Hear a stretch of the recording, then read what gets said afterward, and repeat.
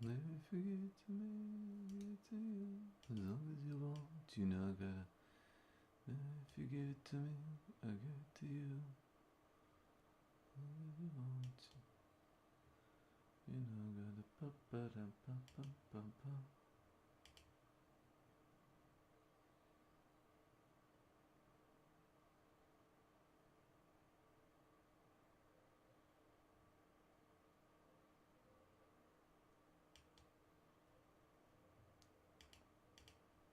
Okay. See what's going on here.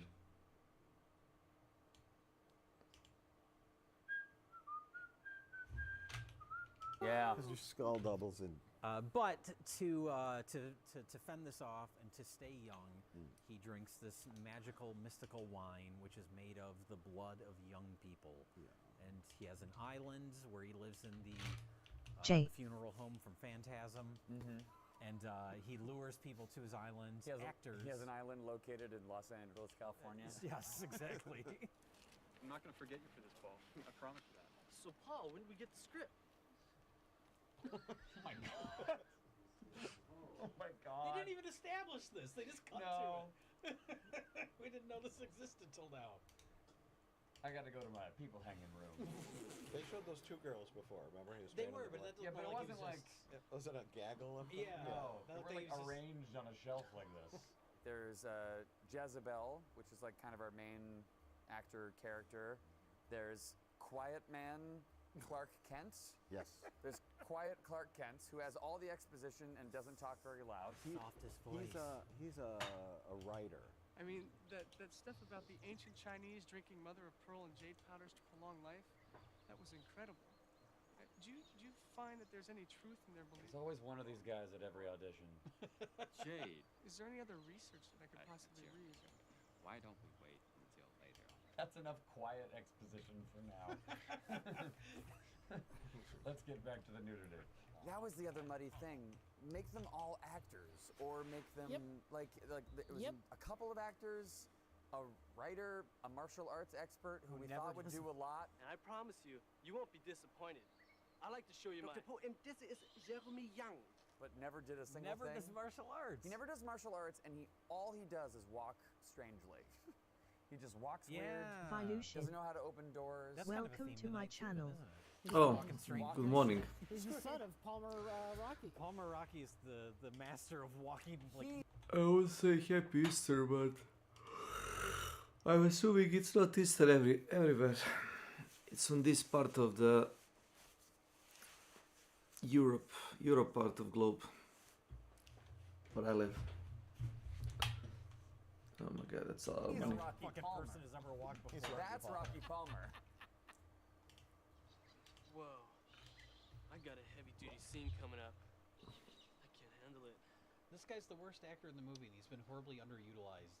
But he's They should have given him all the exposition. It would have been more funny. Like, he can't even walk naturally. no. Remember the famous party scene? The famous party scene. And before Anyone that... who's anyone is Okay. at this party. Oh, yeah. It was a great party. Well, this is how auditions work, right? Yeah. You show up at a weird island and you stay for like 3 nights. And you watch a man in a mask dance and go, woo! Oh, Oh my okay. lord. Tonally. Jarring. Is that James Hahn? It's the famous party scene. Yeah. The famous party scene. This also could be just like the new Knives Out movie in a lot of ways as well. Imagine going to some guy's house and then this situation happens. I thought I was here for wine. You're just watching him do this. While music plays. He's just doing a You thing. got all dressed up. No one else is doing anything. What? What? What? What? Everyone's just like off to the sides as he's like flailing around in the middle of the room. While you dance to music that's impossible to dance. Was there even music playing? I don't Yeah, it was remember. like just kind of random guitar. He's like 200 years old. Right. He was a little boy when his mother was killed by his father with a sword. Right.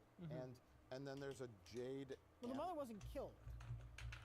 Man. No, he picks up the sword his father dropped. He kills his father with his father's own I'm sorry, sword. he kills the father with the sword. Yes, But he has a jade amulet with a mystical symbol on it That he steals from his mother. that he steals from his mother, and he scrapes the jade amulet into a dust and mixes it into the wine blood, which is a mixture of 50-50 blood, 50 parts blood, 50 parts wine. And the grapes are grown in the ground where dead zombies are buried.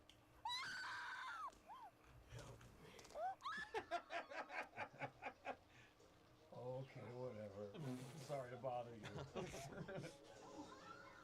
Lucas, it's over there. It's right over there. What's over there? You want a kiss or what? Let's have sex right now. I don't know. There was this skull or something that's. Oh yeah, she calls it a skull. Skull? It was clearly a zombie. Yeah, it was- he yeah. talked to her. She's not right. She's not Grab. right. Oh! Oh my God! D. Snyder.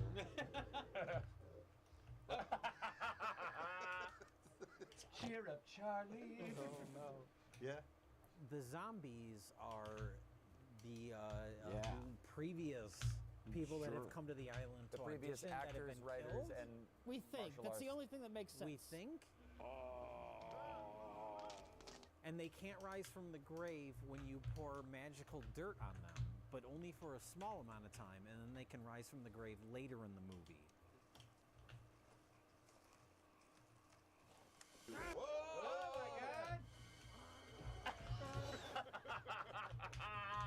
He's good. He's good, Oh, folks. that was good. Throw him into the cactus. Oh, Sacred thi- Earth. This Now one's- reverse it. This one in slow-mo. He splashed Sacred Earth on him. No, of course. I know. I want the rest of this movie to be people throwing a little bit of dirt on zombies to kill them. The least interesting way. Just a little bit of dirt. Not shooting them in the head. Just Throw a little bit of powder on Have it all play out in wide shots. We gotta get rid of the body. There is a When it's great scene convenient. where, in order to stop a zombie, they just throw a little bit of dirt on him. Just a little bit of magic dirt. It's magic dirt. Sacred Earth. Sacred Magic Earth. dirt. What do you expect Sacred to Earth. happen? Sacred Earth. But it wears off after about 30 minutes. Sure. What makes Earth sacred? That's a good question. The Pope pees on it. The, Everyone knows this. The Pope pees on the dirt. It's sacred dirt. Oh, okay. I hope you're all ready for the audition. oh, I hope you're all ready for the audition. Oh, that's finally going to happen? 3 days after getting there? What? And he does hold, because that's the whole thing, is that's a front. The whole, like, I'm bringing you here to have you audition for a project. He does off camera hold the auditions. auditions. We never see it. I We see re- it afterwards. If there's one scene I desperately wanted to see with this movie, is the audition process for this man's movie. Or if he's not really making the movie and this is all just a cover for his blood wine scraping of an amulet concoction thing, I wanted to see his like fake audition process. Sure. I wanted to see what that was. Yeah. I would have liked to see the audition scene because it's like, Yeah. what if his script was like something that kind of tied in with the overall theme of the movie, or had How some do I- deeper connection between? Because he's also searching for a new wife. Yeah. His first Right, wife. yeah. Lots of right. subplots. Yeah. His first wife is like, Cheating on him with a mechanic.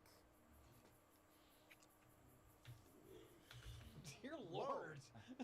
Hey, fix my car. Think I'm 10 times better than your husband. I mean, be a Oh, little snap. quiet. Just right in Whisper the that. front yard.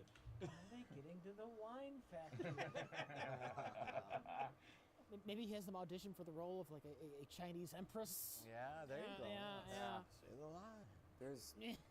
it's weirdly like in a movie with a lot of elements, it's weirdly like the promise of the premise, the audition scene, and we never got it. Oh, he has them act out the scene where his father gets murdered. Yeah, Yeah, something. yeah. That's great. Yeah, something where he's like, because he's sort of a tortured man. He's not just like a pure like mustache twirling villain. He has guilt about the death of his father, and he keeps his mother in like a bedroom in the house. And he like a goes, they feed hag. her. She's almost like a prisoner. She's just up there screaming constantly. She has the magic to undo what he's doing. But then there's also the zombies. There's also Yeah. like random. There's the zombies. There's the ancient mother. There's his minions, who I think you said look like baristas. Baristas, yeah, no, it's like Mayan and barista magic that is holding this plot together. But then he also has barista his mechanics. Barista mechanics. Because they also fix cars. Well, that's the thing is he has his wife, and another subplot is his wife is cheating on him with the mechanic barista. Oh wow! Okay.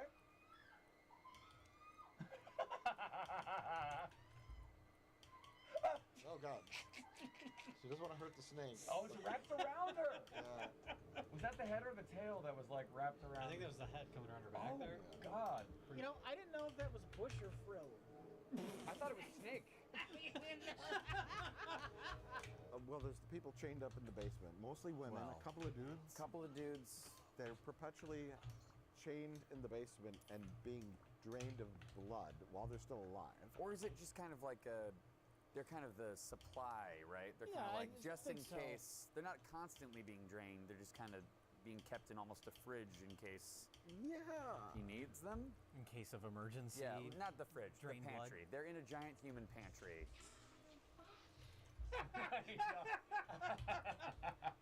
Don't shoot a seed like this with the same flat master. It's so funny. Hey guys,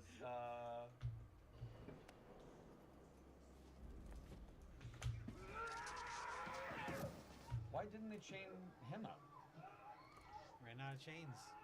That's the only answer. Ran out of chains. You can drain the blood of somebody hanging from the ceiling, but also you need to perform a Mayan barista ritual. There's a ritual involved, which he get- skips later, and it still works. Yeah. Because he gives offerings to the Mayan god of life or something. Yeah. Before he drinks from the goblet with the jade powder in it, and he has Maybe if you do the ritual, it takes longer for your skull to double. It's preventative. It's a preventative ritual. Okay, that's good. That's good logic. I'll accept all that. right. All right. But before you kill them, at the party, feed them some kind of treat or candy or chocolate or strawberry that makes bugs come out of their mouth. That scene was the only genuinely scary scene that I saw today.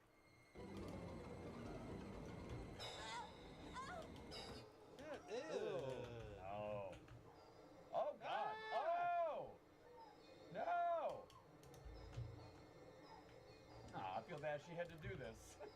Oh my God! Oh, they're doing like a No. No!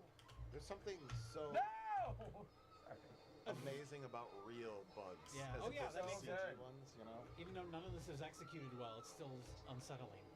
Like today, that'd be all CGI bugs, right? Yeah. And it would not work nearly as well.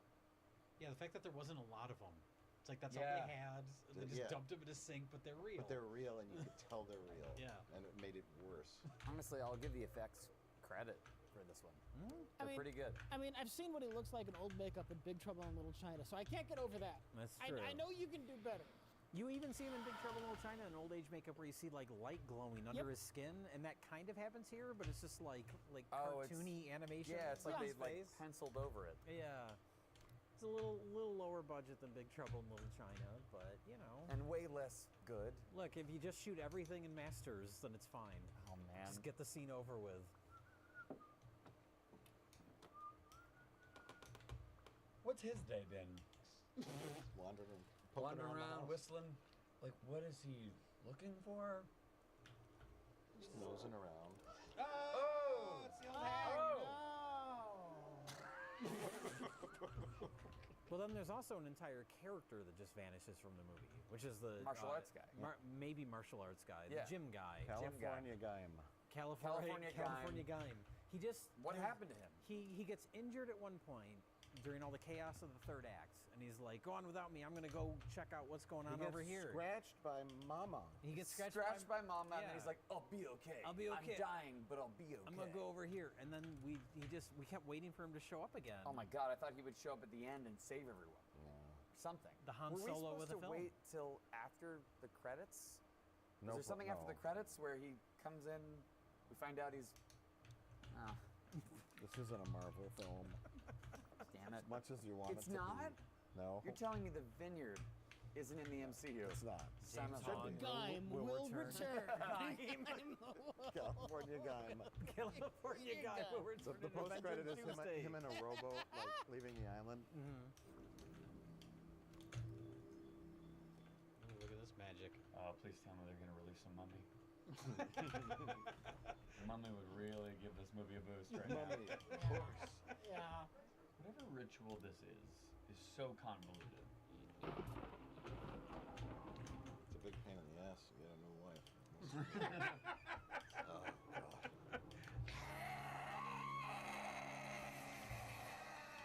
Oh, so she controls the zombies? Yeah. Can control the zombies. All right.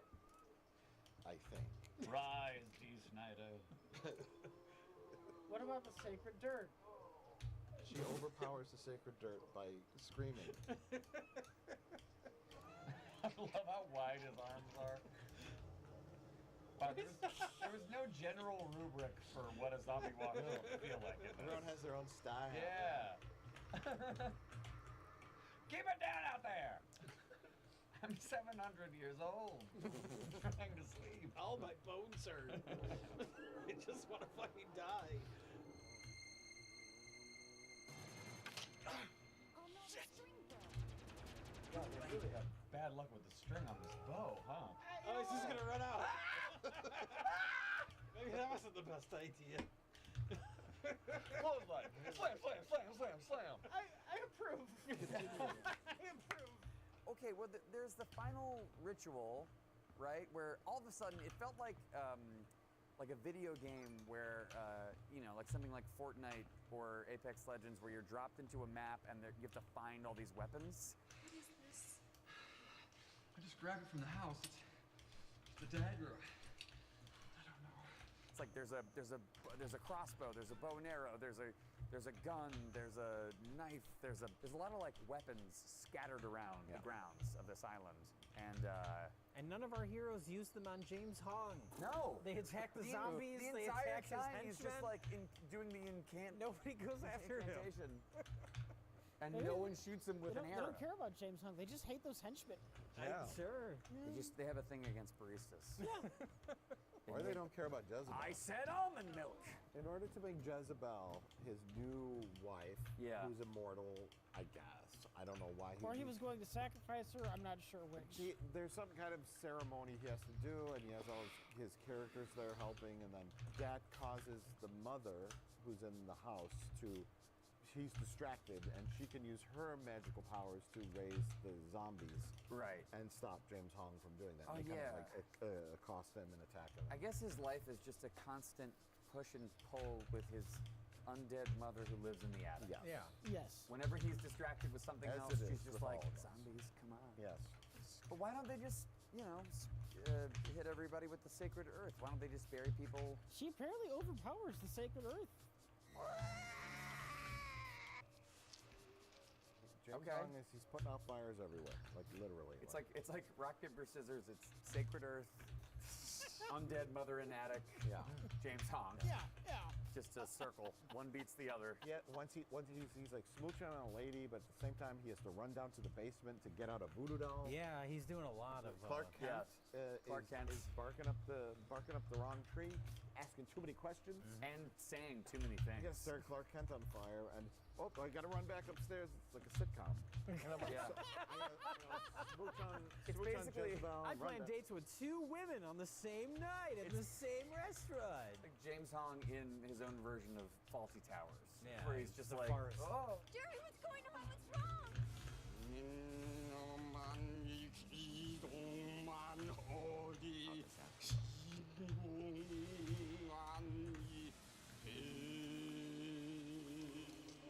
He's just constantly busy. Even Yeah. though he's immortal. Jack Tripper's one of the roommates on the island. I don't know what's going on. Simultaneous Spinitail.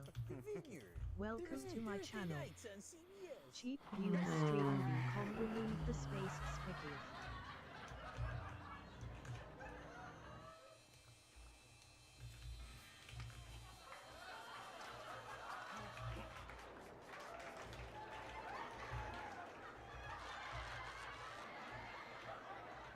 bewegen?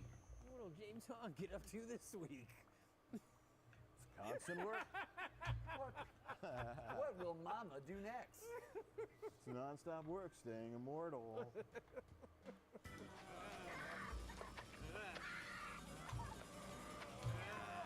There we go. Someone do something.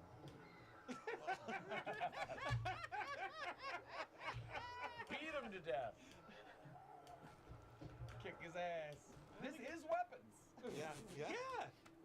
Weapons ripped us off. Yeah.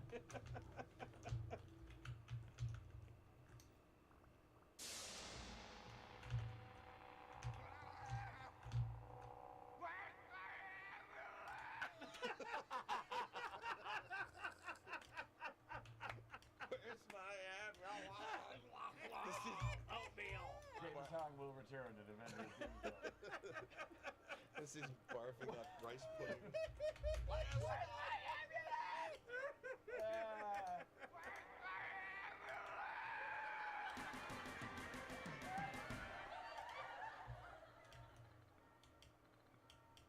Welcome back. Yep. That was The Vineyard. Great film. Our next film is called I'm Sweating or something? I'm sweating. The Big Chin. I mean, The Big Sweat. Starring Robert Zadar. The Big Sweat is a really gross-sounding title. It's a weird... None of these titles work for these movies at all. I feel like all of these are bad titles for what they are. Yeah, The Vineyard doesn't have a vineyard. Jay, I must say, Scarlet Warning 666 is the most appropriate title, of course. I guess. And if you don't like it, the movie has 15 other titles. Yeah. So call it whatever you want. pick your Or How I choose Learned your to own Stop adventure. Worrying and Love the Bomb. Yeah. Yeah, this is the big sweat. Oh, we're getting right into it. Holy shit.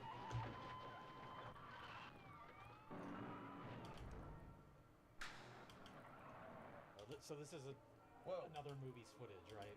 Yeah. Oh, it's got to be. Can already tell.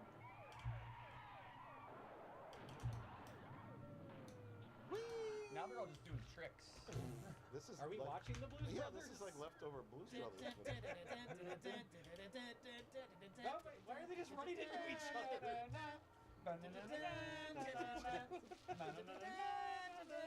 Oh, that's a fake name. Max Bolt.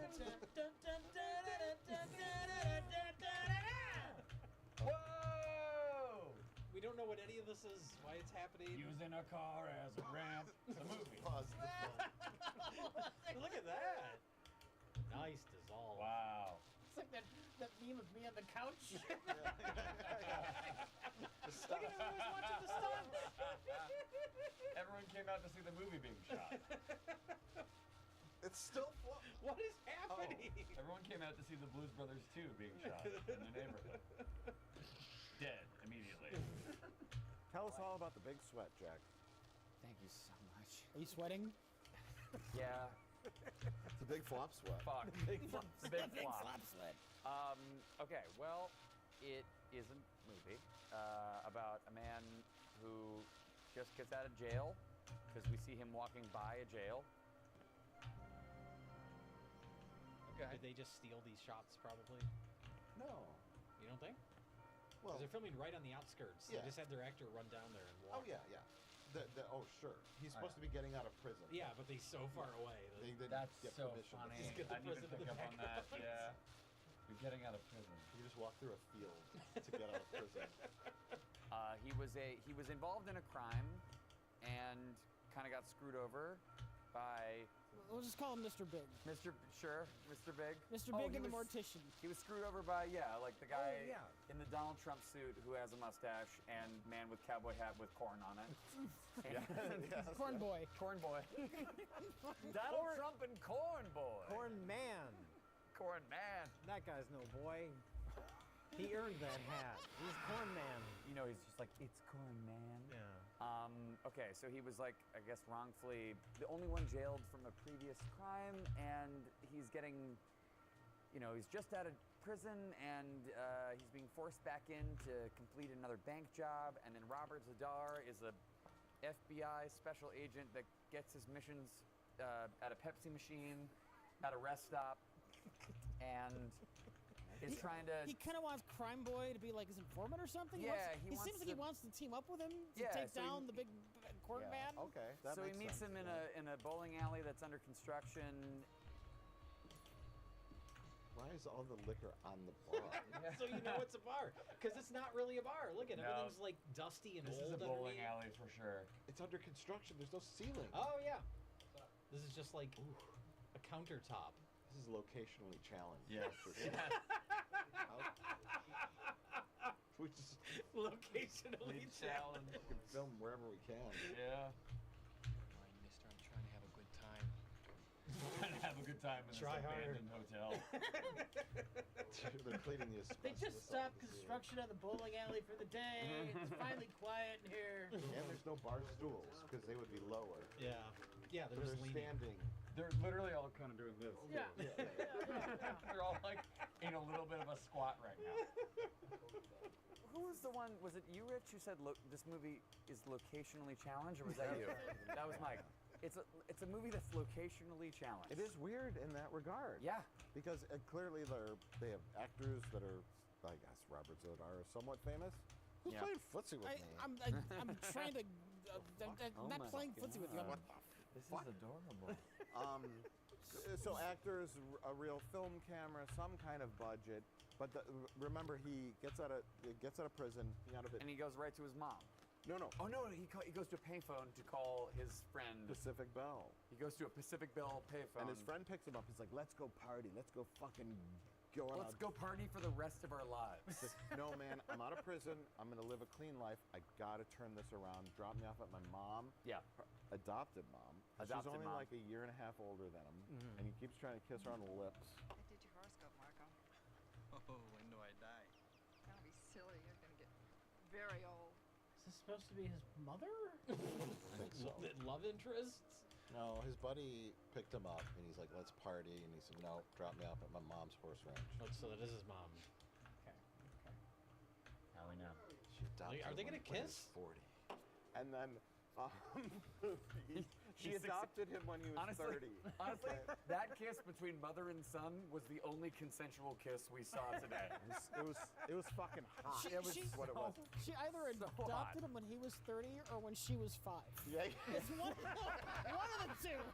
I'd like to adopt this 3-year-old. And her parents were like, fine. So You have all your papers written in crayon? It's either this or a pony. Yeah. Her parents are like, this will teach her some responsibility. Might as well be a younger human. You can take care of a little person. My You're God. 5. You're 5 and you want to adopt a 3-year-old son? Okay. 3-year-old son from New Jersey? It's a little weird. So he goes to the mom on the horse farm and then says, "Mom, I'm gonna turn my life around." Yeah. And he walks around. I don't know. Town? I said Victorville. And now he's here. He's just going around places. Gonna audition for Full House. I'm here to read for Danny Tanner. We're really looking for someone with higher pants. He has a sweater tucked into his pants. Yeah, Wow. Yeah. That's not. You don't do That is that. not comfy, man. That's how they did it. That's how they You do. didn't need a belt then if you tucked your sweater in your pants. Sure. Well, he's just living the life out in Victorville. Yeah. Just looking for a local theater company. Hanging out by some pallets, Just hanging out by rolling the sticks. It's like a tire building, and then he goes to like a pallet building. Yeah. and comes. He doesn't even exit it. They don't even have the nerve to No. go inside it and come out. He doesn't leave a door. Yeah, it's just like It was kind of like, guess it was a no from both tires and pallets. Nope. Gotta go back to crime. Someone's got to hammer pallets together, right? Yeah, somebody someone has does. to do Someone's that. got to do it. So he couldn't get a job, and then his friend and his sister come up with a scheme for a bank job. Yes. Right. In a hotel room / his living room where they only have one wide shot that kind of pans back and forth. It's like security cam footage. Gets to Yeah. one end and then just goes back. It's like Paranormal Activity. Yeah, exactly. They attach the camera to an oscillating Yeah. fan. That's just moves based on motion. Criminal activity. Because it's a better deal for her. She's gonna get Someone just beat a video game and there's credits. It's something like that. Is that one of those channels that used to display what was on? Oh, the man. channels? Yeah. TV Guide channel. Yeah. Hello, I've been here the whole time. Where do you think this is? I'm still trying to figure out what's on the TV. That's all I care about. I think you're right. I think it's a guide. Yeah, I think it's a guide. We were really fascinated by the TV in the background, which must mean the movie's good. It must mean that we're really paying attention to the plot. Yeah. What's on that screen? What's on the TV screen? Oh yeah, but what's over there? Yeah. It's scrolling text. What is that? Is that the vineyard on VHS? Back before streaming, televisions used to have a dedicated station you would turn on. It would have scrolling information telling you what was on what channel at what time. So it was a visual TV guide. Yes. Yeah. And we think that's what that was.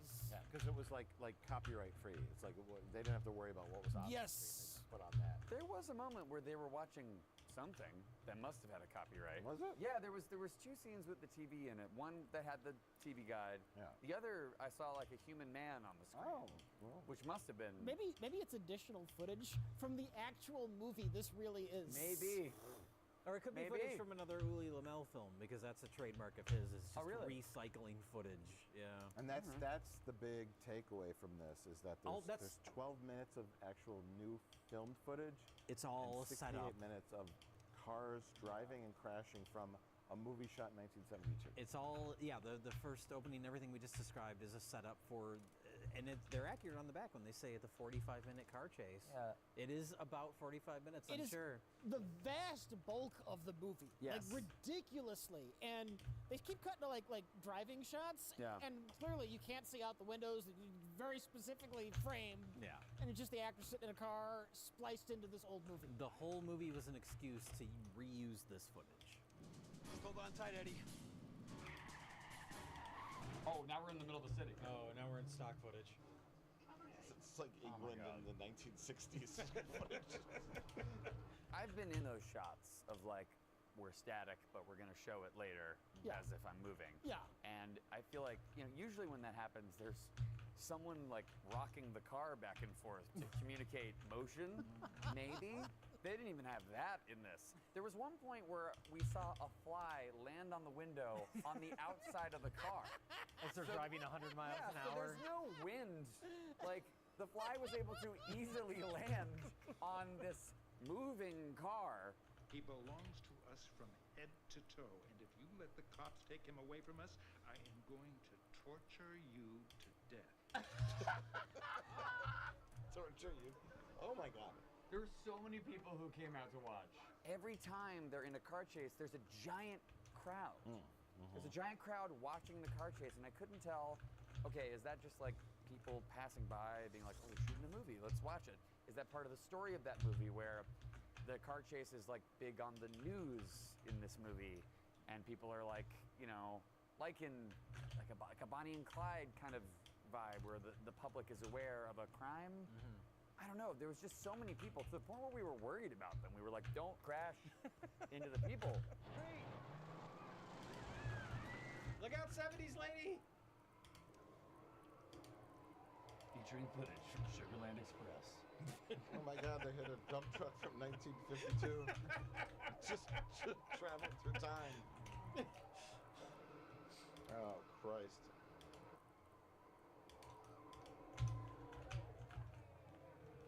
I mean, that looks really dangerous for real. I mean, sure. I mean, it does feel Wow, like... that is an old fire truck. the ambulance. Holy shit! Cool. Obliterated.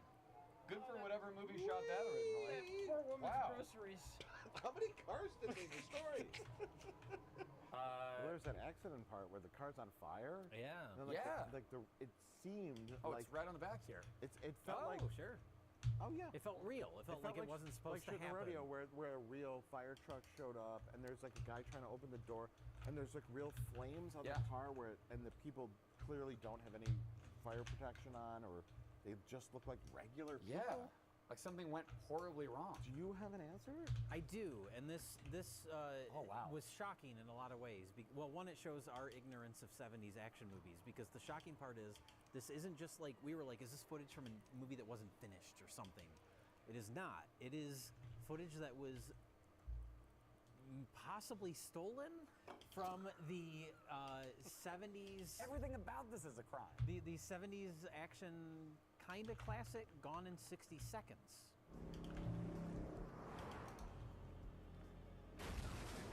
Wait, didn't I read that in the description? Yeah. Oh, does it say that? No, because I remember saying Gone. Hold on. Yeah, the director. His eyes are so young, he doesn't need glasses. That's amazing. So there's nothing on there about Gone in 60 Seconds? Take a blood sample. And you didn't know? and you still didn't know I was Superman? Oh, here in the vineyard. Look at this. Just a coincidence, I guess. Along with bouts of martial arts and loads of TNA, all photographed by John Durlam, Gone in 60 Seconds. So I guess the DP. Oh, That is The weird. DP of this worked on the stock footage from this. Sort of the DP of that. That's a fucking crazy coincidence. No, but does this, when it says Gone in 60 Seconds on this, is that referring to the original Gone in 60 Seconds? I'm assuming because or the Nick Cage one where he does this. Yeah, I'm assuming that's It's from gotta the be original. because that was filmed a long time ago. Yeah. So it's I mean, gotta that be the description original. was written more recently Wait. for the Vinegar Syndrome release. Whoa. We'll have to check. We'll have to like graphic this But we up. have to on- figure all Well, this I'm out. glad we did our reading. Yeah.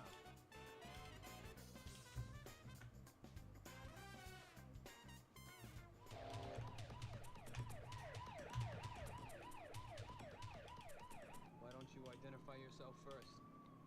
I can't. We've been driving so long, I don't even remember what we were doing. I remember my own name. Who am I? I mean, There's a fly in the car. sure. In all the cars, there's a fly. During this chase, that fly was born and is dying of old age. But the most jarring thing was clearly everybody in like the beginning of this movie is in the 90s. They have the high-waisted pants. You know, it's 90s style, sweaters tucked in. And then when they cut to the car chase, everyone has sideburns. Bell and bottoms. yeah, Bell bell bottoms. bottoms. And even the cop cars, they're very dated.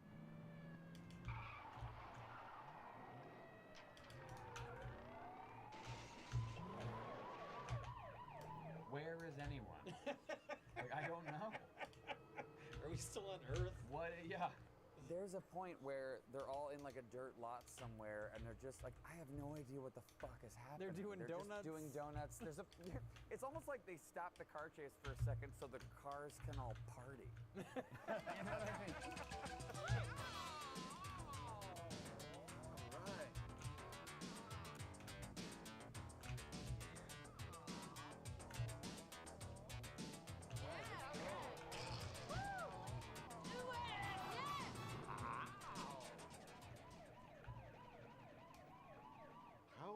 How?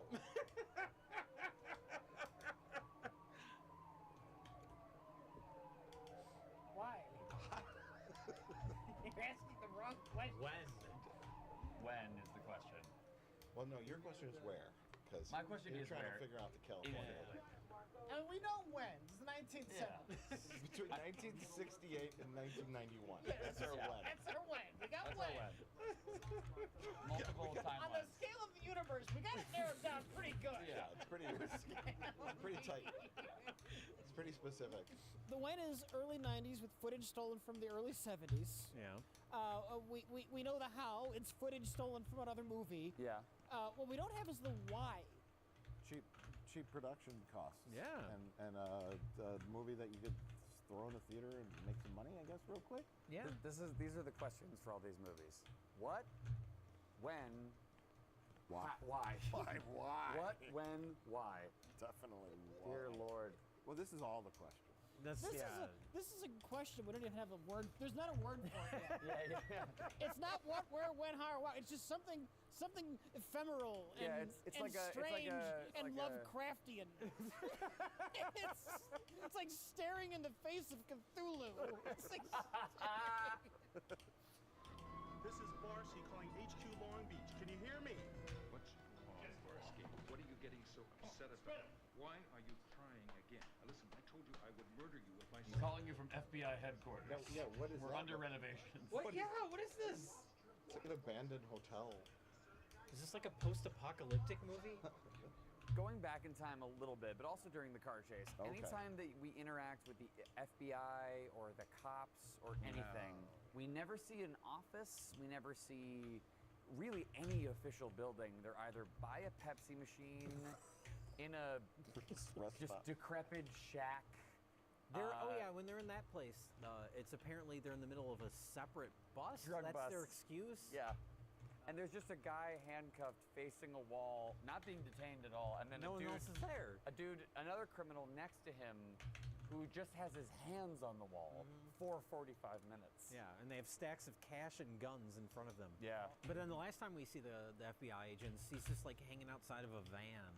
Yeah. Like, does he just live in that van? And he's just wearing a tank top. Like, it's just... Nobody's trying.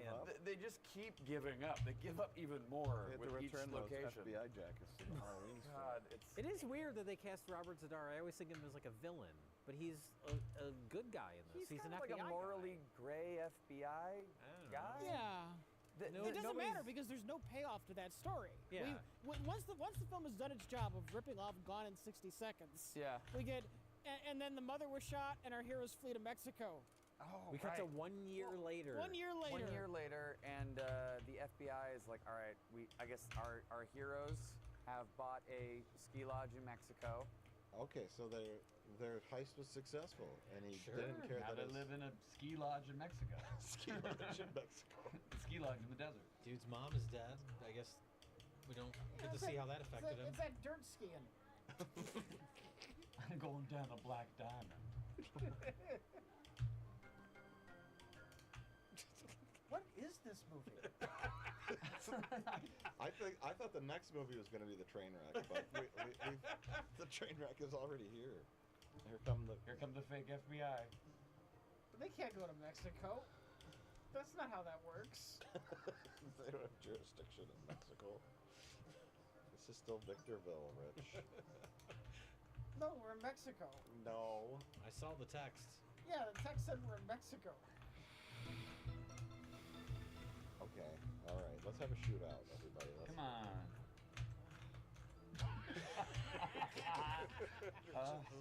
Sigh of pain. Broad daylight. Let's do it then. Make sure to duck. They'll never see you. Slightly duck. Crouch slightly in So they broad can't daylight. see you over the fence. Wear all black and hold your shotguns Make out. sure to wear your highest jeans.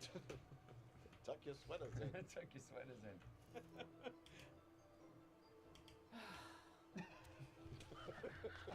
Rich, you're supposed to be on the edge of your seat. This is the big bust or something? Or whatever's happening. There's no way no one sees that. I see that, I'm running. Spread out a little. Well, God damn. At this whole resort, there's apparently nobody there, so I guess there's nobody to see them. Is this? Oh wait, look at. There are people What? sitting at the table. What? They're You're just not watching. slightly alarmed? Who They're are playing they? ping pong, and she's doing sit-ups. Yeah. What is this? She's working out in jeans. What is Just this? like RFK Jr. This is how they Take celebrate an a ice heist? bath in jeans. These are the most well-trained cops I've ever seen. Another day of ping pong and sit-ups? Still in the bathroom? Hey, man.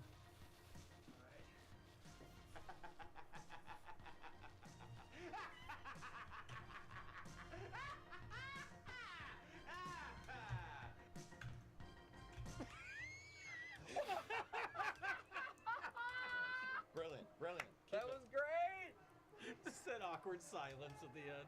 Was it you, Rich, who maybe came up with the theory of the FBI was never the FBI the whole time? They were just pretending to be Every the now and FBI? then there's just some jackass likes to pretend he's a cop. He buys a fake uniform and he patrols the neighborhood. Of course. I think these guys are the FBI equivalent of that. The Just a fake FBI, yeah. They meet at the local rec center by the Pepsi machine Fuck. and plan their FBI raids, their fake FBI raids. No one has any training or anything. It's just a bunch of actors in coats with guns that have no idea what they're doing. Do any of you watch the show Bar Rescue? Yeah. It's just, it's like a rundown bar, and then it's this man. He's just like, his name's John Taffer, and I just describe him as like a human rhinoceros. This is a terrible failure, and you guys need to accept that so we can fix it. But like, he does this whole theater where he like pretends he's watching like from a hidden camera that everyone can clearly see, because it's just a guy with a camera. Where it's like he's just like watching all the unsanitary conditions. And like Bar Asbestos is like the perfect place for John Taffer to come in, and he makes this whole performance. He's like, "You're making people sick. I can't shut this place down." Like oh God, it'd be perfect. You got an oscillating fan plugged into the ceiling. What the fuck? That's not foam on the beer, that's pure asbestos. This place is disgusting. His God. mirrors everywhere with reflections of camera crews. Boom mics. You let Robert Zadar in here. That's enough. I got you a subscription to Bartender. People who watch the show will understand that joke. Okay, done. But it was like a dance studio with and the bar. There was no stools at the bar. There's no bartender. Oh my God. There's no bartender. It was just they're drinking water. It was the equivalent of just this. Oh yeah. Like if I was doing this and I was like, I'm at a table. Yeah. That's too convincing though. That feels like you're sitting. You have to be kind of awkwardly too high. Okay, so it's this essentially. Punch. It's this. Yes, that's it. Welcome back to Best of the Worst. We're totally sitting down. Yeah. Link's ripped you off. You're playing the fucking fall guy, and you know it. Again, where are they supposed to be? It's supposed to be a bar, but it looks like there's some lights in Why this. would you highlight the ceiling? Yeah. Because if the camera was pointed lower, you'd see all the reflections of the curtain. Yeah. You never give up, do you? You're a funny guy, Trudeau. And then they tease. Oh, yeah. They tease the next movie, and it just ends. And then It just ends. Yeah. it stops. I'm shocked they didn't like make a sequel. Just steal another movie and finish the story. The ultimate Maybe heist. Yeah. There might be another one. Who That's knows? the ultimate heist. The footage they've stolen Take for all the of movie. like Ocean's 11. Just Robert get Zadar. Joker on the phone organizing the heist every now and then, and just use all of Ocean's 11. It's not Robert Zadar in Ocean's 11. It's Robert Zadar around Yes, Ocean's 11. Yes. Or what if it's so shameless they don't even integrate it that much? It's just Robert Zadar in a hotel room. He turns on the TV. The camera dollies into the TV, and then you just watch the movie. That's a stakeout. The whole movie's a stakeout where they watch Ocean's 11. And then when the credits for Ocean's 11 start, we dolly back out of the TV. Robert Zadar's still sitting there. He looks out the window and he goes, "Oh, there they are." And then the movie ends. You put Robert Zadar in a classic film with like Jack Nicholson, like Chinatown.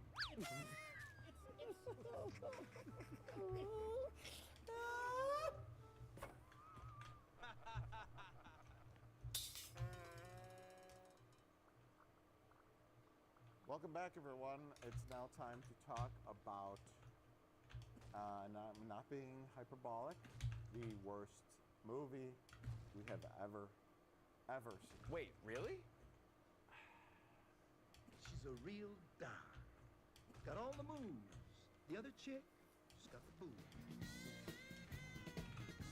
I mean, I know it's the worst movie I've seen, but for you guys, what do you think? It was not pitched to us, but it was explained to us as being the worst movie ever made by the distributor of the Blu-ray. I don't know the worst is the right word for it. Here is where the action is. Remember, this medium is motion picture, motion like running. Doesn't the star get tired of running? No, he's into jogging. Besides, would you walk from a coffin or run from it?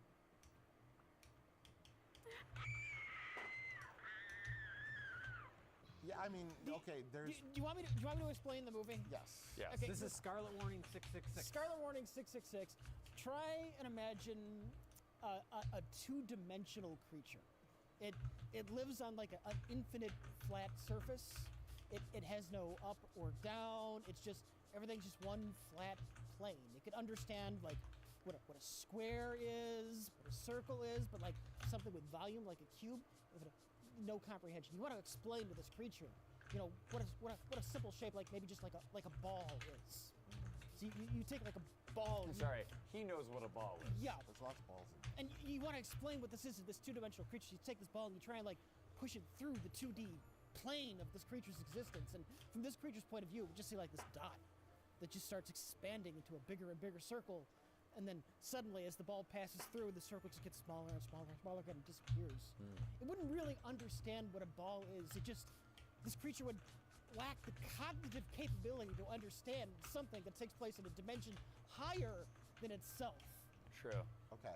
Palmer Rocky is a fourth-dimensional creature trying to explain to us concepts we are just completely unequipped to even understand the basics of. Do you think that's why he's rubbing it in our face by constantly having a ball? Yes! Yes, goddammit, yes, that's what I'm saying! He just always has a ball. He's like, I'm an actor and my business is ball. Let me boil this down for you. What is he trying to say? We are unable to understand it is what I'm saying. What I'm saying is we as creatures are just too primitive. Just because I haven't got their supernatural knowledge, the estate people look down at me and attack me as if I'm a beaten dog. It's something about capitalism. Yeah, something capitalism. Something capitalism. Yeah. Did they murder Jackie with this spiked wheel, then cremate her body? The Platinum Body and Mighty Boobs and Super Jack are suspects now.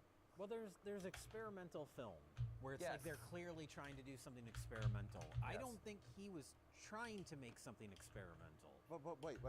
Roll back. Okay. There's phases. There's phases. Yes. Because this is not the first phase. The backstory of the movie is Yes. that he made it, he premiered it, Yeah. and it got laughed off the screen. And he was like obsessed with trying to make the movie work. Oh, the audience didn't like it. How do I make it work better? The fact that he cares about the audience reaction shows that it's not an avant-garde film. No, you're right. He's way. You're right.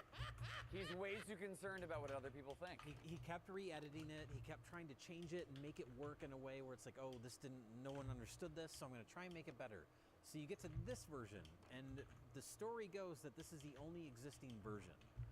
Grindhouse releasing, Bob Murawski, they were trying to track down some version of this movie for years, and they finally found it somewhere. I don't know where.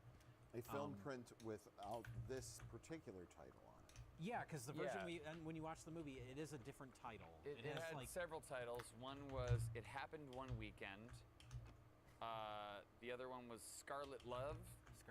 And the other one was Love is Deep Inside. That's the one. I think that's the one that's on the actual movie. That's the one that's in the title sequence. But it was like, just revision after revision after revision. So the version that exists in this form that we watched has his own like director's commentary baked into the film. He performed 54 roles. This isn't the... Speaking of narcissism, look at all these things I did. What does that mean? Throws on and off screen. Well, one off-screen role would be a director of photography. I didn't know that. Another would be director of sound. I didn't know that. Another would be music composer. I didn't know that. What the hell is he, a Well, genius? it sounds like Snagglepuss. Yeah. Just a nice guy. Kid in the audience. But that's really something when one man can do all those things. Okay. Oh my God! I guess that conversation wasn't that important. He's trying to explain the movie. He's explaining to the audience things that we don't understand. The best movies are the ones where the director has to periodically interrupt it in an annoying way and explain it to you. And kind of like, there's kind of like a snarky, like, the audience didn't understand this part, so I'm here to explain it to you. He's talking with himself. He's doing like him and then a high-pitched voice version of him.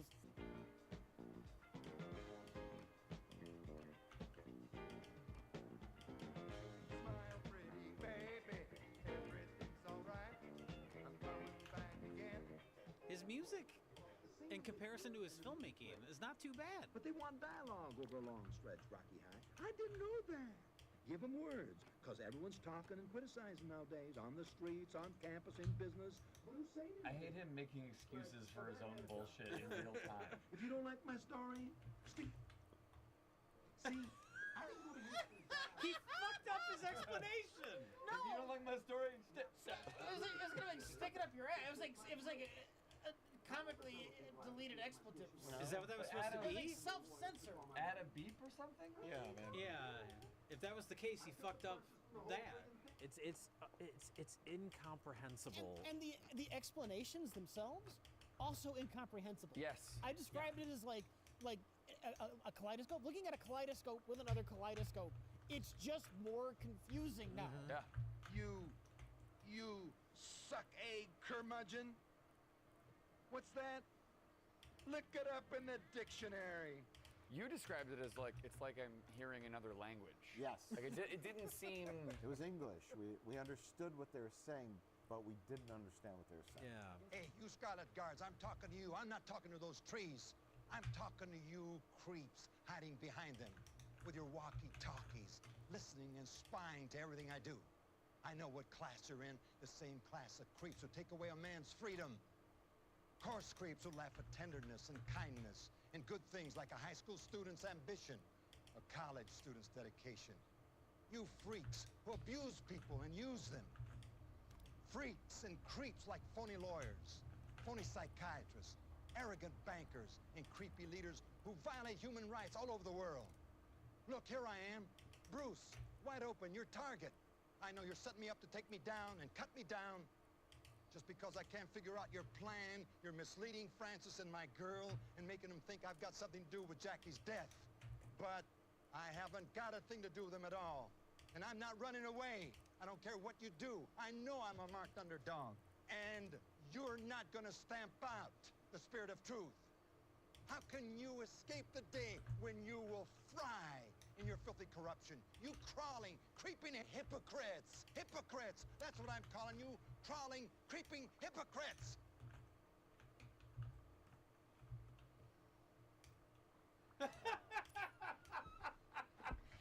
Was she there the whole time? I guess phase one of this movie really is, at one point in the movie, they cut to black and white footage where this guy looks like at least 20 years younger. I know why. You know nothing. Eddie and I were pals. That's what you say. I mean, the fact that this looks more professional could be, he started this years and years before he finished it. So this is like when he was really trying to make like a real movie. I think so. Because he does kind of look like he has longer, thicker hair. Yeah, like he's less balding. Yeah, look. Yeah. I can't tell. Listen, man, don't hassle me. Pearl Harbor happened yesterday. The black and white footage was before he discovered psychedelics. Yes. And that's why he looks better. He's not just constantly doing drugs. Yeah. Like, there's lots of, and this is where it's like, I don't even know what the plot is. It's lots of like intercutting random shit. Random shots. Him in the park. Him being followed by the Zodiac killer. Which shows the plot. He has a twin brother, and he also has like twin sisters.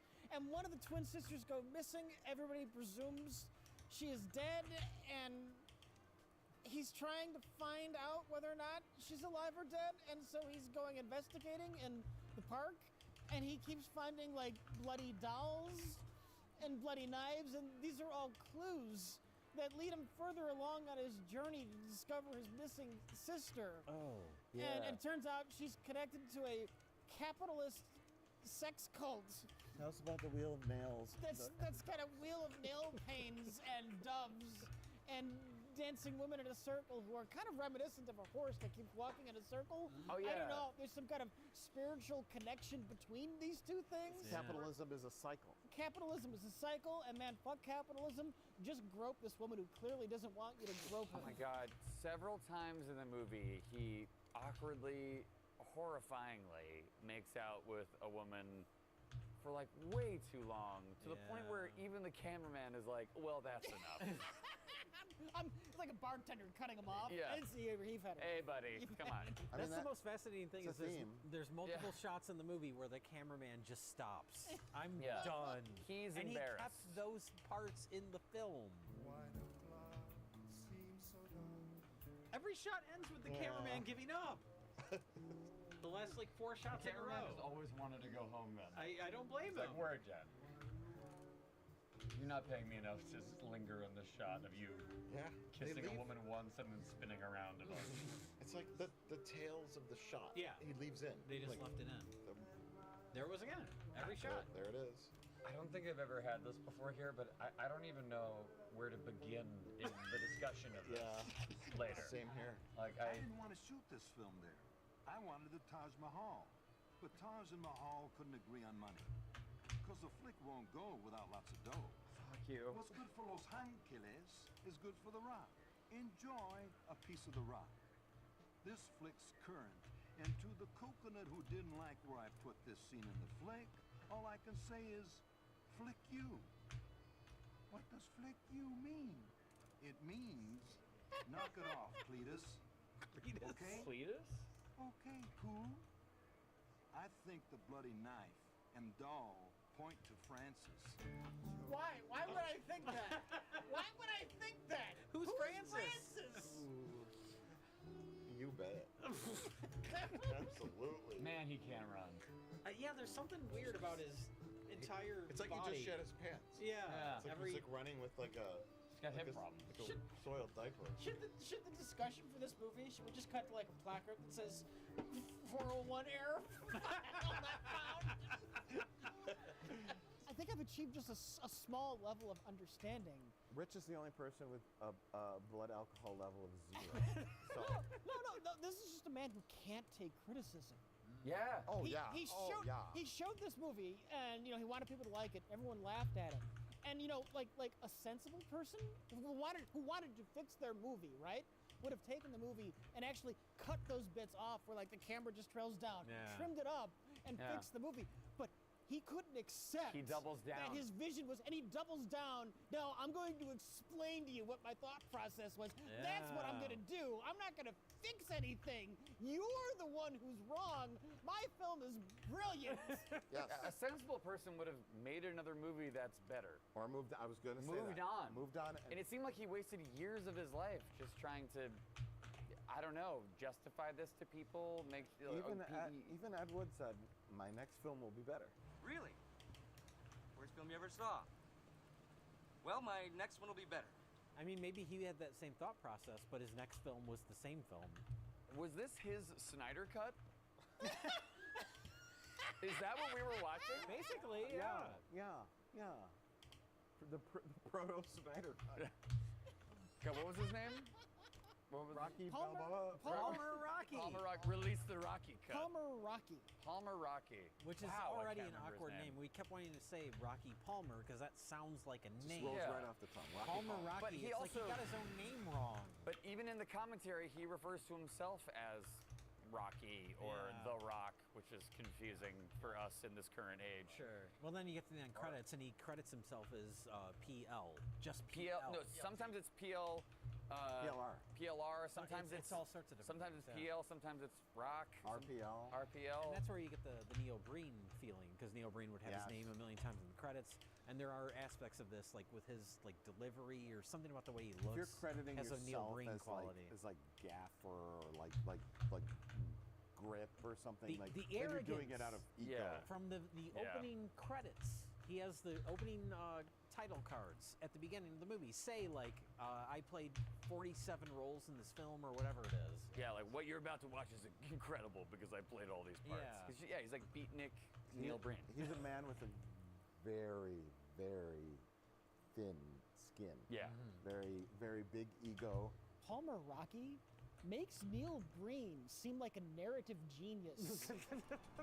Damn, we need to make this an even fight.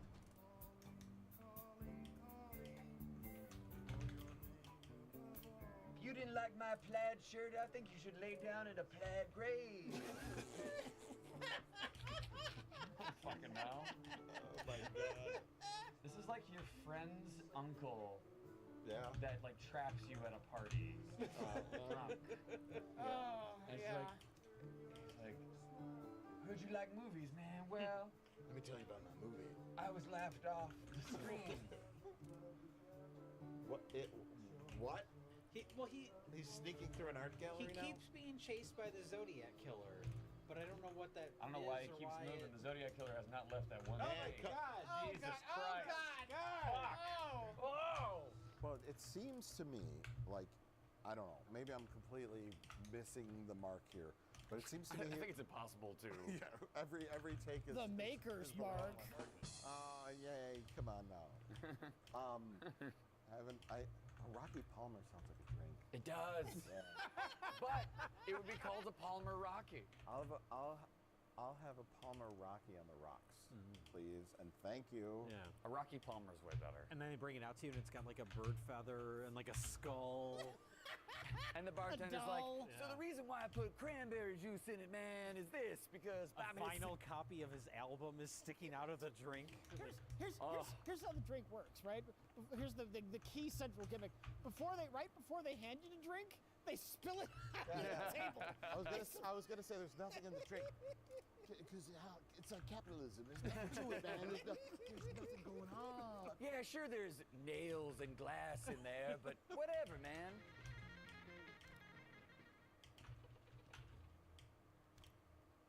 I'm Palmer Rocky, and this is the nail wheel.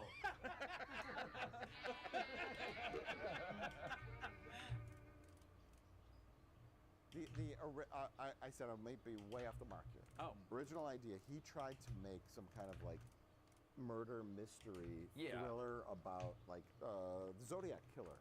Right. So there's a killer, there's a twist. There's a twist. With like, oh, you're the real killer. There's some people walking around the woods with Two a people gun. are one person. So, and then didn't take the criticism well and turned it into some kind of like psychedelic, like, I don't know, whatever beatnik kind of thing, like... It's just like 7. Yeah, right. He tried to make 7, Yes. but made 8. What's in the bibbidi-zibbidi box, man? He made -4. He tried to make 7, but he made -4. Yeah. The dance bit was to loosen me up, wasn't it? You think I'm holding back something about Bruce. Why would she be holding something back about Bruce? Does she know Bruce? I think it's I don't know who pointless to- anyone is. It's pointless to ask questions. I have to. I have no other choice. It's your natural instinct to want to make... I have to ask questions, and I have to vainly hope the movie itself will answer me in the form of voiceover. What? I was about to conduct a train when I got caught in the rain. But I noticed the stain. He got off his shift at the fish food restaurant, the seafood restaurant. Fish food restaurant. Seafood restaurant. No, the fish food restaurant. Fish food restaurant. After my shift at the Choo Choo Charlie's cafeteria. I went back looking for Jackie. And I found my favorite ball. He's got a new ball.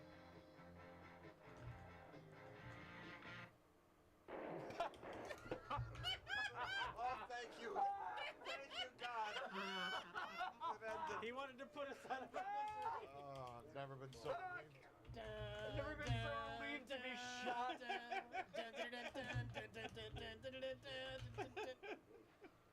Breaking news: Red Letter Media killed by movie. Thank you, Lord. He just did a full active reload like John Wick. What about the dog painting on Laurel and Hardy? Oh, God. What do you think? Oh, yeah, the house scenes. The house scenes, we're not sure if... Okay, I can never... That's just smooching ladies. Distinguish... Yes. But I can never distinguish between his characters that he's playing. Because, like, theoretically, he's playing a bunch of different characters. But then the real, like, fuck you to the audience scene is when he has a conversation with himself. I remembered a black dream close to what's happening to me now. The horse taking a shit. Oh my God, it literally took a shit. Oh no! Now your host, a horse shitting. Francis and Jackie were. Is it weird if I ask who he's talking to, or? He's talking to himself. Oh, he's... What? Is that the same scene where you see the horse literally shit on Yes! camera? Yeah! Shit comes out of a horse's butthole. Yeah, you get to see that in high def. Yeah, I mean, like, it was so erratic that it just felt like the intro to a weird beatnik SNL. So we just kept trying to name as many characters as we could in the Don Pardo voice. That's the way we all coped and got through it. You gotta, I thought he'd at least change his shirt. You gotta have a distinction. It's easier to film it. Same outfit on. Change your shirt? No, that's too hard. What, are you crazy? It costs $200 million to change a shirt. Hollywood is cooked. Oh, he's running from something. We used AI to change this shirt. AI, fix this movie. Sorry, I can't. Grok, what is happening? Suddenly the freshwater supplies of the entire Earth.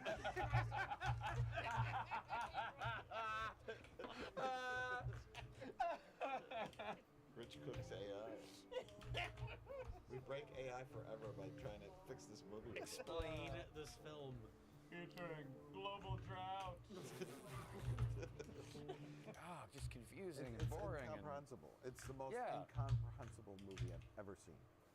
I think that's a fair statement. Yeah? Yeah. I'm trying to break it down by like. I wouldn't say it's the worst movie we've ever seen. I would say it's easily the most incomprehensible thing. Certainly not the worst. There's movies that have been more boring. Yeah. It was Or even, entertaining like, in its wackadoo nature, like, you know, moments that gave us just like sheer editorial whiplash. Jack really has got something up his ass-cola. Which one is Jack? Me? The one There in is no differentiation between any of your characters. And the scenes in his den, that's with the Laurel and Hardy in the background. There's a lot of those. And there is some like constructed dialogue in those scenes. It's like him and Lady. Do we know who that lady is? There are several ladies. There's like two blonde ladies, one abuse victim. How did you do that? What? What? Why is there a friggin' What? I'm just looking at the picture of the dog balanced on Laurel and Hardy's heads. Now he thinks he's in. Where am I? What? Why? Why? Why? No. Stop making me watch this. Rocky? It's not a floozy. They're lovers and loyal to each other. He's kidding her, and she dresses like that to kid him back. She's an interior decorator. Did she put the dog photo once on Laurel and Hardy? When did the dog photo show up? I guess there was a version of this without the narration. I'm assuming. And people were like, what the fuck is happening? So he is trying to Yeah. Explain it? Yeah. But he's not explaining what's happening. He's just explaining his choices Yeah. as a filmmaker. They're not saying anything, so. Bobby Moynihan. Rocky Palmer. Palmer. Palmer Rocky. Laurel and Hardy. Hardy and Laurel. We're just watching this guy's back flap around. Back flap. A cartoon by Robert Smigel. The back flapper. Fuck, he just pulled something. Is he side humping the floor? What is Oh, he? God. So, is she supposed to be playing a different character because she's wearing that hat? What character is she playing? I don't know. You bet. Back flap. Oh no. Don't do it. No. Why? Not for Palmer Rocky. God damn it. I want to say let's take a pause and let's give one up for the ladies in this. Oh, hey. And because we're talking a lot about Rocky Palmer, let's talk about the ladies and break them down here. Yes. Because we have so many ladies. I'm going to start. I'm going to throw out one lady here. Yes. Right? Where's Waldo? Taylor Swift. Yes. Okay. Who I think is only in the movie for the one shot they use it for. Only job They is use it a to- lot, is to though. kind of look, and then that's it. That's it. What does 666 mean to them? Come on, you know something about it. And then we have lady in front of the Laurel and Hardy, that blonde lady. She's brunette sometimes. Hollywood. She had the Hollywood shirt. Love Hollywood. interest. Maybe love interest? I don't even know. Wife. She's Girlfriend, in the bikini at one point. mistress. They're all in bikinis. Well, she's in bikini in the house. Yes, Yeah. bikini in the house. House bikini. Okay, house Yeah. bikini. Then there is topless woman in hallway. There's park bikini Park girl. bikini girl. Yeah. White bikini gal is different than Marilyn Monroe girl, Monroe. but is different than bikini girl inside house in front of Laurel and Hardy statues with dog painting on top. Girl inside of house, blonde, short hair, that he's always like climbing on with his little gym shorts.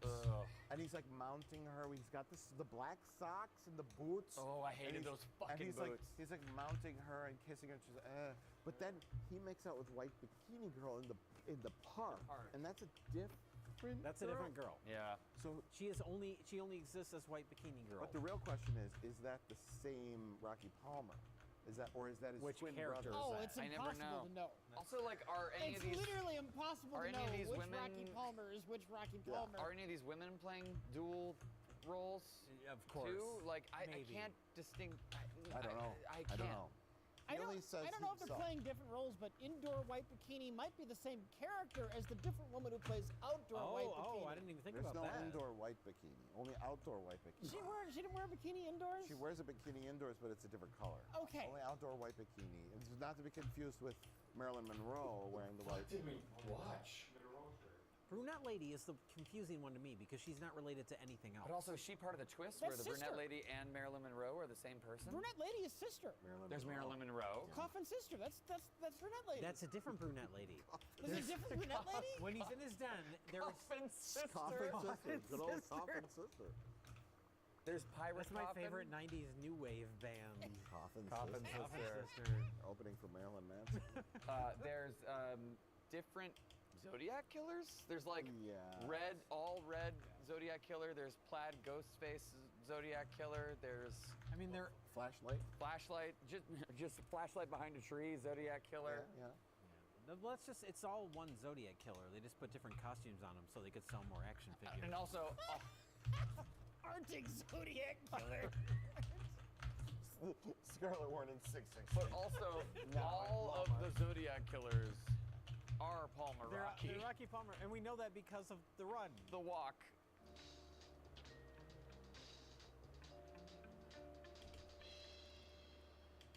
He has the strangest walk in this film.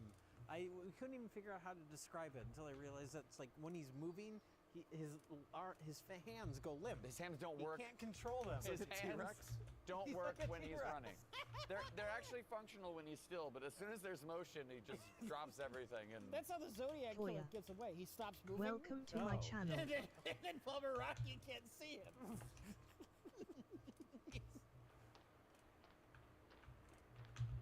oh my god. Let me know if I miss any story development. No, don't go. What is wrong with him? He looks like he tripped and they cut right when he tripped. I'm heading out, guys. Man. Just imagining being this cameraman, like just staying up all night with him in a parking garage as he runs around Just terribly. follow me, man. Wherever I go, just point the camera. The story's live and unfurling before you right now. Stop giving up and pointing the camera at the ground. I'm gonna use the footage anyway. But stop it. I'm not interested in the ground. I'm interested in me. Oh my god. The way he's walking is he a shaved Bigfoot? Hairless Bigfoot. He's in the pose of that famous Yeah. Sasquatch photo. Is he a shaved Bigfoot? Does that explain everything? Yeah. That's why no one could get their hands on this movie. Yeah. Because it really gives the missing link. Look, you say Bigfoot was shaved. I say society is shaved. There was a scene in the, there was a really embarrassing scene in the parking garage where it's Palmer Rocky. I think you went to the bathroom for this. Okay. It's Palmer Rocky chasing the Zodiac killer, and it's clearly the two of them are the same person. And it's just like Palmer Rocky will enter a stairwell and then come out of it, and then the Zodiac killer will enter the same stairwell and then come out of it, and they're both moving the same. And I'm just imagining the camera guy, who's just clearly embarrassed to be there for many reasons, just like, okay, I'm just alone in a parking garage at night with this guy who's playing two different characters but walks the exact same way. Just follow me, man. Just go with it, man. There's like 20 shots in the parking garage sequence, and every one ends with the camera just like falling. Yeah. I can't tell if it's the cameraman being Every- embarrassed or like maybe like Palmer Rocky's making him hold the camera up for way too long and his muscles are giving out. It's his dad. Yes, fuck. His elderly father. elderly Are you father. done shooting this I scene, can't hold this Palmer? camera up for Can much we go to longer. Red Lobster now? Please. he chose to keep all those moments in. It's like a montage, one after the other, of the cameraman failing. It's so strange. You don't get his genius. That's why I had to put the audio in there, mocking you for not getting it. That's true. What if he just called you out by name? Like, listen, Jay. And attack me as if I'm a beaten dog. Francis hasn't invited my twin brother Bruce. What? Oh, Jesus Lord in heaven. Whoa! We got a belly dancer. Where am I? Where am I? It's Plaid Ghostface. Featuring Plaid Ghostface. Belly dancer. Also, I want to track the people who were not him nor the bikini-clad women that appeared in the movie. So there's other Robert Zadar. There's brother-in-law Robert Zadar, Ringo Lone Star. Ringo Lone Star, a.k.a. a little bit Elvis. Little bit Elvis. Well, my other favorite character, Script Doctor. Script Doctor. You never see his face, but he's a legend. So He is literally Script Doctor. This is what I'm. Dr. Punch-Up. But I can understand your deep. You know, Rocky High, he's actually reading that bullshit from the paper. Is that literally the script? Thing for me to do is Yes. Yeah, oh, yes. Oh, God. Even with little notes. The actors, clearly a screenplay format.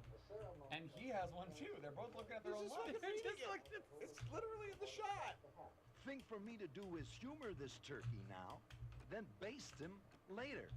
Maybe that in and of itself is like the meta commentary of it all, but like maybe that was his original script from his 1942 proof of concept short. I don't know. It was marked up with so many edits. I don't believe that there was an actual script ever for this movie. What do you think of the sharp cuts in this flick, Rocky High? Super. Rock never talks down to an audience.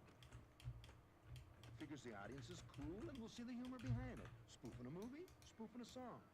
Anyway, life's full of sharp cuts. Yeah, he's trying to get ahead of the bad reviews. Yeah. Well, he's been recutting the movie for 15 years. He's heard all the criticisms, and he's trying to address it with the voiceover. Rather than fix the criticisms. Rather than just, burn the movie. This is a movie made by Kramer. Yeah. I mean... Got a great idea for a movie, Jerry. It's going to be big. It's not going to make any sense. It's foolproof. No one, it's critic-proof, Jerry. No one will get it. Here's to feeling good all the time. The ending, the climax of the movie, there are actors that just come out of nowhere. We're like, we haven't seen you before, but you were here for today. The ending is on the sound stage with and then Brownzer Girl comes out.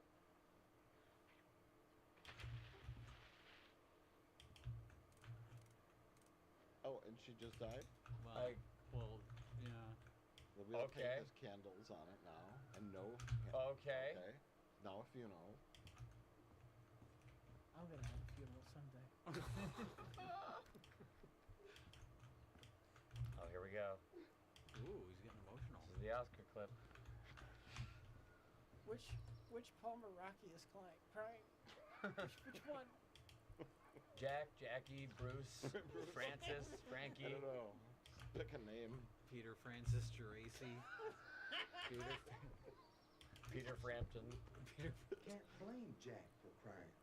Jack. It's Jack. Okay. It's Jack. Oh, That doesn't no, mean Jack. anything. It Doesn't mean anything, but he answered our question. Yeah. They should be labeled at all times. Does that little name tag on? Name tag on their shirt. Now they're dancing. Sparkly Matador. It's a different Hollywood shirt. Yeah. It's not the leather Hollywood jacket. Scarlett's got the moves and I trust her. But what if someone's trying to bust her? Is the dog photo hanging or is No, it? it's literally balanced on their Laura head. Lombardi's heads. Fucking A. But why it's there, we don't know. You had to put a genre to this. What would you call it? Oh, fuck you. But you had to. Oh, fuck you. It's the genre. Oh, it's the genre? Oh, fuck you. Fuck off. Oh, fuck you. The other, it's like this, Morbius. Listen, Morbius. The genre is manifesto.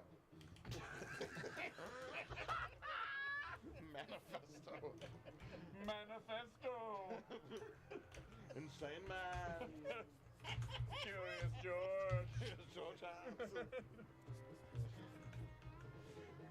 The fuck? Dumbness. How does this man's brain Work. This is a way The Rock would direct this scene in the 22nd century. Is he referring to him as The Rock? He's Yeah. referring to himself? But his current hat, though, it's not this hat. He's got, it's still yellow, but it's one of those like giant novelty foam hats. Yeah. And that means he's Jack as opposed to Francis. Yes. He's fighting Robert Z'Dar now in front of a coffin. Yeah. I mean, the Yeah, how okay. she controls it with Maybe the this is the ending. Sure, what? Feels like a climax. I'm sorry. Is she in blackface? I don't know if it's, yeah. I'm sorry. Is this movie... It Okay, looked it's like she had gotta too be much ending like soon. bronzer on or something. Okay. I think that's what it was supposed to There's be. a fine line between bronzer and blackface. Alright, I get it. Capitalism. That's the rug in that corner shot. Yeah, the weirdly placed rug. It's like a blue and white shag carpet. So he was blinded and burned by capitalism. And also put in blackface. Shoot him! Please end this. It's the only way. It's been Jackie the whole time. She just got Was back. Rich right? Yeah. She just got back from filming that one episode of Star Trek. Jackie and Christy were always one and the same person. Oh my God, Except for her clever disguise. Yes! Kill Paul. Kill him! Kill that guy!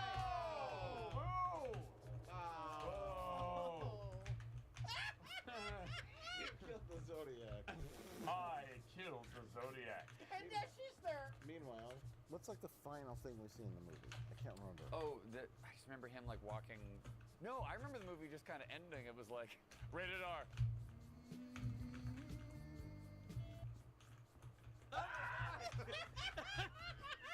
Fuck you. Fuck off. That made it worth sticking around for. And then that's it. The sound frequently just cuts out during the movie. It does. It does. I had to reacclimate to my own reality after that movie. It was It was like I just took off VR glasses. I was like, okay, yeah, I'm me. I said to Rich, we have to be careful. We're going to get the bends. Yeah. You have to like depressurize in a chamber for a few hours after this movie's done.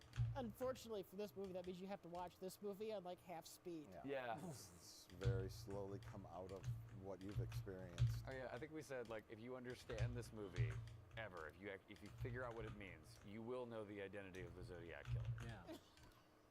And we feature. Fuck you. Yeah, Rocky Palmer it gives me the ick, as the kids say. Yeah. He's super sus. Honestly, another alternative title for this is just Ick. Ick. Ugh. Ick. Ugh.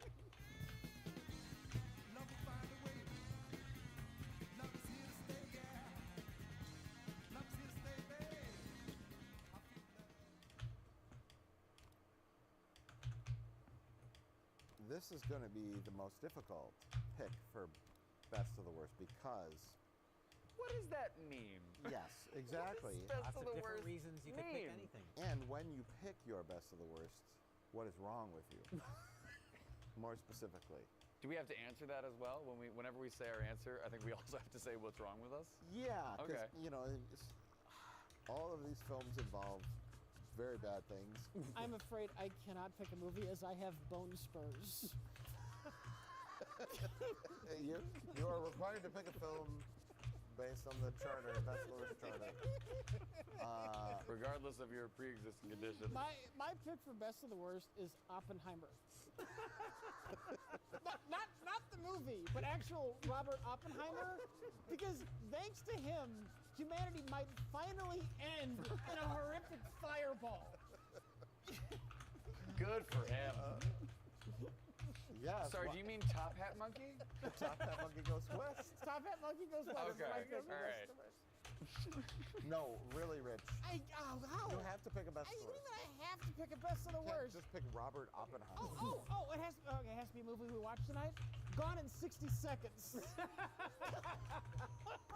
Damn, you won by a technicality. Fuck! Are you sure that's what you want to pick? God damn it, Mike! Why do you hate me?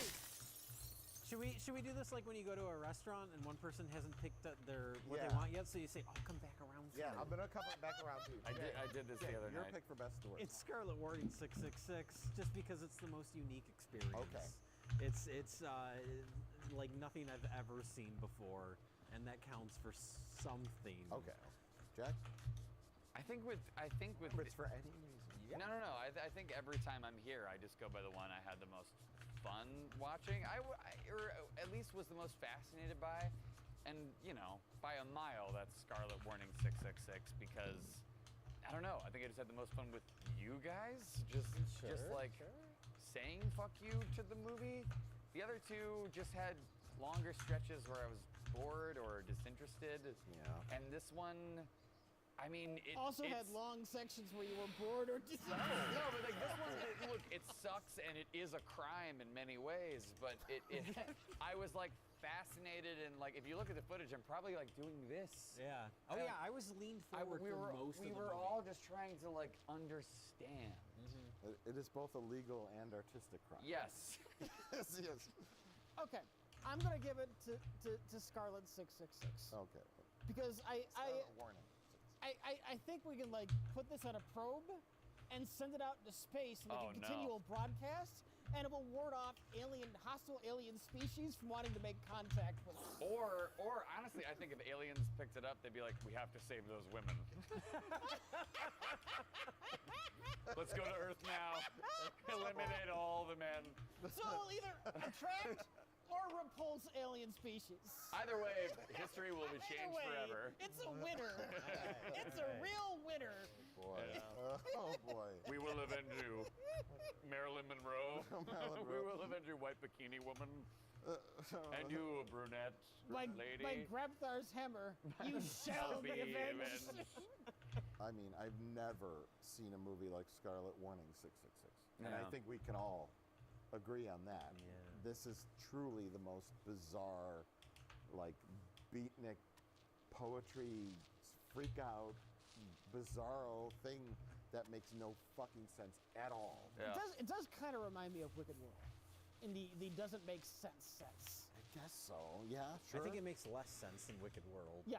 It makes the least sense of anything ever we've ever seen. I think so. Yeah, it's best of the worst, but it makes me just hate everything about the world and humanity. Yeah. You know But what? yeah. Sometimes art is challenging. I guess, yeah. And we were challenged. We were challenged. And We were mentally. So is and Rocky Palmer was challenged. We were at our breaking point. I mean, I hate it, but it wins. Yeah.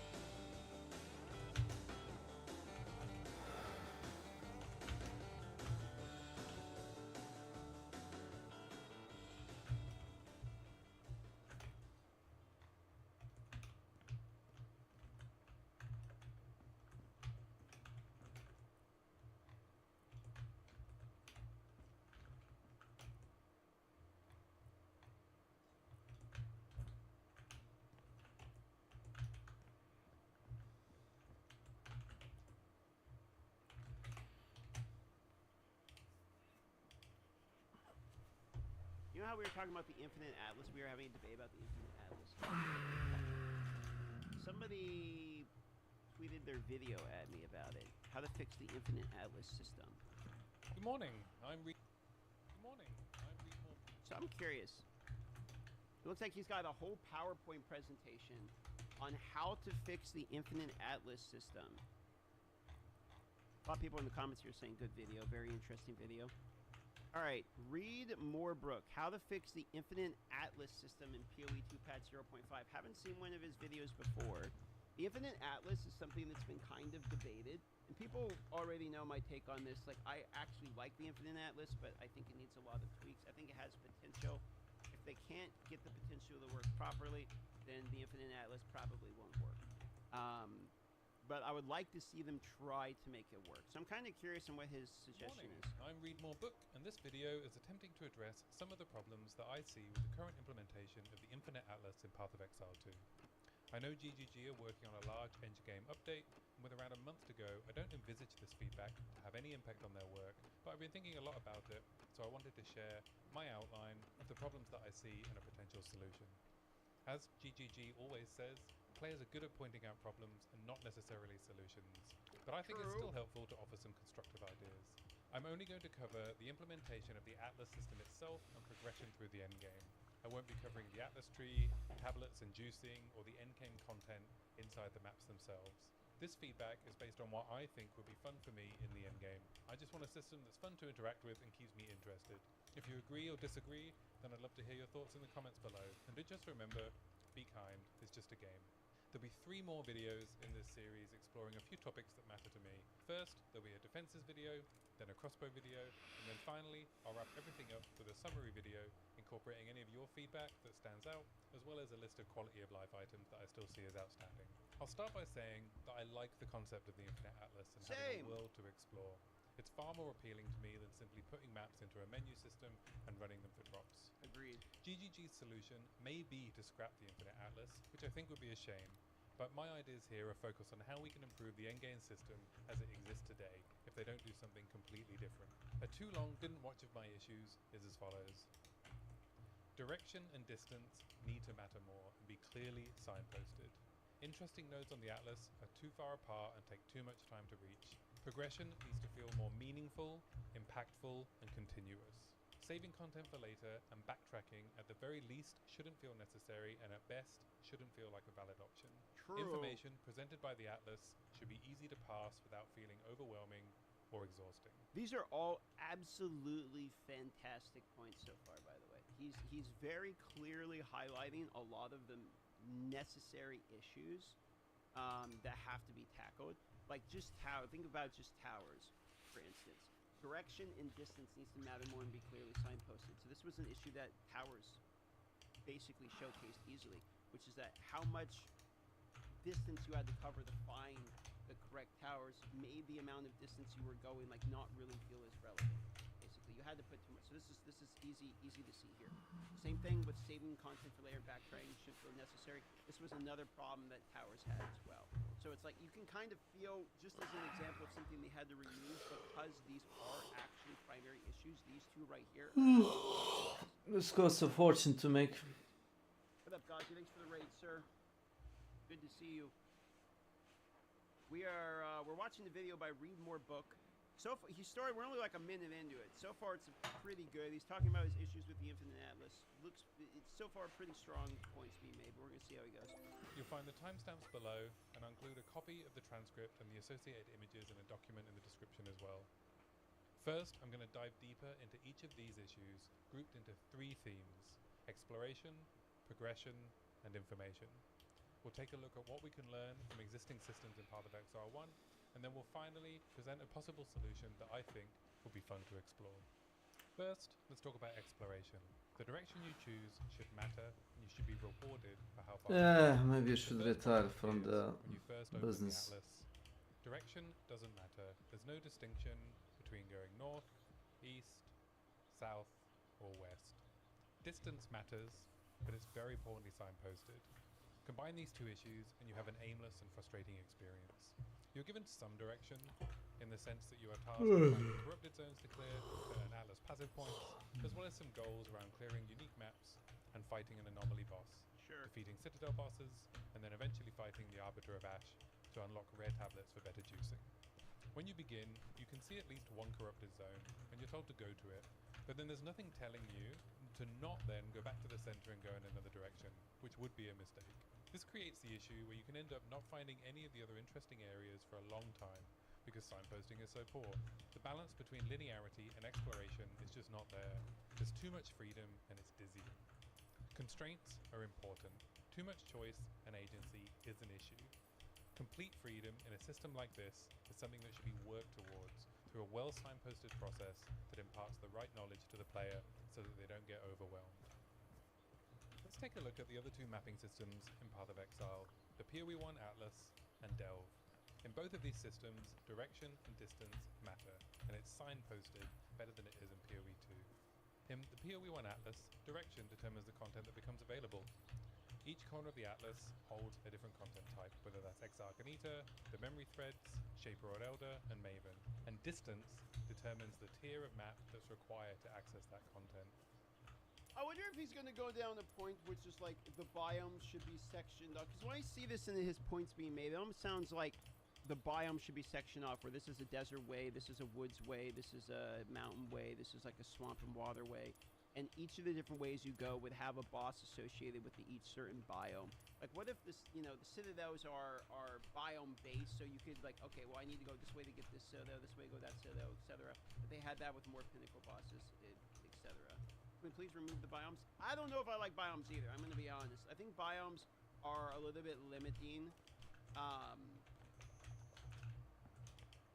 In terms of being like, okay, so my issue with the biomes is this: it's the same thing as towers, I think, which is like if you have one biome that's better than the others, you're going to run into like local knowledge with swamp and water biomes. You're going to run into a circumstance where you kind of only try to min-max and juice like just certain types of ones, which means you're going, if you don't have a system where to separate the biomes, that means then you're having to go through certain things to get to other maps that are actually runnable. The concept of running dead maps to get to a map that's not a dead map is just a bad concept. So I don't know if I necessarily I like biomes in theory. I don't know if I like them in practice. It sounds like a good thing, but biomes, if we put emphasis on biomes, it could very quickly mean that you're running bad biomes to get to good biomes with the current implementation of the Infinite Atlas. That's why I get kind of weird when people start talking about like, oh, well, they should make biomes more important. It's like, you could make biomes more important, but that means if only one of the biomes is very important, then you're going to have to run a bunch of really dog shit ones to get to the biome that matters, and I don't know if I like that. The difference here is that exploration is minimal. You're effectively filling up a menu that is bound for each side. You can wander around in concentric circles, completing each tier before moving on to the next if you so wish. Sure, or yeah. you can beeline for a corner. Those are your two choices. A strong build will want to get to T16s ASAP, and a weaker build may want to fill the atlas by tier more slowly. Sure. However, the map is static, and once you have filled it up, you're just left with a menu system that has quite a poor user experience. The PoE1 Atlas is actually quite linear. The aim is to fill it as fast as possible and then focus on the activities that you want to do. It gives the illusion of exploration, but there is none really. So I don't think this particular implementation is a good fit for what the PoE2 endgame system can be. I actually think they've repeated the aimlessness issue with the latest iteration of the PoE1 Atlas. You can end up not gaining access to key events like completing your void stones at the right time when they become available because you've gone in the wrong direction. It took me a while to realize that I needed to be making a beeline to the southwest corner of the Atlas so that I could do the Exarcanita questlines, followed by the northwest corner for the Incarnation bosses, the northeast corner for Shaper and Elder, and the southeast corner for Maven. The best thing here would be to ignore most of the maps along the way and fill them out later after you've got your void stones. This is somewhat mitigated by the fact that the Atlas is bound. You'll get there eventually as long as you're completing new maps, and you'll want to do all of them anyway to get your bonus. PoE2 does not have the boundaries that mitigate its issues with aimless wandering. Next we have Delve, which clearly signposts that distance and direction matters. Up makes it easier, left and right maintains difficulty, down makes it harder. Exploration is encouraged. Different biomes have different rewards, and there are unique events that can spawn in each of them. The further you travel down, the higher the density of these special events. The Delve system encourages traveling down as far as it's comfortable and then exploring left or right looking for rewarding nodes. Moving from node to node in Delve is also very quick and quite low friction. If I see something interesting I want to travel to, it doesn't take a long time to get there. That's for the most part. There are sometimes awkward routes due to the procedural generation aspect that means you can get blocked off at multiple avenues. Delve is unbound, but there is no ultimate goal or endpoint and nothing to unlock. Aimless wandering at the upper level is less rewarding than at deeper levels, but it doesn't lock you out of anything really, aside from the opportunity cost and using up precious sulfite, which is harder to gather in great quantities early on in mapping. The directional aspect of Delve is one of the things that I think that we can take from it to improve the PoE2 Atlas. Exploration on the PoE2 Atlas is very time consuming. If you see a location that you want to travel to, it takes a lot of gameplay to get there, especially if you have to travel through maps that have poor layouts or a I agree. The travel time is more than is necessary. I still believe that you could significantly improve this without having to do too much tweaking by basically making the Grand Project, which if you don't know what that is, that means when it's a rare tablet, unique tablet, when you run a tower, you can put it in and it will make it where you can teleport to anywhere within range of the tower. This should be cooked into towers themselves. Currently, towers just offer vision. Doesn't really matter that much. Towers used to be more important. I don't understand why the Grand Project reward style of the tower is not cooked into the tower. It would be awesome to actually just go to a tower and get the ability to like zip line to any of the other points. It's too tedious, and I don't really see why we have to be punished for not, like if we want to go here, why do we need the punishment of running 5 maps to be able to run the Citadel? Like, we already found the Citadel. That means we've been playing the game. Like, just let me go to the Citadel. Me being able to do the Citadel and defeat the boss in and of itself is the requirement. Plus, you have to be able to run a tier 16 anyway to be able to do it. I don't see the reason as why I have to run these maps to get there as well. So, if they want to be able to make it where this is just hard progression, sure. But, like, be able to have the tower be up. If I hit a tower, like the tower's here, and teleport me to any of these points for free. They already have it in the game with the Grand Project. So it's an economic value proposal at that point. Like, they already think the mechanic itself is fine enough to be something that you could, like, purchase and acquire. I don't think it's something that requires an economic tax of me having to buy the item to make it worth it. I think it should be worth the tax of actually just finding the tower on the map itself. So that would be at least somewhat of a quality of life. It's not a permanent solution to Infinite Atlas, but I think it would go a long way to make the Infinite Atlas go significantly better. Route around the long way because there's no connection. There's enough RNG already without the added friction of being cut off on the Atlas. The number of nodes required to reach places needs to be reduced, and pathing to somewhere interesting needs to always be straightforward. It's currently too time-consuming to get to an interesting activity. I've heard some feedback that the solution to this particular problem is to build Grand Project into the towers, which allows you to jump to any node. Okay, well, yeah, I've been saying this for quite a while, so looks like he's got a counter in my point. The radius of the tower without needing to path to it. But this is not the solution. Okay, this why just not? demonstrates the issue, that there are too many nodes to travel through. If the Grand Project can become core functionality, then the Atlas can simply be made tighter. It's clear that anomaly, corruption, and Citadel hopping is the preferred way of interacting with the Atlas, so make those things easier to get to by default. To summarize... Yeah, I agree. It's a quality of life that makes it feel better, but it's not, you are band-aiding the symptom, not like the actual disease. Like, I understand this point, which is fair. I do think if they're not going to fix the Infinite Atlas, you have to do it anyway. Period. Like, you should be able to do the Grand Project, cook them. There's no reason not to have it implemented in its current state. If we're not going to fundamentally change it, then you should add this. To improve exploration, we need to make directions and distance matter, and we need to reduce the number of jumps between interesting activities. I prefer the more exploration-focused gameplay, doing the league mechanic I want to while pushing as far as I can go for a sense of progression. And on that note, let's look at progression next. The feeling of making progress in a game is very important.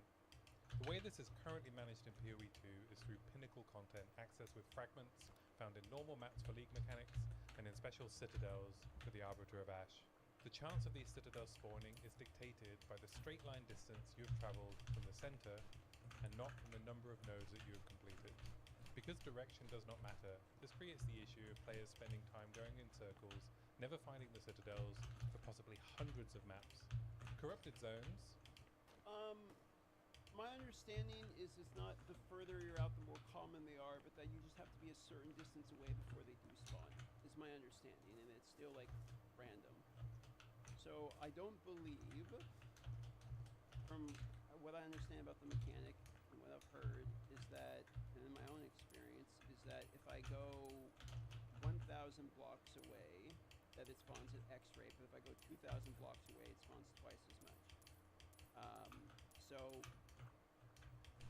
it's from what I remember from the interviews, they said it doesn't spawn within a certain distance, and now when they made them more common, but also when it spawns the other ones relatively in proximity.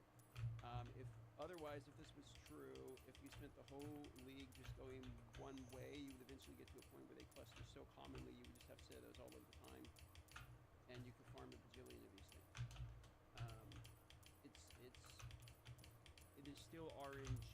We learned this since the corpse was saying it's still RNG of Citadels being spawned after a certain point away from the nexus. Are required to get Atlas points and can also be hard to find and often poorly signposted if you don't have one immediately visible on your map. The other aspect of progression is the map tiering system. Higher tier maps have higher level monsters, drop higher tiers of currency, have access to more uniques, and higher quantities of pinnacle fragments. Certain tiers of waystones are required to access unique maps, anomalies, citadels, or receive Atlas tree skill points from corrupted nexuses. Beyond the tier number itself, you then also have a number of modifiers on a map which grants greater challenges and rewards. This means that currently all progression is tied to the items and has very little to do with the Atlas itself. There is currently no direct link between the distance travelled and progression in normal maps. Everything is the same no matter how far you travel. The same modifier pools in special zones, the same anomalies. This is the main issue I see here, and I think it needs to be improved by creating a sense of continuous progression the further you travel. It doesn't need to scale difficulty in the same way as Delve, but I think we can take a page from the main PoE 1 Atlas here. The PoE 1 Atlas progression system is based on running maps of the relevant tier in combination with them being either magic, rare, or corrupted to get the bonus completion. While it does give a clear checklist of activities, it's somewhat laborious and arbitrary and not really that interesting. I don't want the Atlas completion system in PoE 2 to be the same checkbox menu system that exists in PoE 1, but I think we can take two things from this. The distance from the start increases the required tier to access the map. Oh no! Each voidstone boss Look! changes the Atlas. Oh my god. Thanks for the follow. Happy Easter. Zaciąskus. Etc, etc. You can run into a situation where we're basically gatekeeping like a pretty large. I mean, this is kind of doubling down on what people already don't like about it, which is you have to play like a certain amount of maps to get to certain things. It works a little bit more in PoE 1 because if you look at the amount of maps you're running like not even a dozen maps to get to the end. So I think you have to be very careful with this. What makes Delve more fun to me than the Infinite Atlas is the reward. I don't know what is this gonna... or down.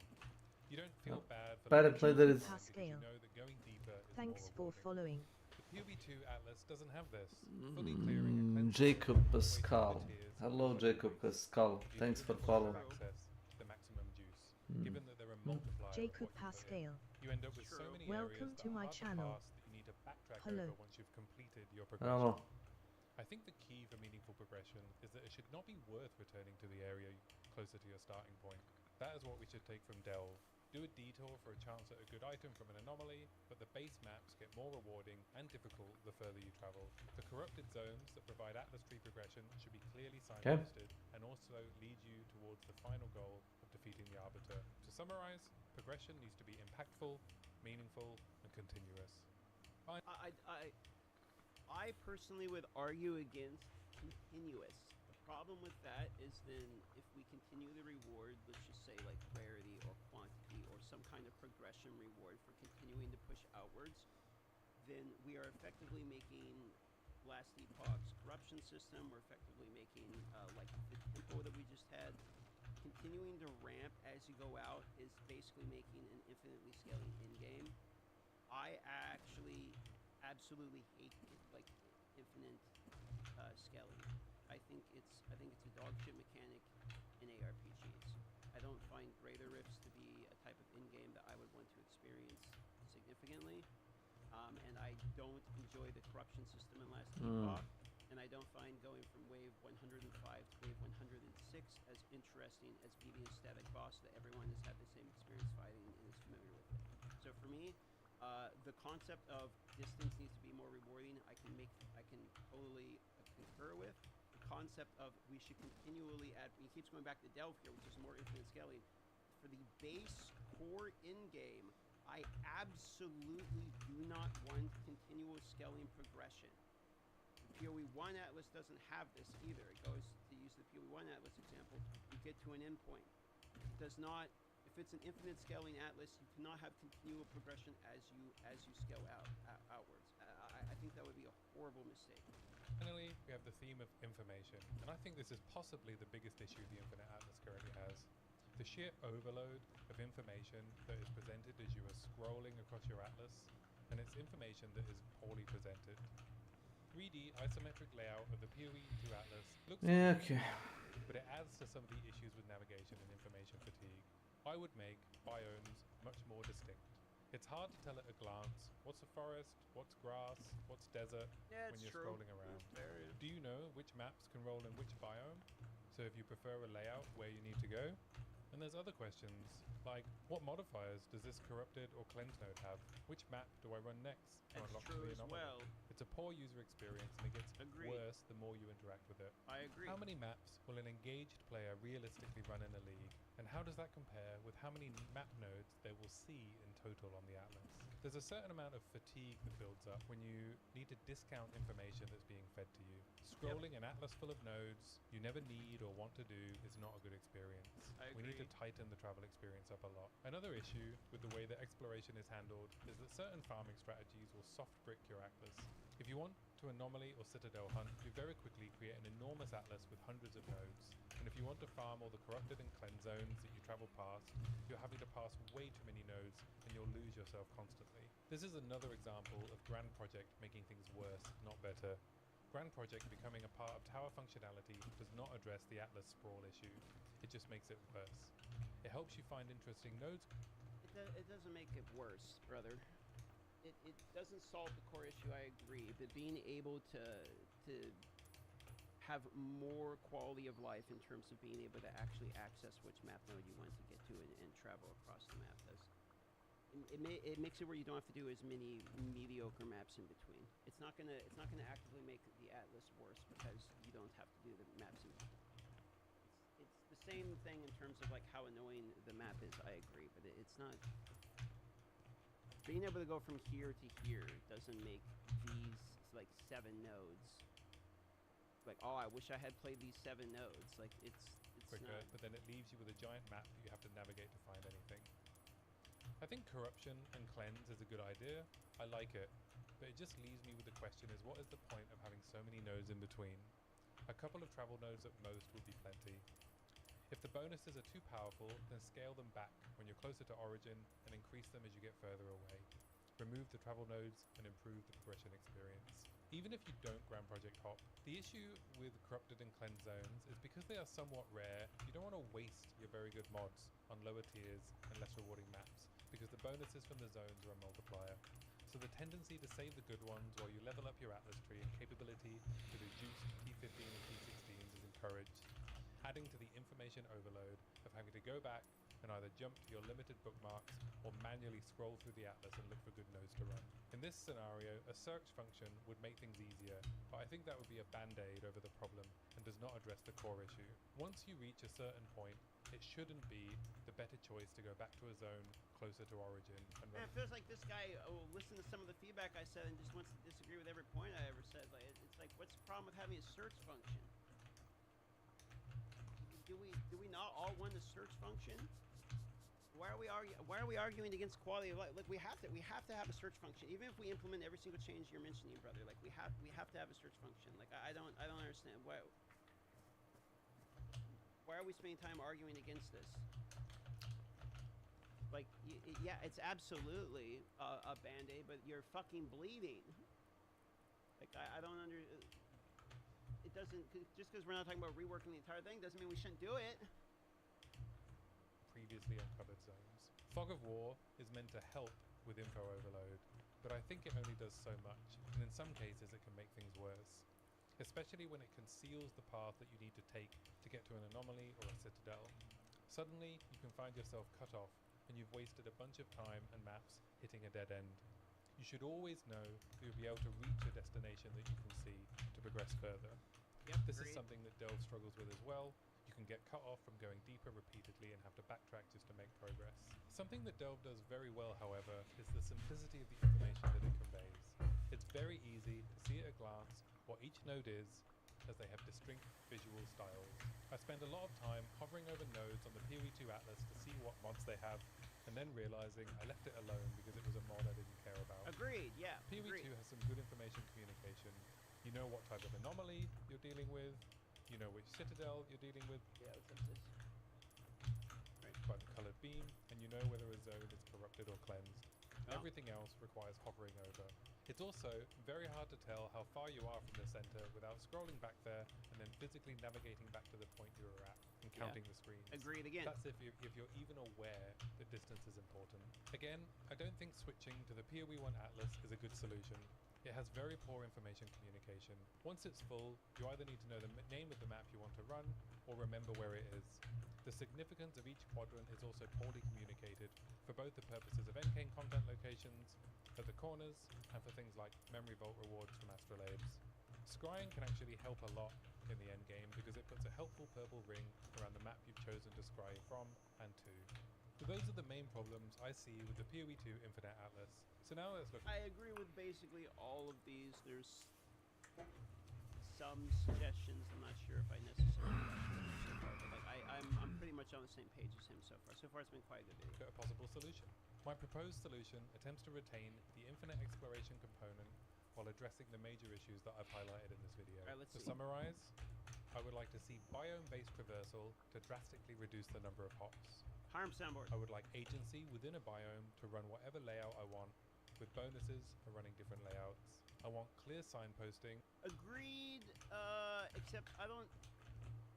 The bonuses for running different layout, stuff like this worries me a little bit, because if the optimal strategy for whatever, like local knowledge does this right now, if it's like, hey, you're in a swamp, you get more currency. I actually don't like that, because it forces you into a map layout you don't, like, farming for the best farm shouldn't be locked behind a certain layout that you want, and the layouts should matter for the build you're doing, like if you're doing Sparku and corridors, for instance, or something, like that's okay, but certain bonuses, like what if one biome just has like more quantity, right? Then we end up with a swamp grass situation, which you're always running those even if you hate those maps, and kind of having like an optimal map layout for an objective, more currency thing I kind of don't like. That aside, like agency within biome, run whatever layout you want, yeah. Like more player agency, 100% on board.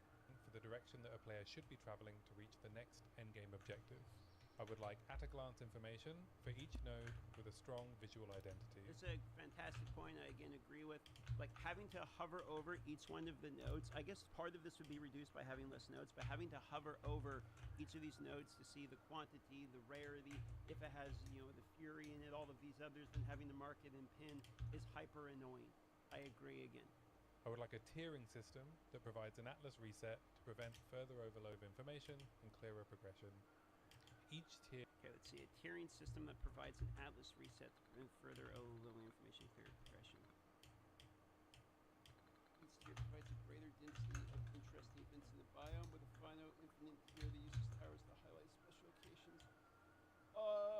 If the infinite tier is like the infinite atlas, in which it's infinitely scrolling but not infinitely scalable, I'm okay with it. I would be very firmly against infinitely scaling content. Here could provide a greater density of interesting events in the biomes with a final infinite tier that uses towers to highlight special locations. I want progression that ensures it's rewarding to do the events such as corruptions, anomalies, and anything else as you pass through, with a strong incentive to not save content and backtrack to it later. Sure, yeah. I apologize for the MS Paint style drawing, but hopefully it's clear what I'm trying to convey here. That looks good.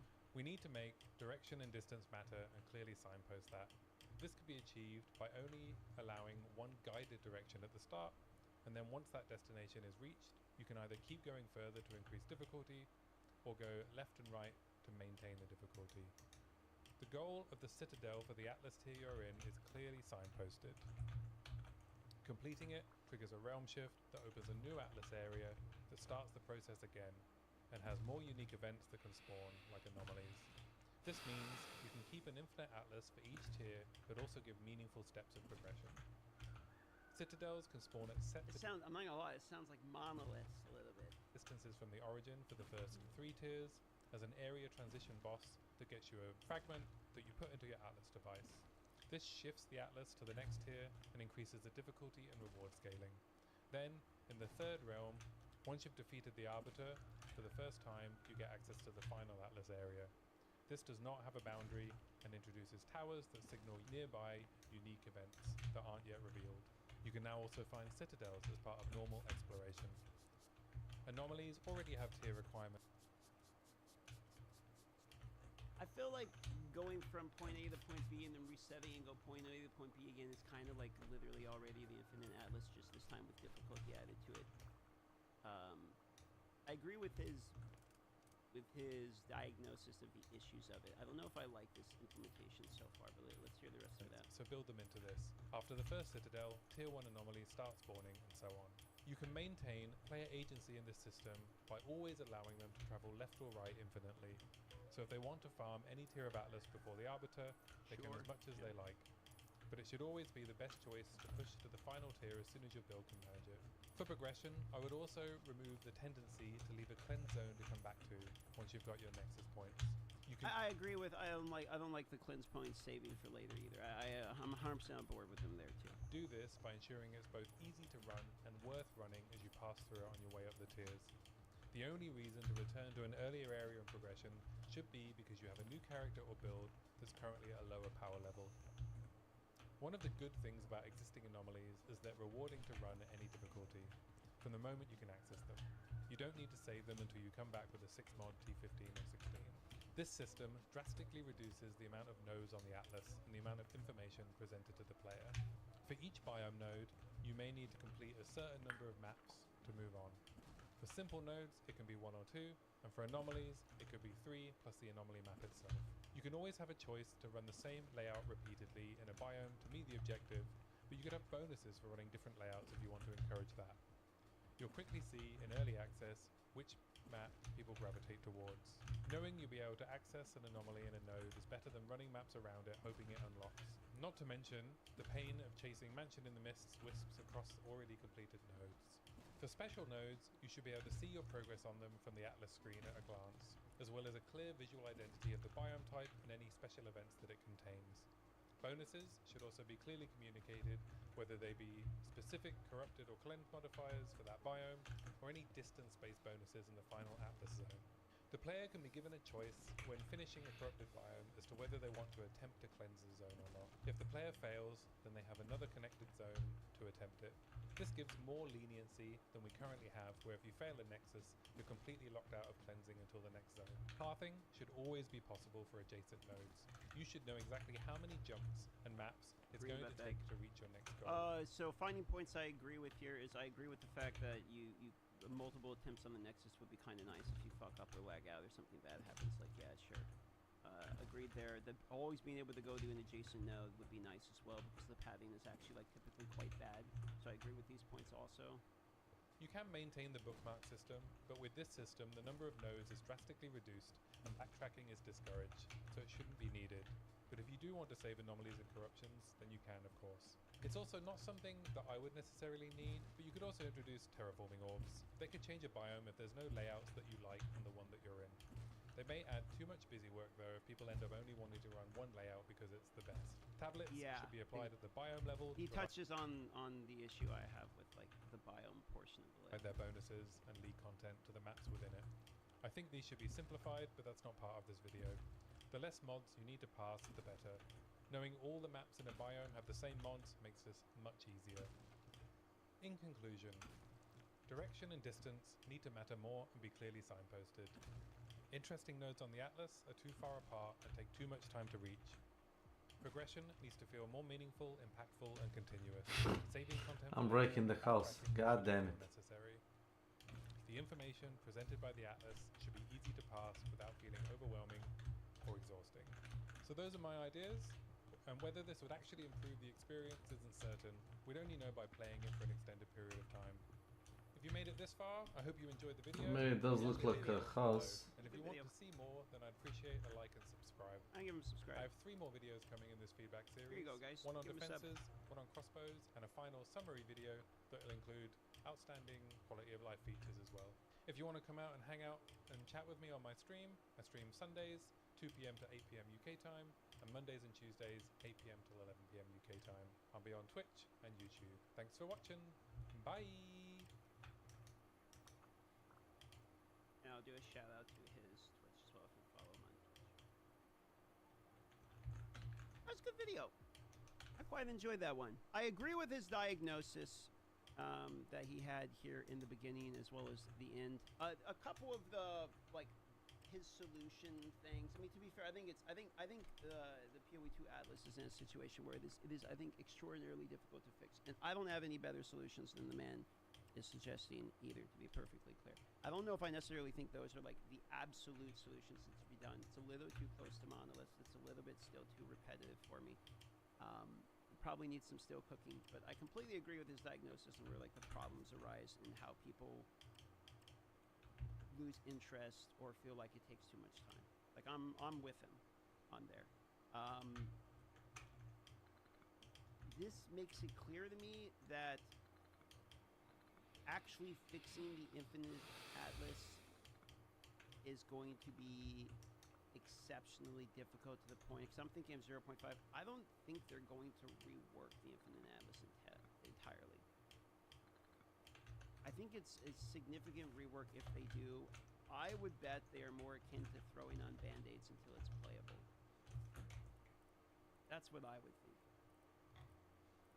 They're going to add quality of life, maybe shrink it down, make the nodes easier to go to before they actually like rework it in its entirety. Probably add more content onto it. Like I think they'll keep throwing more content onto it until you feel like you don't need to progress as far because you have stuff to do. I think there'll be mini band-aids thrown onto this one. I don't know, isn't now the time to actually fix it? Yeah, I'm not saying in theoretically it shouldn't be reworked. I'm saying realistically, do I actually think it will be? And I doubt it because of the scale of the issue. Like it effectively, to change the fundamentals of what it is, they need an entirely different and new endgame. You need way too much special content to make it work, but I think that's what they'll do. They already knew what they wanted to do with it. They just rushed it in-game. They were after the issues with D4. All I'm saying is with the amount of time that it takes them currently to produce the content, the amount that they've been behind before in the past, and the amount that's still needed into the game if they're going to make 1.0 full release by the December that everyone thinks they're going to do, I do not believe they're going to do a complete overhaul of the in-game. I think the in-game rework and etc. they're talking about will have changes, but not like completely removing the Infinite Atlas and having a totally different system, which is basically what most people think they're going to be doing, which I've been hearing all the time. I don't think they have the time to do this. People effectively want an entirely different in-game, and it's not like they haven't been adding content, so they have to do an entirely different in-game, and it's not just like removing towers, and then they have to figure out where all of the content they're both adding is, and all of the content that's already game, where that's going to go. They have to redevelop like half the game at this point. I don't think they're going to do that. I think they have to. They can't keep band-aiding everything. I think the Infinite Atlas is like fundamentally has some issues as well, and they're going to have to do a large-scale rework at some point. I think it's going to get delayed into the point that it won't happen for a while, until like an expansion season or something well after the game is launched. They're going to keep throwing stuff in it until it's interesting enough to keep people around during the leagues. I think that's what's going to happen. And they're going to try to have league mechanics like Alva and shit, like keep people interested in the game. They'll have enough to have enough hours in the game, but I don't think the Infinite Atlas is going to reach a state in which it's like, okay, this is it, boys. Like, everyone agrees the Infinite Atlas is a beautiful in-game. Like, I don't think we're going to get that before December. It's a failing solution. I literally don't think they have the time. I actually just don't think they have the time. How are they going to rework the entirety of the in-game between now and December? Like, I don't see it. If they manage to do it, I'll be impressed. But I will also be surprised.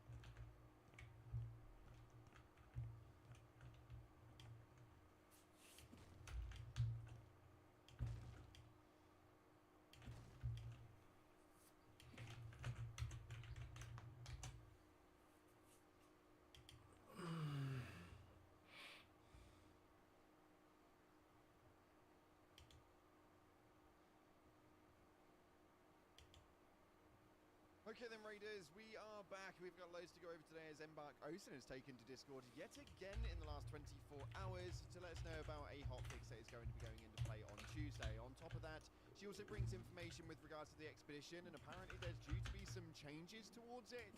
We'll get into all of that information in just a minute, as well as a brand new extraction shooter that's come into the midst, which you guys definitely need to hear about. Some information coming from Jack Daw, and a very, very good clip that you guys need to pay attention to at the end. We'll dive into everything you guys need to know in your daily dose of Arc Raiders here today. If you haven't already, smash that beautiful like button and subscribe and post notifications turned on. It'd be greatly appreciated. Make sure you check out our incredible sponsor, Gamer Service, a company that offer esports athletes and gamers alike with the most effective and healthy energy drink option. And we get new bundles dropping all of the time, so make sure you check it out. Links in the description. Use code COWPLAYS at checkout for a cheeky discount. And we've got a giveaway going on the channel for a free copy of the game, or if you've already got the game, then we'll give Raider tokens. It's really easy to get involved with. All you have to do is head down to the comment section and put in any code of love heart, and it'll enter you in. That being said, let's just dive into the game and see what's happening right now inside of your daily dose for Arc Raiders. So starting off, for those of you guys who have seen about the Vanguard problem, there was a bit of a bug out with regards to the Vanguard skin causing issues in-game, where it would essentially completely bug out and the skin would flap around the entire screen, meaning that it would cut off part of your visuals, and it wasn't even something that you could rectify because, well, it was somebody else's skin. This was happening quite a lot in this new Vanguard skin, although looking like one of the best skins in the game, seems to be causing the most amount of issues at the moment. Now, fortunately, Embark Osen has stated that the fix for this is going to be coming on Tuesday, so make sure you stay tuned to the game, as it definitely confirms that there is going to be a patch update coming on Tuesday, which I personally am very, very glad about. So that one is definitely going to be fixed. Although one thing I'm not so glad about is with 18 days remaining on the expedition, yes, 18 days only, we are now getting information from Embark Ocean, which is almost like information about information. It states right here, coming from Embark Ocean, that there will be some changes to the expedition, and they are working on it, because normally by now we would have the requirements and the information about what it is that had changed, although right now we've only got 18 days remaining on this expedition. And then we got to kick in gear and obviously get ready to leave on the expedition, and we don't have all the information that we need. Originally, it was a 5 million coin that you needed at the end, and then it dropped down to 3 million coin that we needed at the end, as well as all of the materials that we required. And now that they're going to be doing more changes, is that going to be another drop in the coin, or are they going to be doing a complete overhaul in it? For me personally, if they are expecting to change it with 18 days remaining, I would much prefer them just get ready to change up the next expedition, not this one. And if they are obviously a little bit lacked in time or don't have enough space to be able to get it done before that expedition window, then I would just wait until the next one. Like, don't wind people up before. We've had this a couple of times now. They just change it last minute, and I don't think that it's actually something that is fair in terms of the community having to make their change up on their strategy in the last couple of weeks. Mainly because not everybody gets to play all of the time, and I think expecting someone to just be able to jump on and change the way that their expedition is laid up because you've announced it 5 days before is where we had the issue on the first one. Let me know your opinions on that one. There is no ETA at the moment, as you can see right here in a message from OSIN, but they are trying their best to get that one sorted. I don't know how I feel. I'm not 100%, but it is what it is. It's not our game to make the choices on. We just have to hope that they actually bear us in mind when they do it. Moving on from that, though, a real quick conversation that I want to have with you guys that we've had in chat on my streams just recently is to why we can't create the fruit mix in Speranza. Makes no sense to me that I can make it topside crafting, and yet when I'm back in Speranza, for some reason I've just lost all ability to cut up fruit and whack it into a mix. Makes no sense to me at all. If they could change that and rectify it, that's the only reason why that's going into the video. On top of that, though, we have got some information with regards to the false bans here on the platform. This is an interesting one because Jackdaw is a community manager who has actually responded to somebody who was asking what it was that the intelligence has and why it's banning the wrong people, essentially stating that there are false bans going all the time and yet actual cheaters reside in the game. We know that because in streams and other people and YouTubers, they've actually still been the same people doing the glitches, doing the hacking, doing the modding, all of that bad stuff. So yeah, it is something that is a bit of a problem. But Jackdaw stated that the team's working on improving the system, but unfortunately we aren't able to help further via Discord, other than pass your feedback on, which we're making sure that we do. Also, each approval is investigated, but the responses may be similar if there isn't additional information to share. Essentially, the long and short is if you have been banned and you've been banned falsely, you can put it into the Discord, but it will not actually do anything. They can't fix it over there. You need to make sure you're submitting a ticket and doing it correctly, going in with your feedback, and hopefully they go into the appeal and they have your back and they do the right thing. And obviously, if you have been cheating, well, then more for you. But yeah, sometimes you may get the generic responses. It doesn't mean that they're not reading it and not paying attention to your situation. It just means that sometimes they just have to send out generic responses and then continue on with the investigation. Just wanted to put that in there because I know a lot of people are having problems with the ban situation right now. So yeah, that was just a quick one. This next bit right here is a really weird bit of information before we get into a very, very cool clip, I may add. But this is a new extraction shooter that's going to be coming to the scene to compete against Arc Raiders. This isn't something that I ever thought that I would see. But coming from our official source over on Dexerto, they tweet right here that a Disney extraction shooter is reportedly in development at Epic Games, according to Bloomberg. It will feature Disney characters battling enemies and extracting similar to Arc Raiders. I have no idea how that will play out, no idea how that would work, but I cannot help but be bloody intrigued by it. There is nothing more awesome to me than Mickey Mouse bombarding people and extracting out of events. I don't know about you, but if this does launch and this is a real thing, I will 110% be giving it a bloody go. And talking about giving it a go, this is something that I've now been trying to do since I've seen the clip and struggled greatly, I may add. But this right here is a new vaporizer clip. This is a bloody huge one. How on earth anyone is able to do this? A massive shout out to this person. So yeah, shout out to Neo 3D who manages to take out not one but 2 vaporizers with deadlines after chain reacting them to jump off and cause the freaking most amazing ending. Absolutely nutty to me. I wish I could be that good. Unfortunately, if you guys can give that one and go, take your snap hooks, I'd love to see your clips of that. Let me know in the comments section if you managed to achieve anything. And if you want to send me in any clips that are over the top cool, make sure you hit me up on the Discord, link in the description. We've got over 10,000 people in there, so make sure you go and check that out. Moving on from that though, we're going to take a look at your top comments from our previous video where we went over the emergency update that came up yesterday, plus the funniest PvE clip that you've ever seen in your life, where a PvE player goes absolutely viral for being more toxic than the PvP player that actually ratted him. It's just too funny, man. If you've not watched it, you need to. This first comment right here states, "That's why your dog doesn't come when you call it." That bit got me. I'm going to read out the next one because it was again about that same clip. It states, "That's why your mum doesn't call you anymore." It's absolutely insane to the lengths that some of these people will go to. And ironically, you'd kind of expect the PvP player to be a lot more toxic than the PvE player. Unfortunately, that didn't actually seem to be the case. So if you have missed that clip, then you need to go and check it out. But just reading those comments actually has me howling. Watching the clip had me in stitches. It's the only reason why we pushed it along to you, because it was just one of the best things I've seen all week. And finally, this one right here coming from Wheels and the Legman states, "Anyone else notice that the leapers try extra hard now to wiggle into a tight space?" Now, this does seem to be the case, and I think that the AI system in terms of the Ark is very, very interesting. We've seen a lot of different things happening with them with regards to like the pops actually hiding in sinks and standing on kitchen counters, if you want to call it that, hiding in corners and getting stuck against a wall. And now leapers are starting to wedge into tight spaces. They're climbing around certain objectives. They're baiting you and switching you. There's a lot of things that these leapers are learning right now, and it's actually mental to think that they're actually getting away with it. So yeah, they're definitely there. It's definitely noticeable, and if you haven't seen it already, well then be careful topside, because things have changed. Nonetheless, unfortunately, that's all we've got time for today. If you haven't already, like, subscribe, appreciate your faces, and as always, I'll see you in the clouds.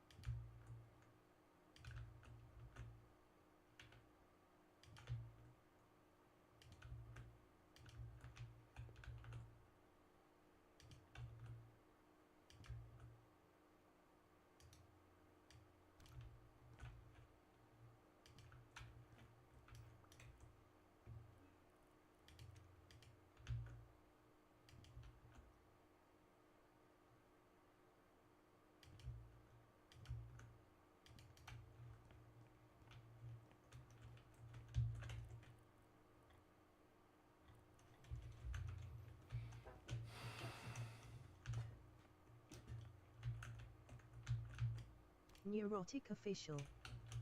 Welcome to my channel. Dolar, Krystyna.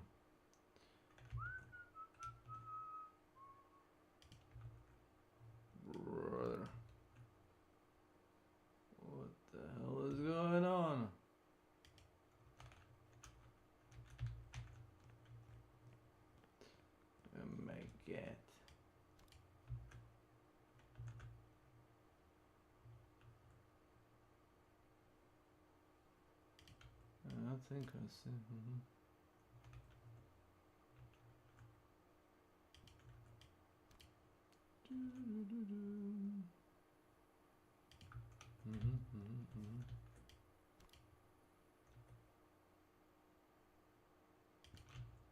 Spin to win. Srećan Uskrs, ako već nisam rekao. Op. Motherfucker.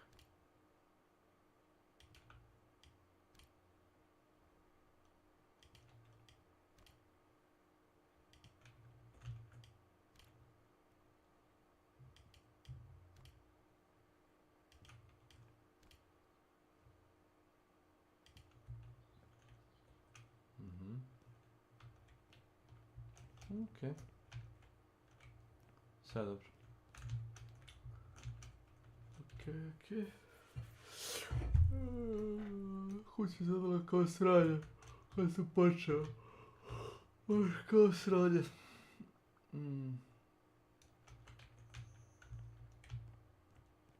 Šta bre da riba? Ma udri to. Gosen Macola.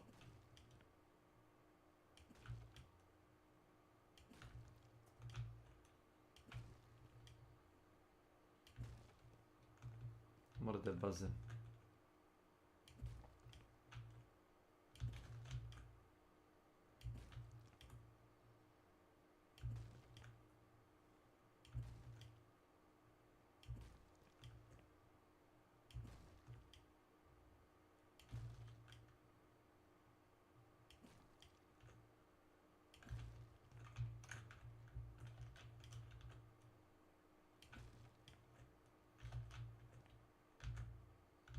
Okay.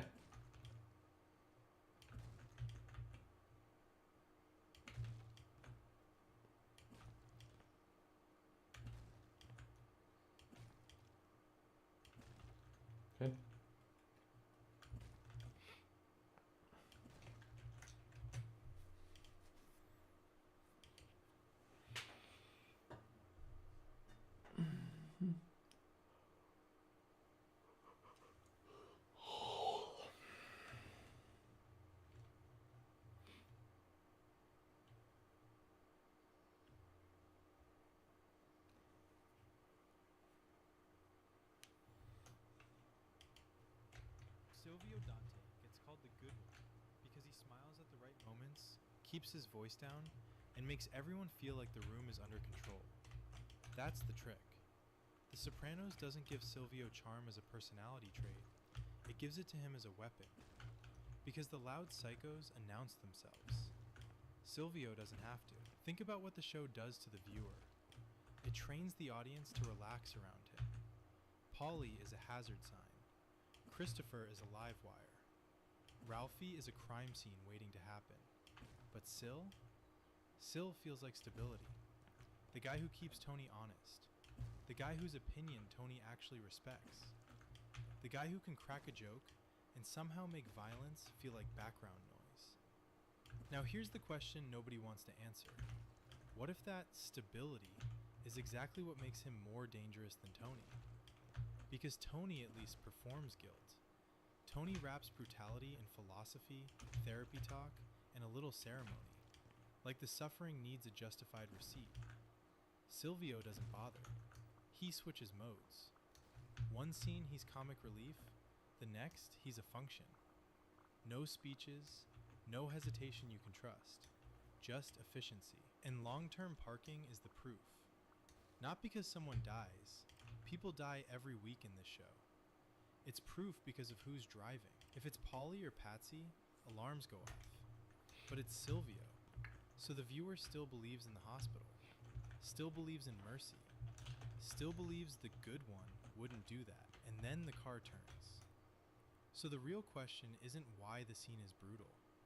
The real question is, how did the show get people to like the man who makes it happen? Silvio Dante is the character who proves, with irritating clarity, that charm is not the opposite of cruelty. It is often the wrapping that lets cruelty travel uninspected. Most of the time, he appears engineered to soothe, comic relief with a permanent half frown, a consigliere who dampens tantrums, the man who can toss off a movie impression and still seem like the only adult in a room full of volatility. Compared with the crew's chronic liabilities, Polly's ceaseless agitation, Christopher's hair-trigger self-destruction, the rotating cast of loud egos eager to mistake noise for authority, Silvio reads as level-headed, helpful, and broadly pleasant company. That is precisely why the moments when he turns vicious land like a punch. The contrast is the point, and the series makes sure it hurts. Two scenes do the most damage to the comfort he creates. The first is his assault on Tracy in a parking lot, a reminder that in this universe, discipline is just sadism with a job title. The second is the drive in long-term parking, when Adriana Lacerva is collected under the pretense of safety and delivered into a quiet, final disaster. In both, the violence is not framed as a chaotic lapse or an impulsive overreaction. It is measured, practiced, and disturbingly easy for him. Okay. He does not look like a man forced into ugliness. He looks like a man fluent in it, and perhaps even warmed by it. Long-term parking is as devastating as it is because the episode chooses Silvio as the instrument. If the driver were a more transparently menacing soldier, suspicion would arrive early, and the scene would become an exercise in waiting for the inevitable. Put Patsy, Polly, or any regularly combustible enforcer behind the wheel, and the audience's alarm system would start screaming the moment Adriana buckles her seatbelt. Silvio, however, has been positioned for years as reliable infrastructure. Tony's steady right hand, the voice of reason, the dependable problem solver who rarely draws the boss's wrath and never seems to need to posture for authority. That familiarity is weaponized. The episode keeps the possibility of mercy alive precisely because Silvio is the one offering the ride, and the audience wants to believe that the person who delivers calm will also deliver safety. When the car turns off the road and the truth emerges, the scene does not merely shock, it chills. The technique is not subtle. It is the oldest trick in tragedy, the one where the audience is allowed to believe in mercy for just long enough that the collapse feels bodily. The horror is intensified by the victim's familiarity. Adriana is not a faceless rival or an off-screen casualty, not an enemy introduced for the convenience of being removed. She is someone the series has made watchable, sympathetic, frequently trapped, and painfully human. Her death is not only brutal, it is personal, and the show refuses to cushion it. Silvio's demeanor during that killing is what makes it so hard to rationalize. Tony Soprano is fully capable of ordering the death of a crew member's girlfriend if she is labeled a threat, and nobody should pretend otherwise. Yet there is a plausible world in which Tony would wrap the act in ceremony, a veneer of regret, a performance of grim necessity, the ritual language of business that lets everyone pretend there is still a code. Silvio offers almost none of that pageantry. His impatience when Adriana tries to escape, the way he speaks to her like a nuisance rather than a person, the flat efficiency of his cruelty, these choices strip away the protective theater that keeps viewers comfortably entertained. The murder plays less like a tragic climax and more like the world's worst errand, completed by a man who knows the route by heart. It is a cold, bureaucratic kind of violence, and that is exactly why it feels sociopathic. This is not a continuity mistake. It is the thesis. David Chase builds a world that seduces first and indicts later. The series invites affection for criminals who banter, eat at family tables, take advice, worry about children, and convince themselves that their work is simply a rough trade. Much of the ugliest consequence is kept at a distance. Victims off screen, victims with no names, victims introduced as irritants rather than people. Violence framed as mob-on-mob housekeeping. The show's camera often allows the audience to enjoy the charisma without paying the bill. Then, at carefully chosen moments, it presents the invoice in full, forcing recognition of what those likable guys are capable of when the charm is no longer useful. That is why Adriana's death is one of the series' most effective moral reversals. It rips the wool off the audience's eyes, not with abstract criminality, but with a direct, intimate atrocity committed against someone viewers have been trained to care about. It is not safe, not flattering, and certainly not comforting, which is why it remains unforgettable. Silvio is the perfect vehicle for that moral ambush, because his everyday role is designed to earn trust. As consigliere, he keeps Tony honest in the only sense that matters inside this ecosystem. Honest about strategy, optics, and survivability. He is the rock of the crew, the one who can be counted on, the one whose caution occasionally makes Tony sit up and listen. In Tony's orbit, that kind of credibility is scarce. Others may sometimes get through. An elder associate like Hesh might carry weight, for example. But Silvio's influence is unusually steady. He is loyal, he speaks plainly when necessary, and he rarely puts himself in a position where Tony's anger can land on him. Whether that is wisdom, manipulation, or both is part of the unease. The series reinforces his aura of steadiness by rationing access to his interior life. Unlike Paulie or Christopher, he rarely receives a long subplot that exposes insecurities and private humiliations.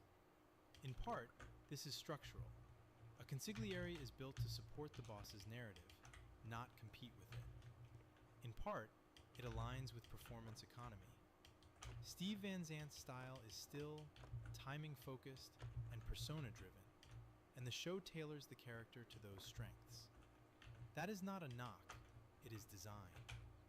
The result is that Silvio arrives as an icon more than as a confessional, which makes the violent ruptures feel even more startling. When someone with an overdeveloped inner life commits violence, the audience is invited to interpret it. When Silvio does, the audience is left with the simpler, colder conclusion.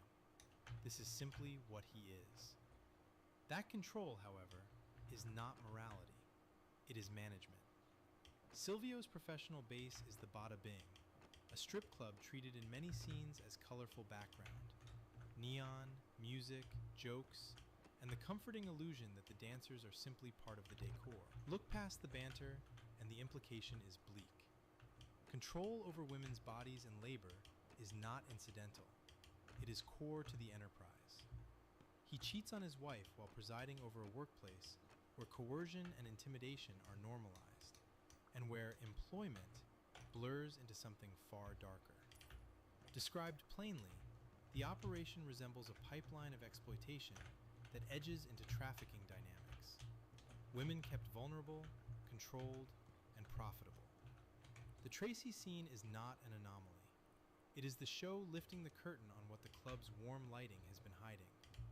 The man who makes jokes in the back room also enforces violence against the women whose labor sustains his income. Convenient, isn't it?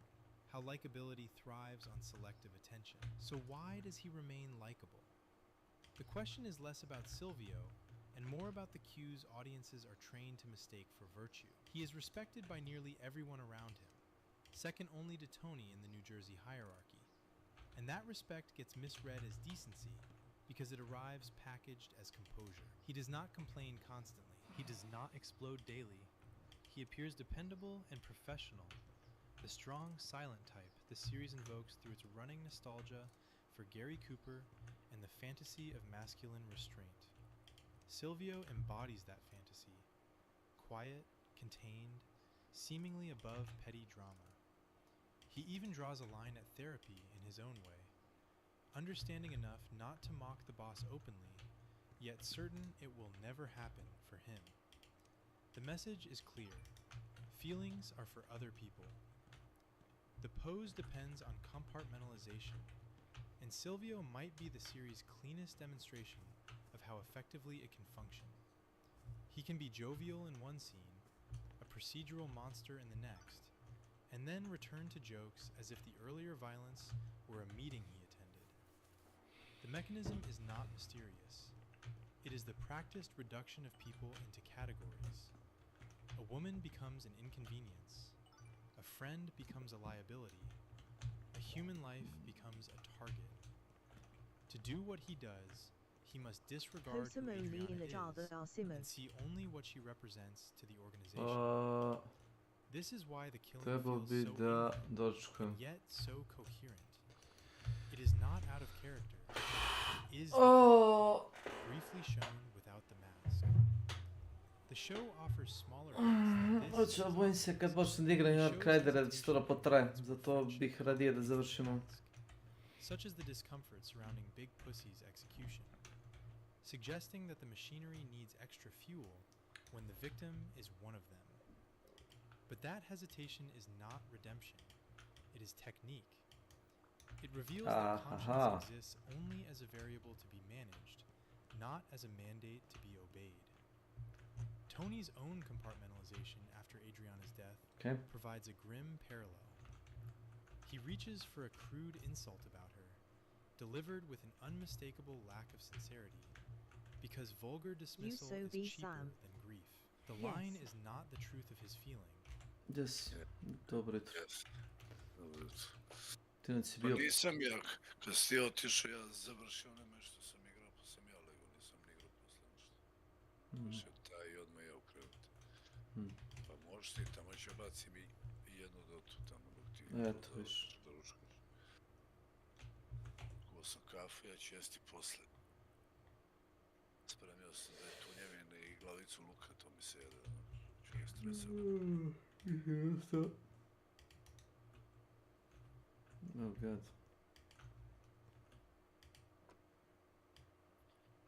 Mislio sam kao da ću malo više dote, međutim kad si ti otišao, ja bio ono mečo i završio ga i ugasio lego. A, umor stigao? Ma da, ne mogu ja isto, ja prođe 12, ja sam gotov. Nisam ja više momak, ne znam kako ljudi, ali... Mogu ja da se ustanem ran, ali ne volim da kasno da ostajem buden.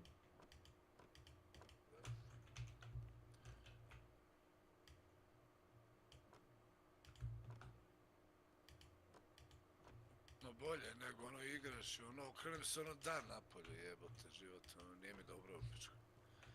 Stvarno.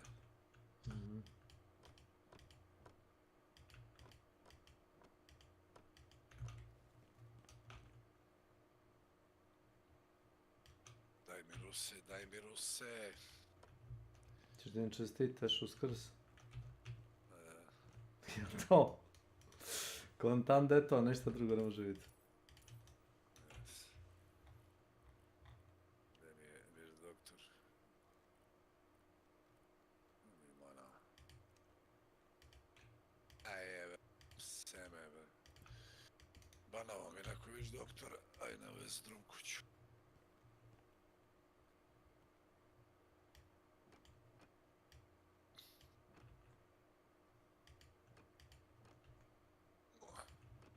Znaš, ako ja volim kad legnem, ja pustim nešto na YouTube-u.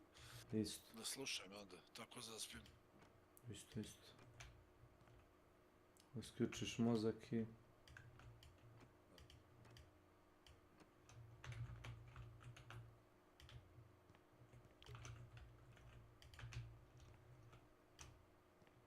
Sad da li je trebalo ciglice ove da stavim kao pločice sa motivom cigle da stavim na zidove, ja sam ih stavio na pod. A lamperi sam stavio na zid. Ima i ko tako radi. Joj, lamperi. Lakše se očiste pločice, znaš, kad ste na podu. Nego lamperi jedan. Vare kod mene u sobi tako.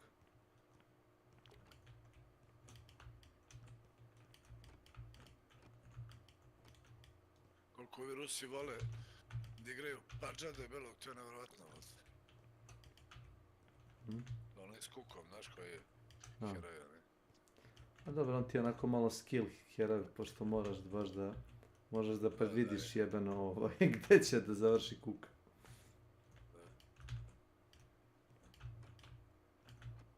Nije loš, samo ja nešto ne igram često, šta znam.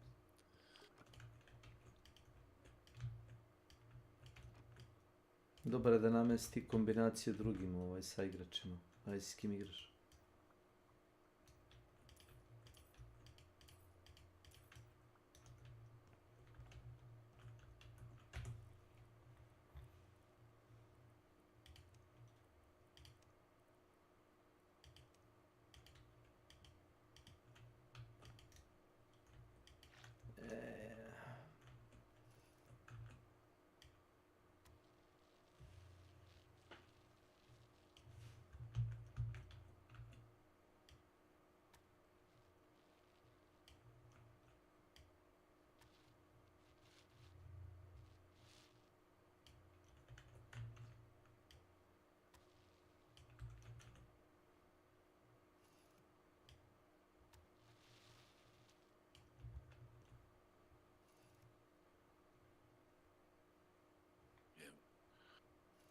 Prnjak otići utorak, vidjet ću kakvi miševa ima. Neki onako da je klasičan oblik da možete da gaminga da nije skup.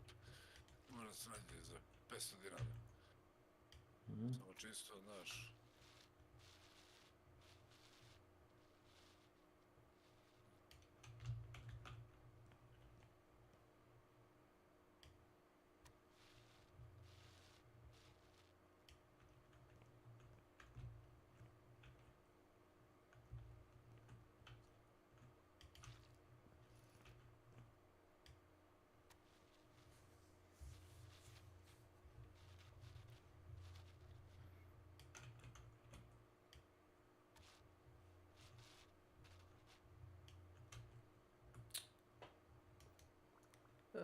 Mislim je retard, brate.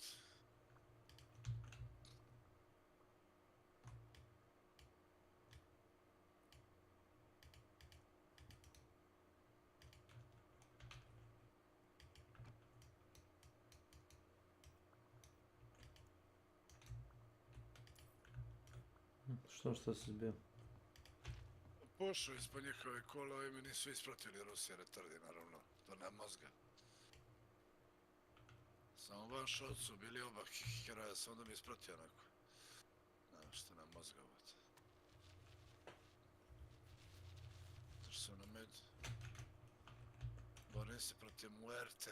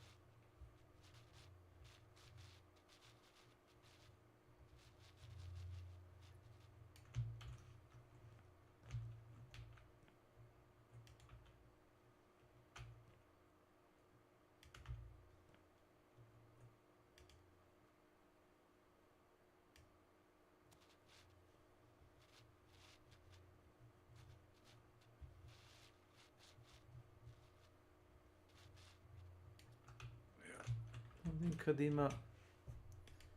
Čini mi se da je ona najbolja mapa za tu zebanciju. Na DM Battleground. Spaceport je sad, to me ne interesuje. Buried City sljedeći, to je glupo. Da, Buried City je Marije, onda ne možeš... Ne, mnogo je usko. Nemaš izgledat ti oni mali robotići iz svake uličice. Nema to još. To tek za jedno pola sat. Možda. Ček da vidim. Ima ovdje kad su svi eventi na svim mapama. U rotaciji.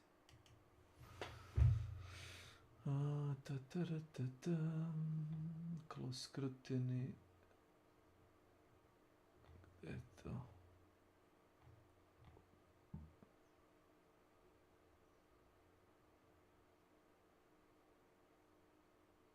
Damn. Close scrutiny je za 2 sata. Znači, oko 11. Ako sam dobro vidio. Da.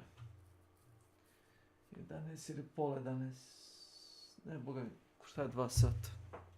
2 sata i 20 minuta. 12 sati. Ako ćeš u 12, bit ću valjda u 12. Toliko mogu da prike.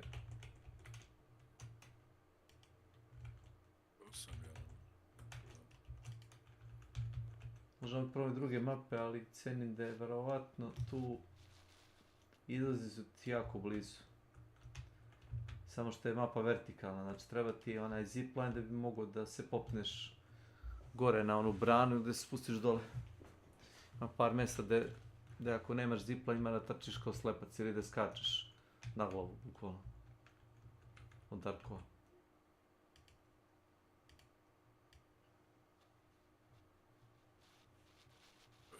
Ja sam najlakše uzimao na Spaceportu. Uzeo sam je na Buried City-u, ali na Spaceportu najlakše, šta znam. Zavisi kako je padno. Nema kavera. Većina tih lokacija ti nemaju, koliko sam ja vidio, Ne znam kako izgleda na Spaceportu.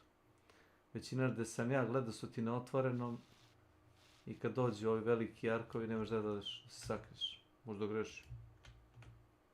To što sam ja gledao, par mjesta, bilo je prilično otvoreno.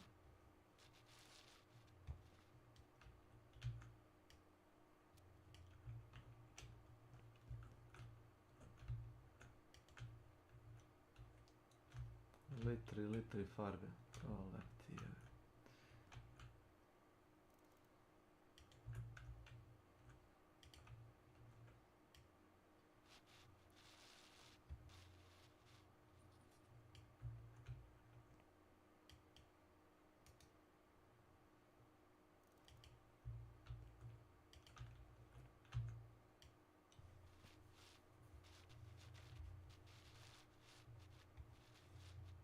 Jučer sam gledao. Sad ono, još neki rade review tih kao likova iz serija, na primjer, ili filmova. I sad kaže zašto je onaj iz serije Sopranovi, ali je Poli u pitanju. Kaže imao je buđenje. Kaže kad je došao, otišao u Italiju da sredi neki posao s nekim krijumčarnim automobilima, šta li, za Tonija. I sad, pošto je on italo-američki gangster iz New Jersey, ali oni nisu Italijani, oni su samo kao znaš, oni su ti poreklom Italijani. I naravno ljudi iz Italije imaju sasvim drugi običaj i njihova mafija je sasvim drugačija od američke mafije. I kad je počeo, znaš, da probao neke svoje fazone, razumeš, skonto je to. Ušte ne pripada toj kulturi, znaš.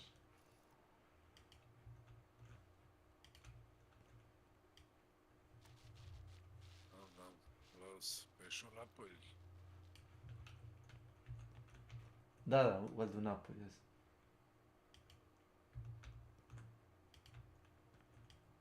Nije prošao kao što on mislio.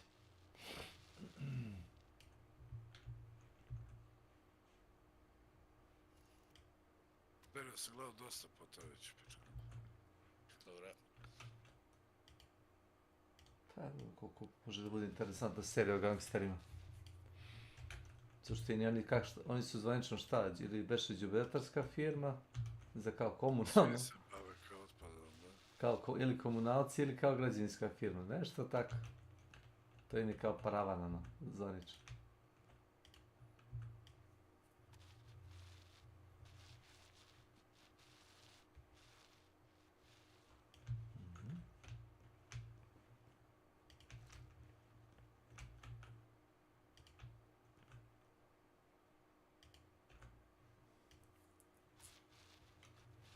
Da sam 50.000 potrošio samo na cigle i na farbanje. Šta ideš na materijalu, a? Pa, kad se leveluješ u ovoj igri, recimo imaš kao jeftinije da nabaviš, na primjer, kanta farbe ti duže traje kao jevega, sipaš saziđivač ili šta god. Kad leveluješ zidanje, onda ti cigle koštaju jeftinije. Neko što te ne znam, metar kvadratni $12, već 9. Imaš bolje dilove za cigle.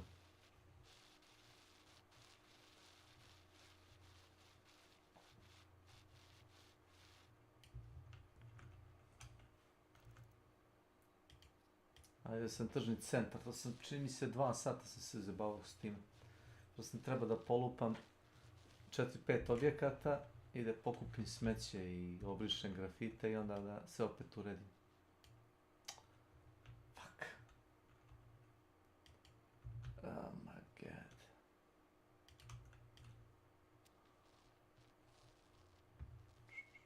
Yeah, out of paint.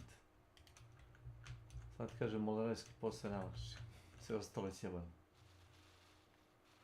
Duše moleri rade i one kao gitovanje i plafon. To nije lako.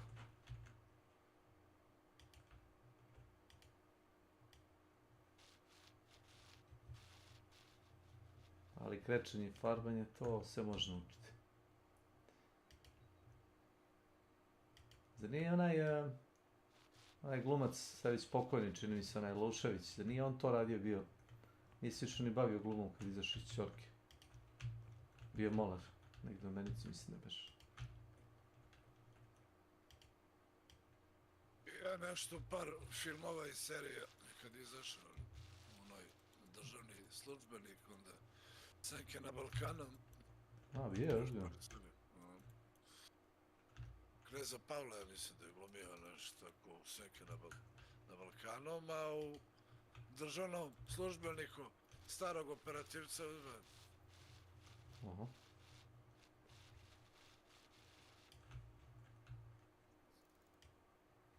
Isuse, se baš bio pouko aktivni izglume.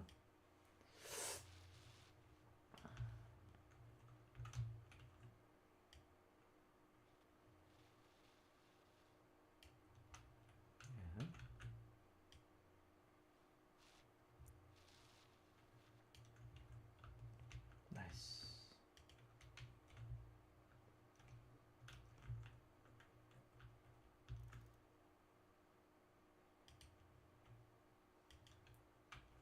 Ste pričao ono za Call of Duty novi? Nisam. Pa pita me da rako kao bi se zainteresovan. Pa znam, to smo pričali, 300 gigabajta. 300 gigabajta, kurac, palac. Evo ti. Izvini, ponavljam se. Matora sam, šta ću? Jednostavno mene ono agituje, razumeš? Koliko je CS? Koliko je instalacija ovog novoga? Je li jedno 30-40 giga? Pa tako koji, malo više nego CSGO što je bilo. Aha. 14-50. To nije strašno. A da, kod ovih moraš sve da instaliraš i što hoćeš i što nećeš. Sve Call of Duty igre. Svaki mod, svako govno.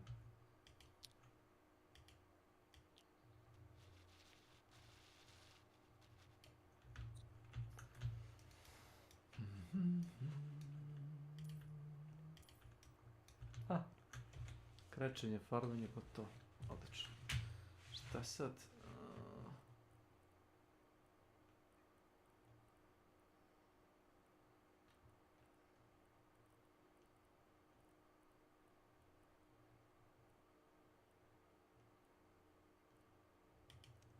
Možda prvo početi sa šporeta.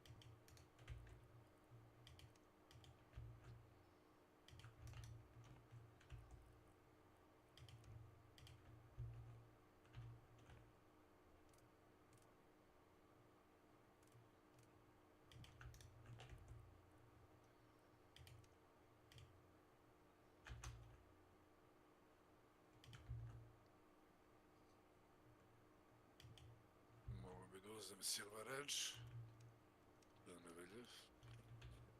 Što ti je to? To ti je kao neki cloak ili štap. Ne sjećam se svih artefakta, je to dodatno nešto novo igra? Ma nije, stvarno.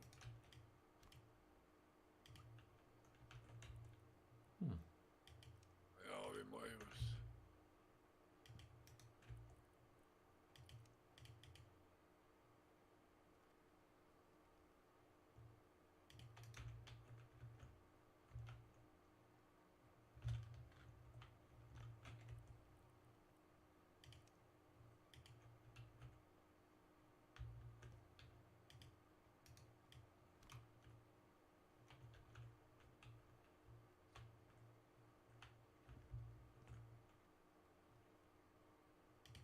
Kada aktiviraš Silver Edge, budeš kao nevidljivi, praviš jači damage, brže se. To je pre bio onaj dagger, baš tako zvao, ne znam. Pre bio onaj kao nož ili mač, zaboravio sam, kad klikneš na njega, odeš, dobiješ wind walk i kao, odeš... Blade. Jel' tako? Shadow Blade i onda iz Shadow Blade ide Silver Edge, pa izgleda kao mač. Znači, pravo sam bio, dobro se sjećam, nisam baš toliko umatarao.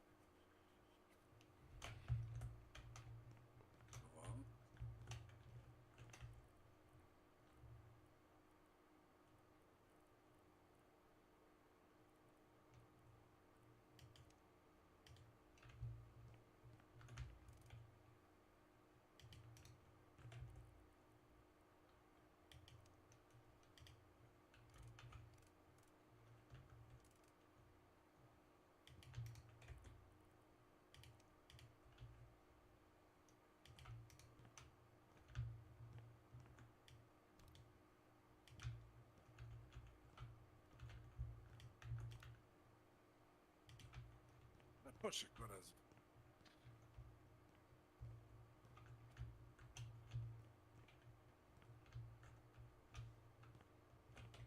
Sam ja gladan, neka završim da to mogu bi ja da jedem.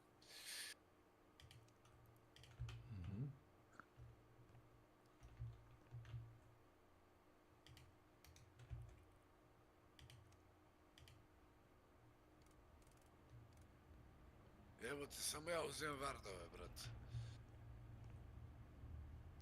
Da. S kim? S Alinom? Sa Drovkom igram. Što bi ti uzeo vard? Imali support u ekipi? Ma ne uzimaju vardove uopšte. Ma se tako igra bez vardova, znaš igrati tako mi u mraku je. Možda hoćeš da te svako malo kokne. Vidi ovo, brate, jebote.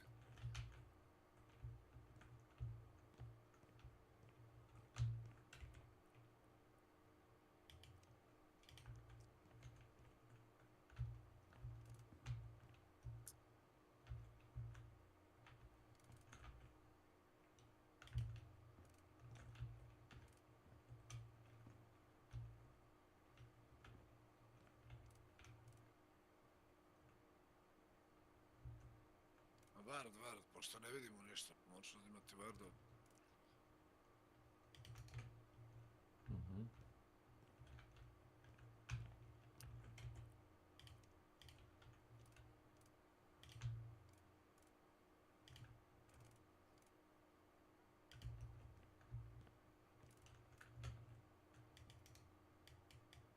Taki snobovi. Zavrano, ako ne prolazi za milion, ne znam za koga ću pratiti.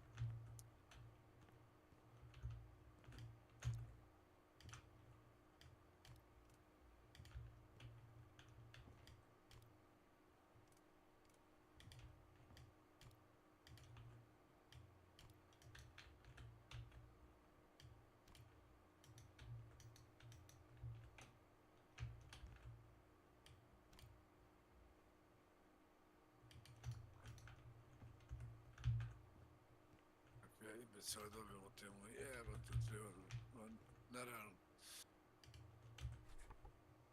Što uzmemo te heroje da igraju, brate, pa ima ništa.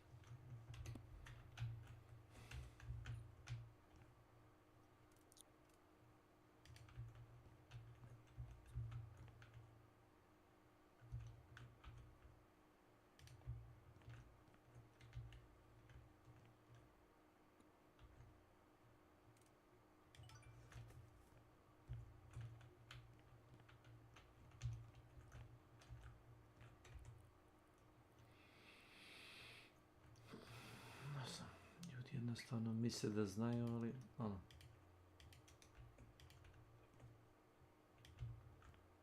Trubadur, kako bi ti rekao.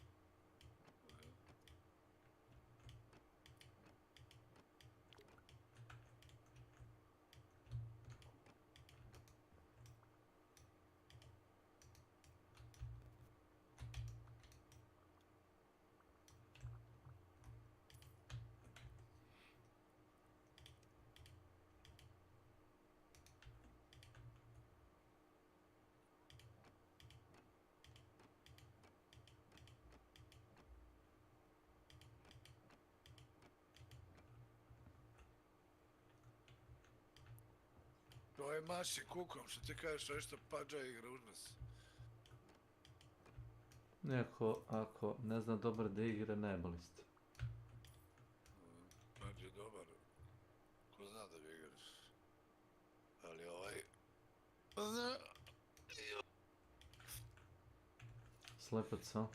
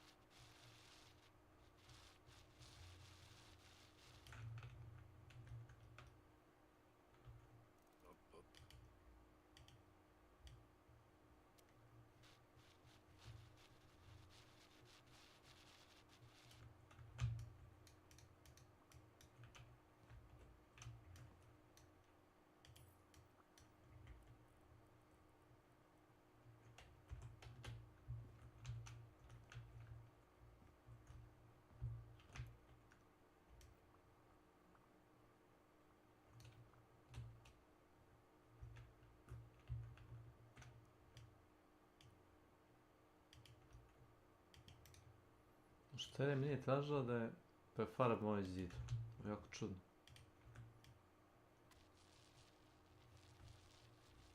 Ovo ću gratis da uradim.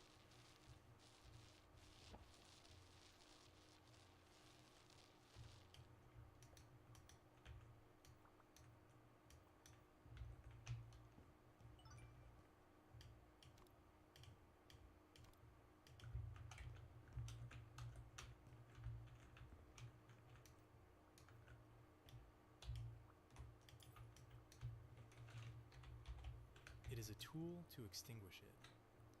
Then he holds Christopher, and both men choke up, briefly exposing the emotional damage the lifestyle demands they keep buried.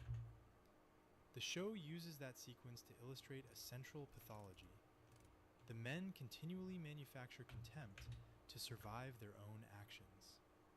That contempt is not honesty, it is anesthesia. Silvio's absence of ceremony is simply a purer form of the same anesthetic. Even Silvio's humor is part of the seduction. He is funny in a way that feels effortless. A grimace, a perfectly timed imitation, a dry aside that punctures tension without demanding attention. His movie star impressions land not because of their accuracy, but because of their confidence, which is itself a form of authority in this world. The series also lets him be ridiculous, his temper flaring at a club employee over something trivial. Iđo! Ja. Pristao svašta se. Ne, sve sam ide sam sad trsku se razpis. Eno gore ima pečenice i to idemo mi do Šariporovića. Pa mi je doći.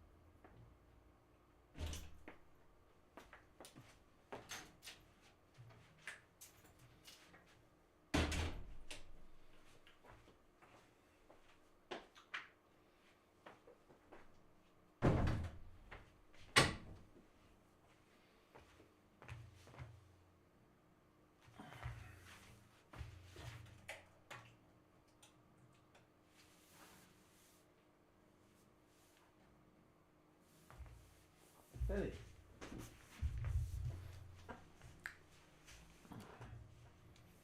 Oh.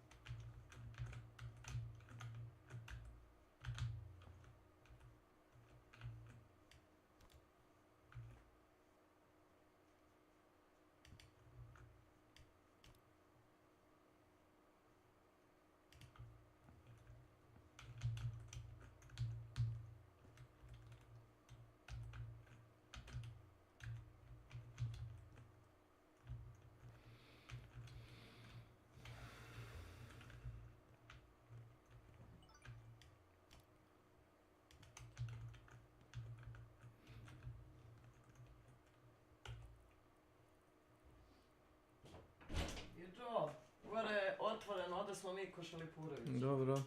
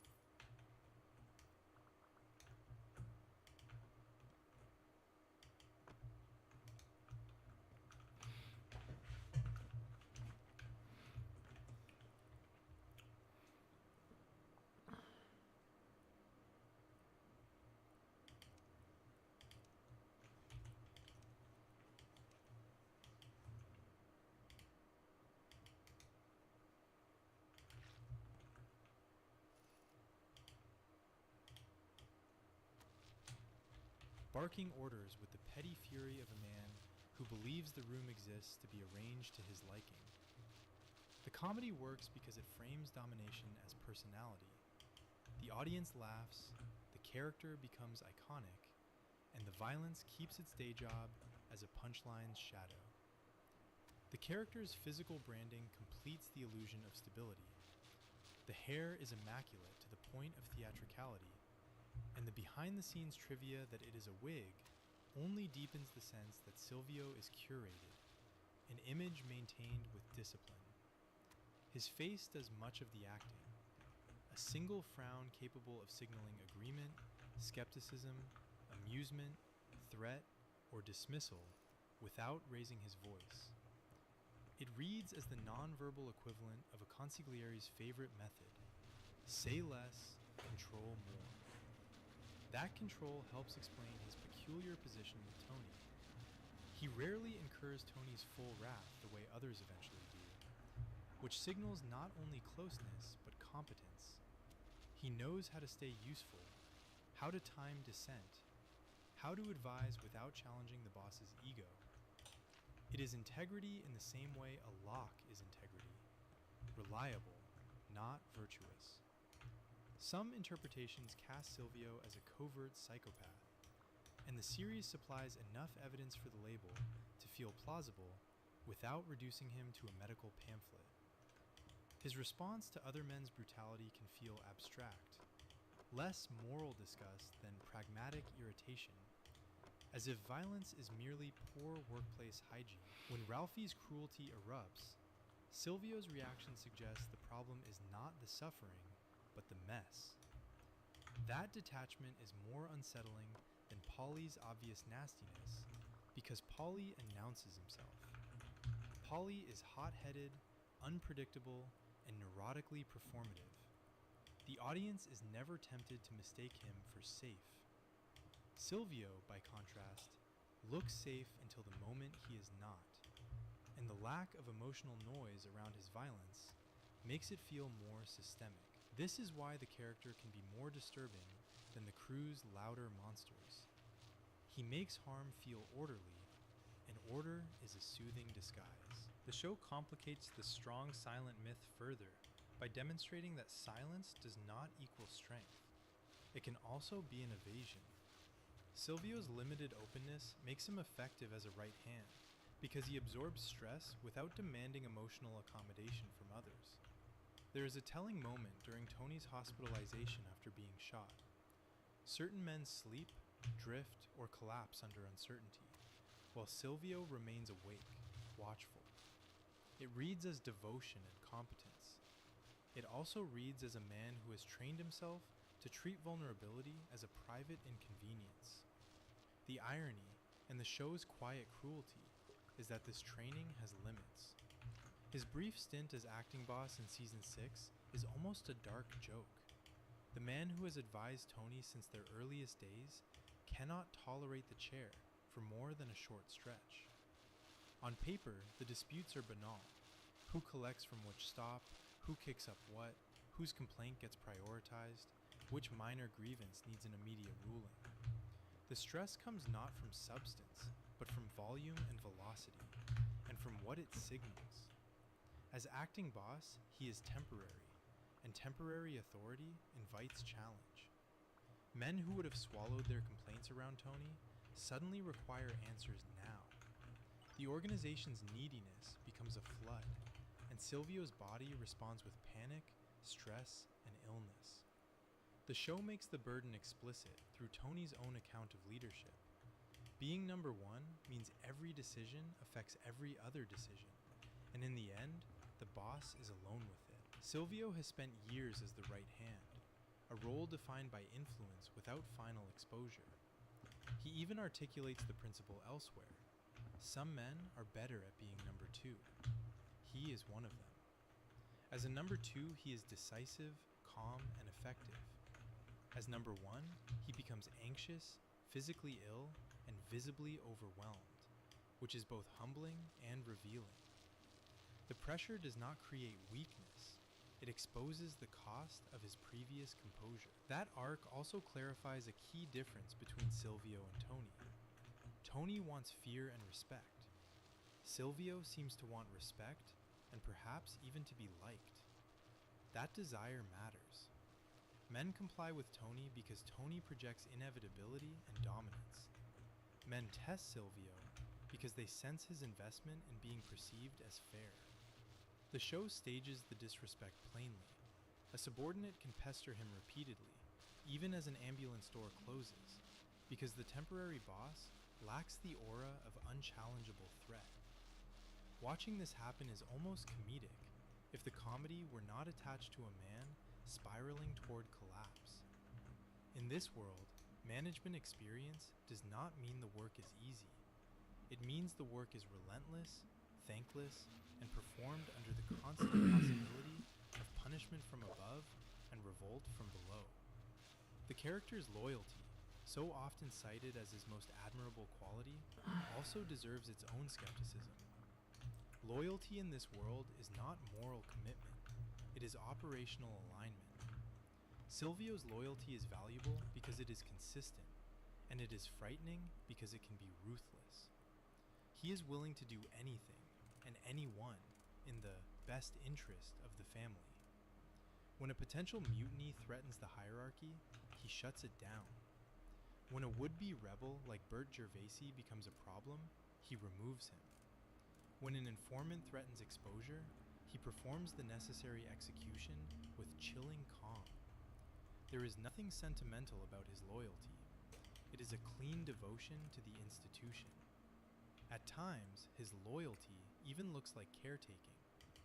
When he shields a subordinate's theft at a construction job, taking heat and smoothing Tony's perception, it can be read as a lesson, proof that another rising leader lacks respect.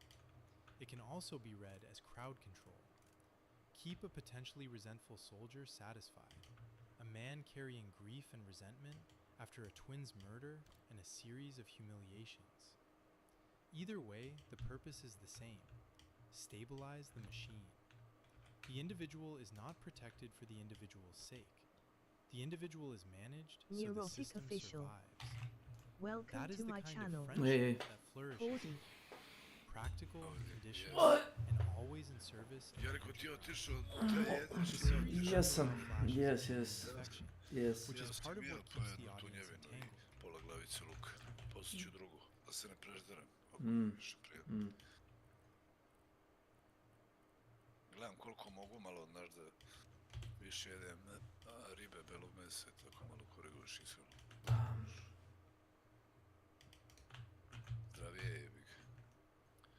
Sam bio već u nekim godinama, treba paziti malo, znaš. Bi trebalo.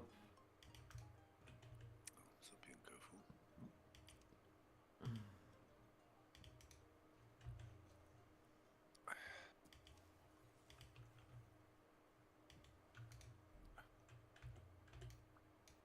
Da vidimo šta ima, gdje ima, kako je, zašto ima.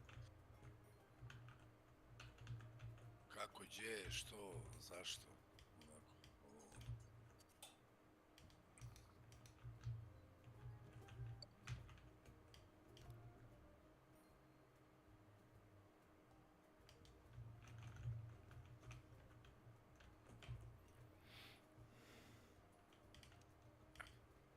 I to je mi Vaskrs.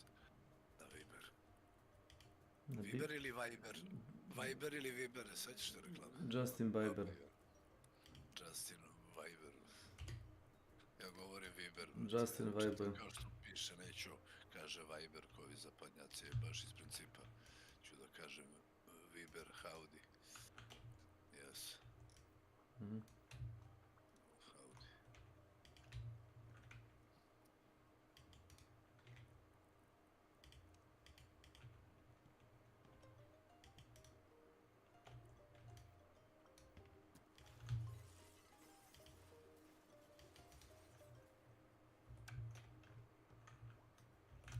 Ovo je svetlo za kuplere. Nekih odlično. Dve crvene silice. Bordel treba da mu, znaš, kao da mu daješ onako elegantan naziv za jednu kuću. Bordel. Pa bi to bude kao porodična kuća, ali miriše na snobove, znaš, toliko mi je skup. Dnevna soba je minimalistička, gledam na šta liči, jebote. Milioneri žive u ovakvim zgradama.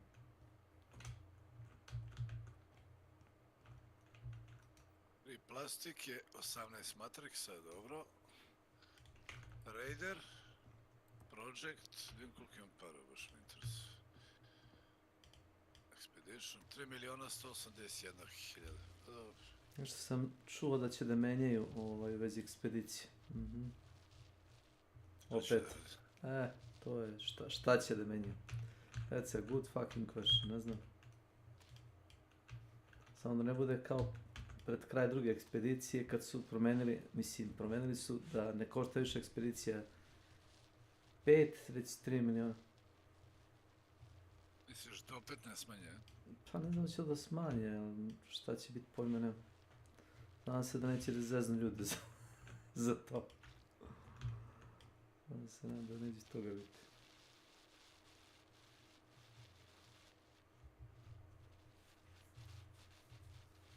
Pa žele da urade tu ekspediciju u fazonu verovatno manje više bezbolno, razumeš, zato što imaš ljudi koji kažu ja imam, ne znam, onaj blueprint, ja kao neću sad kao to da opet tražim, to mi je muka i nisam naišao ni nešto u igri što vredi toga, razumeš, da ja sad kao sad ja, baš, bukvalno ni nešto nisam naišao. Ovo je kao španski zid, Vidim po finišu. Ćemo igrati, da znam, ili igramo ili... 12. A onda idem na Dotu, ne znam što čekamo 12, ali yes. Dan Battleground. Yes.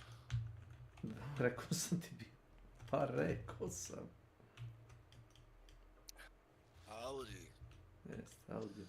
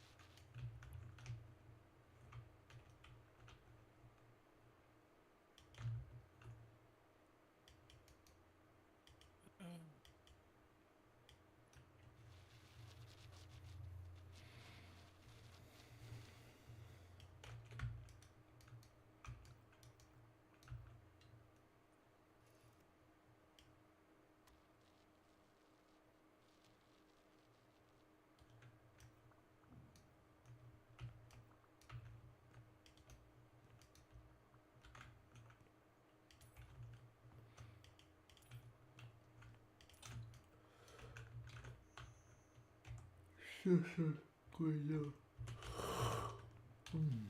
Šta sam jevno radio? Nisam sipao vodu u bazen, to da. Jesu. Jeboj bazen.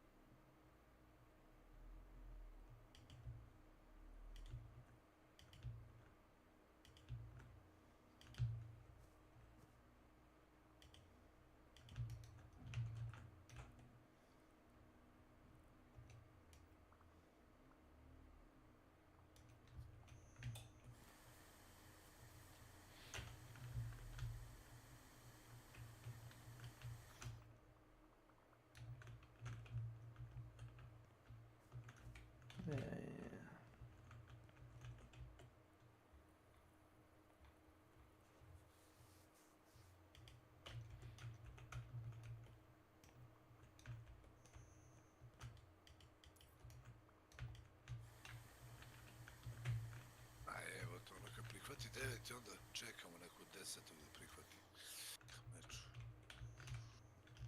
Nije prihvatio.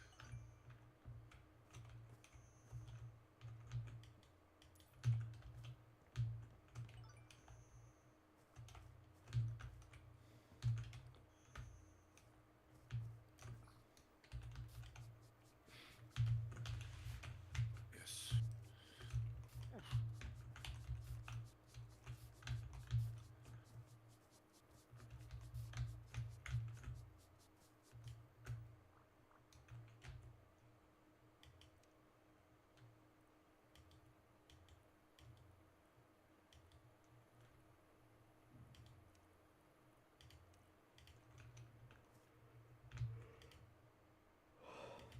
Witch Doctor.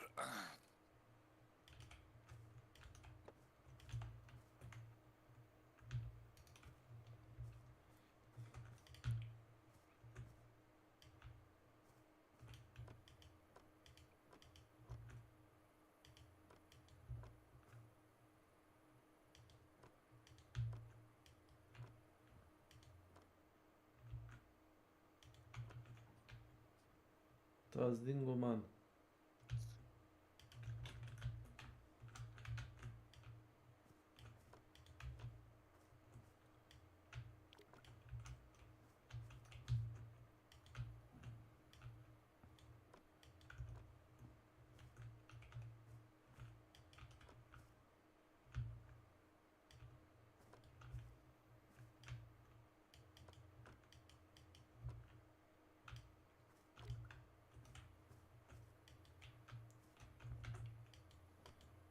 Jesi vidio klipove, još sam uključio, oni može žena dodavali glasove za heroje pa igraju kao jedno protiv drugog.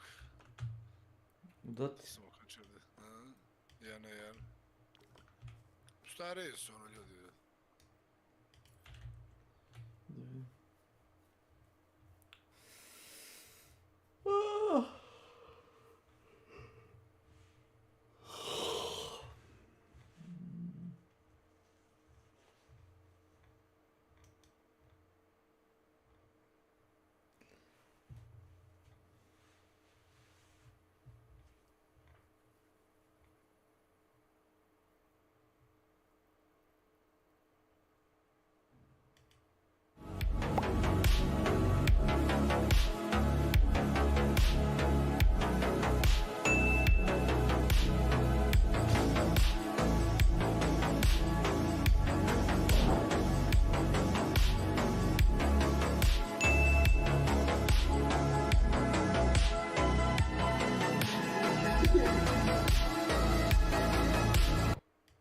Jedini klip koji vidi možda si ti postao skorije bila ono za Putina, čini mi se.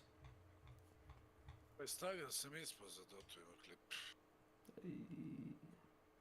Ček da ga nađu.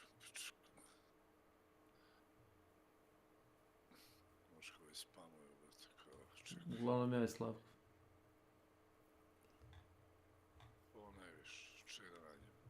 Poslije njega. Kao da je. Da se zove shit posting, inače. Evo ti ja dok nađem sad. A, srećno s tim. Aj,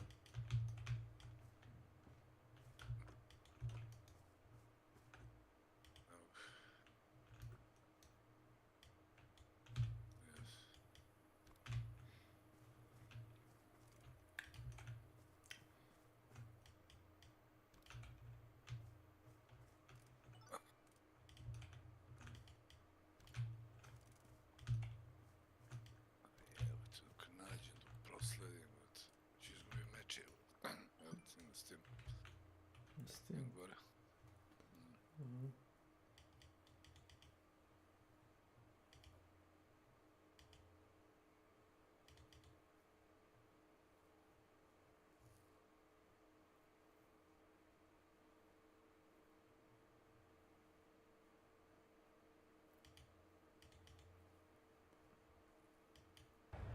Look who's coming to dinner!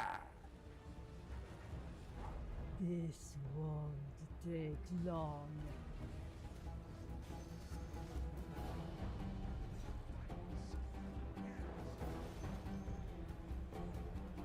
Hooked you over for dinner!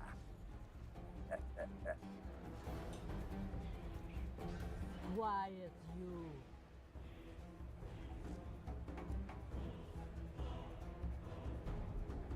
Go and feed my beautiful sisters. I'll skin you for that! Victory! Now, bloody hell! Coming to dinner! This won't take long.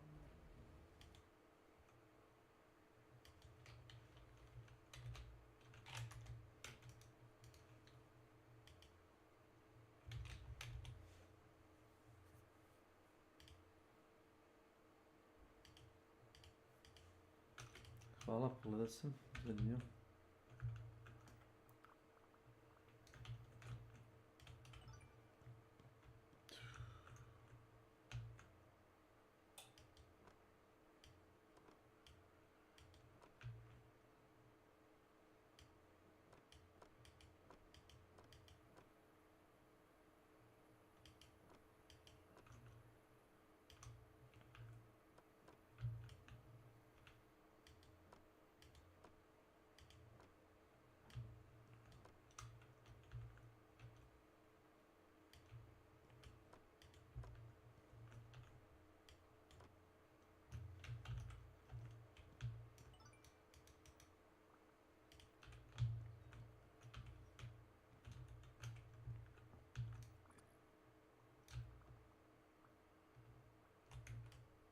Yes, indeedy, kaže viš doktor. Yes, indeedy.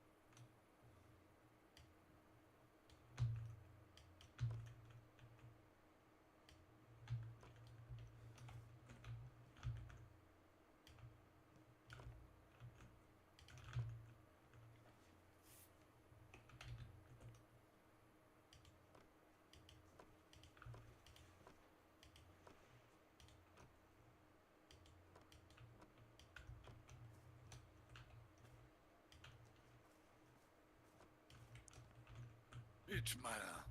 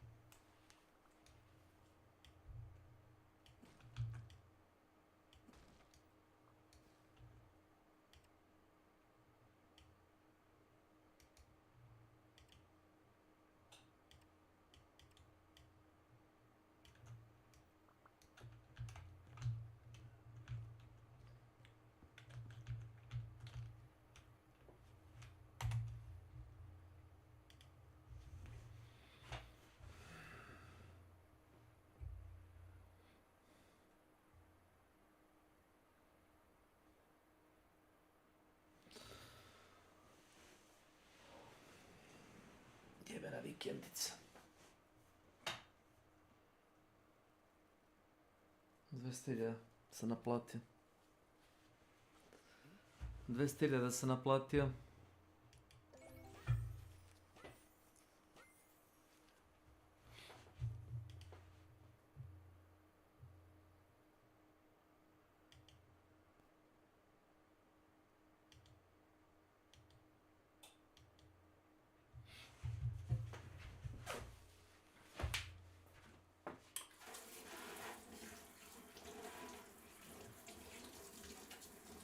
Mislim da igra trenutno ima problem.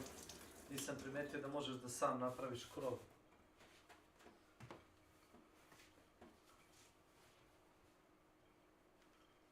Možeš samo da napraviš ploču. I ako kuća ima krov, to ne diraš. Ne možeš da ga napraviš.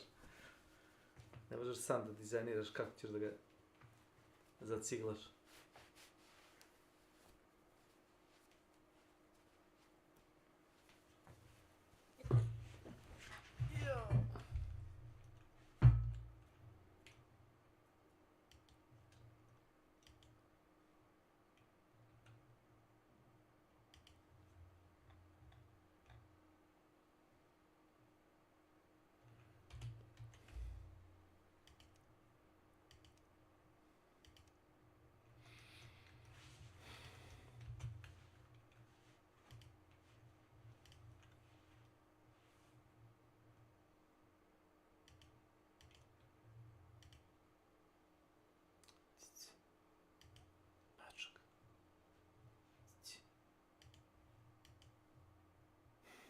Spavaj.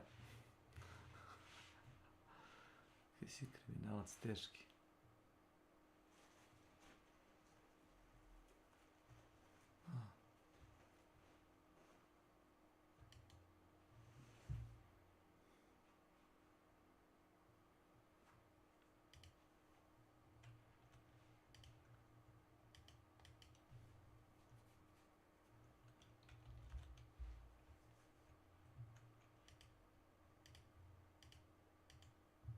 Silvio shows real concern during Tony's coma. Later, when Silvio is shot, Tony's response carries something like reciprocal warmth. These moments are not sentimental exceptions. They are bait. They remind the audience that these men are capable of feeling, which makes what they do harder to dismiss as simple monstrosity. Affection exists here. It just exists inside a structure that treats people as expendable as soon as they become inconvenient. The show's genius is refusing to resolve that contradiction into comfort. It uses affection to thicken the moral bond, then brings the audience back to the fact. All of this makes Silvio's likability less a contradiction than a warning. He is likable because he is entertaining, competent, and calm. He is also likable because he is used sparingly, which preserves his mystique. He rarely drags the narrative into extended self-pity, the way Christopher can, or into obsessive bitterness, the way Pauly often does. He is not constantly in a feud. He is the behind-the-scenes man, the one who keeps things moving. That steadiness is appealing. It is also lethal. The viewer relaxes around it, and the show knows it. When his violence erupts, against Tracy, against Adriana, it lands with particular force because it violates the audience's own investment in his reasonable persona. The comparisons with other characters only sharpen the point. Bobby Bacalieri is often treated as the likable exception, a family man whose softness reads as decency among wolves. Silvio is likable without being soft. He cheats on his wife, abuses his employees, profits from a system bordering on trafficking, and kills with professional detachment. Yet he still presents as the reasonable adult. Pauly, meanwhile, may be more compelling as a character, precisely because he is more openly neurotic. His superstitions, his germ fears, his anxious relationship to his mother figure, his volatile pride, those details create texture and unpredictability. Silvio is less explored internally, but that is why he works so effectively as a moral trap. His steadiness invites projection. He can be imagined as the authentic mafioso, the loyal friend, competent advisor. Then the show reminds everyone that authenticity here means being good at terrible things. The series also makes sure his steadiness is conditional. When gambling pulls at him, the darker edge surfaces. The grounded man can become ugly and reckless. When cultural flashpoints are pushed, he can become agitated and petty. He is not above the crew, he is merely better at presenting himself as above it. The show uses that presentation as a mirror for the audience. If the audience can like Silvio, the audience can like anyone, provided the monster tells a good joke and stands still long. There is, finally, the meta-irony that the actor behind the character is widely known for another life entirely. Steve Van Zandt, a longtime member of Bruce Springsteen's E Street Band, brought rock and roll cool into a mafia drama without needing traditional acting fireworks. That background contributes to the character's aura. The performance is built on timing, presence, and iconography. It is also reportedly marked by reluctance in certain moments, particularly the scene where Adriana is eliminated, which only underlines the brutality of what the script requires. A likable figure performing an unlikable act with no narrative leap. The audience is left with the unmistakable recognition that the character's calm is not kindness, it is proficiency. Speculation Ja about sam who znao he lika is, koji je šetao se whether he samo, awakes, whether he znači, survives, po šumi i iz mraka te samo cepa sa onim. Survival would Vardo je not svuda scenes that define i him, bukvalno ne ide na would led. not soften the parking lot, Ono kao ninja iz would pozadine, not samo change cepa. the woods. Naturally, it is justified as necessary, which is always adored. It would only extend the life of the organization's most polished functionary. Silvio Dante is unsettling because he embodies the show's central indictment without needing lectures. He is the friend who becomes the executioner, the counselor who is also an exploiter, the comic relief who can turn vicious with unnerving ease. The Sopranos does not ask for admiration of this world. It demonstrates how admiration happens, how it is earned, and how quickly it can be exposed as misplaced. Silvio is the demonstration made flesh, a lead pipe wrapped in velvet, handed to the audience with a smile, then used exactly as intended.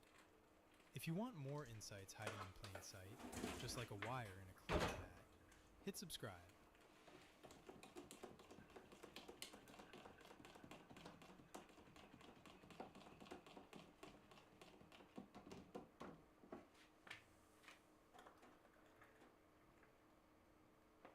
Kad si igrao zadnji put neku single player, znam, rekao si God of War, čini mi se da si igrao. Čime posle toga da God of War i Ghost of Tsushima? Pa dosta mi je ovo što igram, ja tako, kad nešto bude na nekoj snižanju da mi se baš igra, ono, uzem, nije mi nešto hitno, znaš. Ne gori ti? Da. Ako su mi ove igre okej, što igram, dovoljno. Jes. Da mi je snajper da bacim manu na njega da ne vidim.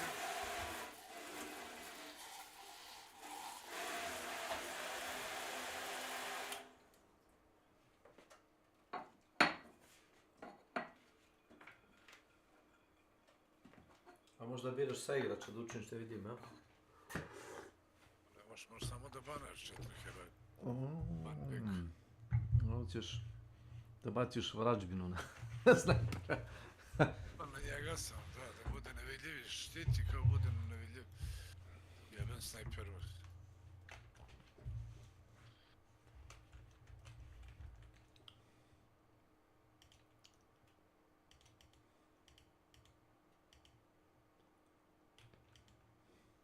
Hey, I'm some nobody, and my third ever video was me talking about how the Resident Evil 3 remake made Nemesis look like a complete jabroni. I do not recommend checking it out. That video is absolutely rank. It's amateur, unscripted, and poorly edited, but it's also correct. To this day, I hate the Resident Evil 3 remake. I think to nešto iz krajnosti u krajnosti dobijem normalne saigrače ili takve pacijente. It's the worst one of the worst remakes of all time. I argue it's the worst non-spin-off Resident Evil game. That might be a hot take, but I genuinely think remake is worse than 5 and 6. It's got a quarter of the content the original has, and the content it does have is mostly linear, entirely scripted segments. You know, every Resident Evil game is meant to be speedrun. Even if you comb over every inch of the map, take your time, stretch out the game as long as possible, there just isn't that much to offer. Now, in the game's defense, I understand that it was rushed. It came out 1 year after the Resident Evil 2 remake, and Capcom clearly just wanted to get 3 out of the way so they could get the remake in 4.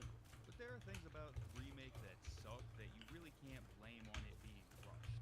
A little teaser for something I'll talk about later in the video. It kind of blew my mind when 3 Remake came out and everybody was rushing to call it woke and political, when as a matter of fact, I think 3 Remake is hella misogynistic. I know what you're already thinking. Some nobody, there have been like 3 or 4 Resident Evil games released since 3 Remake came out. Why are you talking about it again? Well, because it has been 6 years since 3 Remake released, and I get more and more reason to hate it every day. The big thing that's got me thinking about it now, it's become apparent to me that a lot of modern Resident Evil fans don't care about anything that released before Resident Evil 7. A lot of people became fans of the series with Resident Evil 2 Remake, and there's nothing wrong with that. Everybody finds stuff at different times, and 2 Remake is a great game. However, there's a good chunk of people who act like 7 or 2 Remake were the first good games in the series, Good job. Nothing before those 2 is even worth playing. Listen, you don't want to play older games? That's fine. I think you're missing out, but ultimately it's your prerogative. Don't act like it's the game's problem. Way too many people act like them refusing to play an older game is some failure of the game's design or a result of some technical limitations. Then they take it one step further and bash the original game in order to praise the remake just for being easier to digest. In essence, they act like just because a game got a remake, it must mean the original sucked. And if you think like that, I gotta ask you, Why are we even talking about Resident Evil 30 years later if the first 3 games all suck? It's a mystery, but this facet of the modern Resident Evil fanbase has drawn my attention back to 3 Remake, because that game is their only exposure to Jill Valentine and Nemesis, and it does both of them so dirty. The damage it did to Jill is especially bad because she was already struggling. The series after it dropped fixed camera angles was not kind to Jill. Her last 2 appearances before Remake were Revelations in 2012, a good game but one overshadowed by RE6 forcing the series to reset, and Resident Evil 5, a game where she's just part of Chris's backstory and a plot twist. You could argue Jill hasn't had a standout performance in the series since 2002 with the Resident Evil 1 remake, and that game has fixed camera angles, so you know a newer fan isn't playing that shit. All of this to say that Resident Evil 3 Remake was critical to putting Jill back in the limelight, and I'd say it hurt her even more by being a bad game and just not having a good depiction of Jill. So I've decided to complain about Resident Evil 3 once again. This time I'm going over how that game makes Nemesis and Jill look like complete jabronis. Could you imagine that? A remake that adds content? Ember Spirit'a igram sad, dobro. Ajde da. Ember Spirit. Međed. Nije Međed. Kako nije? Ne, onaj Međed što liči na, kao pandu. Ne Ursa Međed, nego onaj je... Zar nije Ember Spirit bio prvo jedan od ona 3 kao, ono stari dosta. Stari od koji se igra. Bio jedan od ona 3 medvede koji su bili deo onoga Brewmastera. I kad klikneš na ulti, on se rasturi u 3 elementala, ona malo. One 3 čikice. Ako jedan od njih preživi, medved se opet formira, taj glavni panda. Onda su oni napravili od toga Embera, u novoj Doti napravili su kao komplet drugačijih, vizualno, ali u originalu izgledao kao Magic. Brdo ima Embera, ima još dosta Embera. Ember Spirit, Ember Void, Ember ovaj, Ember... Jest. Gledam, stvarno demo nisam igrao još. Ember Spirit, dobro.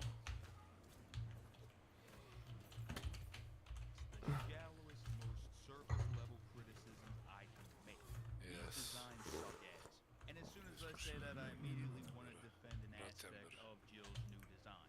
Because when 3Make released, those types of people immediately came crawling out the woodwork to insist that 3Make Jill was ugly. I just want to say, categorically false. Hulk Hogan could not tell a bigger lie. This is a very pretty woman. Quick sidebar, I do think Remake Claire's face fits Jill better, and I think Remake Jill's face fits Claire better, but that's irrelevant. So 3Make Jill is very pretty. The hair is on point, but my problem with the design is that she has no fucking sauce whatsoever. I'm not hating on the tank top and jeans combo. Throw a cross around your neck, this is a god-tier outfit for going to the gas station. But if you want to see a good main character outfit, you gotta be big, and this Jill isn't jack. She wants to rock this outfit, she needs to fetch a few pails of water. And besides that, it's the exact same outfit they gave to Claire in the Resident Evil 2 remake a year prior, but at the very least, Claire wears a cool jacket for most of her screen time. Now at this juncture, you might be tempted to accuse me of being a gooner that just wants Jill to be in her tube top and mini skirt from the original so I can jack off to the game while I'm playing. And I gotta say, if I'm a gooner, I'm not very good at it because I actually would have liked if 3Make Jill showed less skin. Like I said, I don't think she's jacked enough to rock just the tank top, but I think a different top would have made her a lot cooler. I found this fan concept art from 7 years ago on Reddit, and I love pretty much all these. I'm especially fond of 3. I think the unbuttoned button-up with the collar pop and the fingerless gloves, she looks awesome. I also like the Nathan Drake shirt in number 2. Alternatively, I would have really dug something like this outfit from the original 3's epilogue. She's got that shit on here. Or if you're really desperate to see them shoulders, I actually think Welcome to Raccoon City has a pretty decent Jill outfit. In the movie, it's like a sleeveless Stars jumpsuit, but if you look at it from the waist up, it's the blue tank top with a Stars vest over it, and it looks way cooler than just the tank top by itself. The way I see it, such an iconic character's first appearance in 8 years, they needed to do something way more interesting than just tank top and jeans. Could you imagine if Leon showed up in Requiem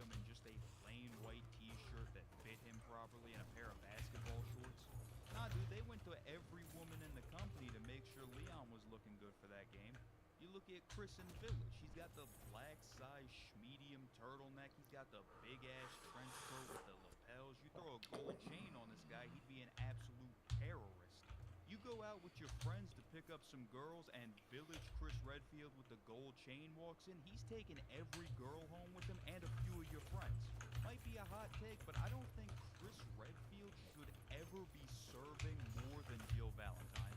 And yet Capcom had it happen twice in a row, because in Resident Evil Death Island, which takes place in 2015, Jill still looks and dresses like she did in 1998, while Chris gets this cool fucking tiger shirt. And the last thing I'll say about Jill in the remake visually is that her Stars outfit is absolutely terrible. They shrunk her shoulder pads, got rid of the collar that connects the shoulder pads, and switched out her tactical shirt for just a regular ass t-shirt. And the reason I'm taking the time to call out how bad this Stars outfit is that this is the version of the outfit that's in Fortnite and Dead by Daylight. So if I want to rep the GOAT, I gotta wear one of her worst fits ever. Moving on to the remake Nemesis design. Well, take that fucking from the context of being a redesign. Ja sam imao koliko sati. Slobodno. Sat je na... Mislim da upravo na Space Sportu da je... Ne, Blue Gate. Blue Gate. Da sam malo probio. That didn't happen, but even if it did, I'd still say this face is worse than his original. The really long piano key teeth are kind of silly looking, and the face as a whole is much less expressive than the original. I don't really know how to explain this, but OG Nemesis looks like he is laser focused on one goal. He looks like an emotionless killing machine, but not a mindless one. If you compare Nemesis' original face to Mr. X in the remake, Mr. X is completely blank. He is just a weapon that's kind of shaped like a person, whereas Nemesis kind of has a Hitman feel to him. I can't really explain how, but he kind of looks like Agent 47. You can look at Nemesis and obviously he's a monster, but you can Remember. immediately discern a certain level of intelligence.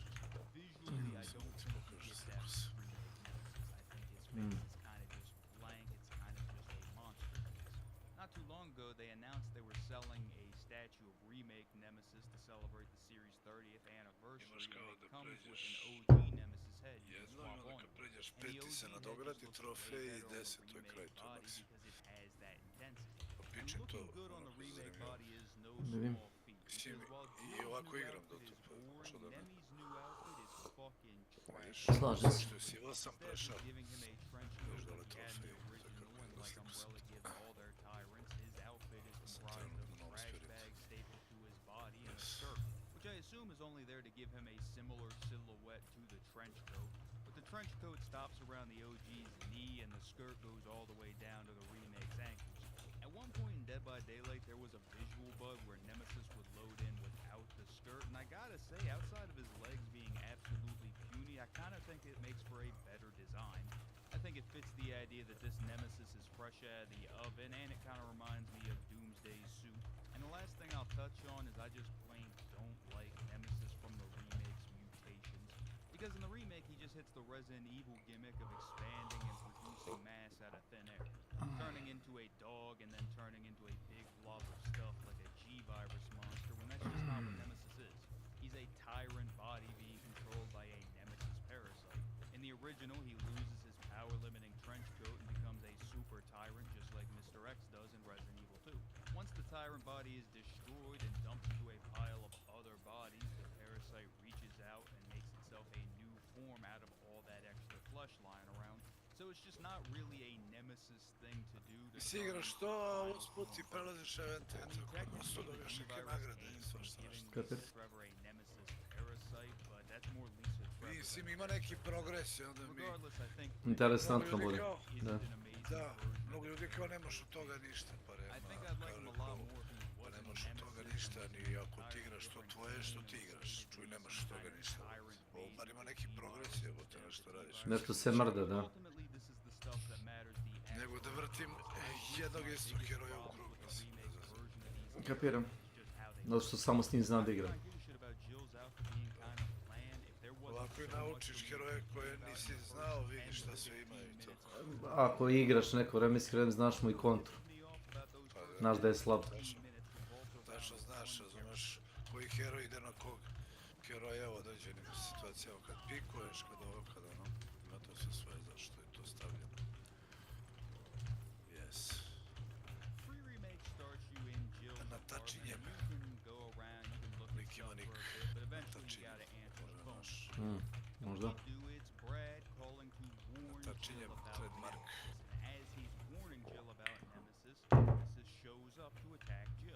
Stop right there.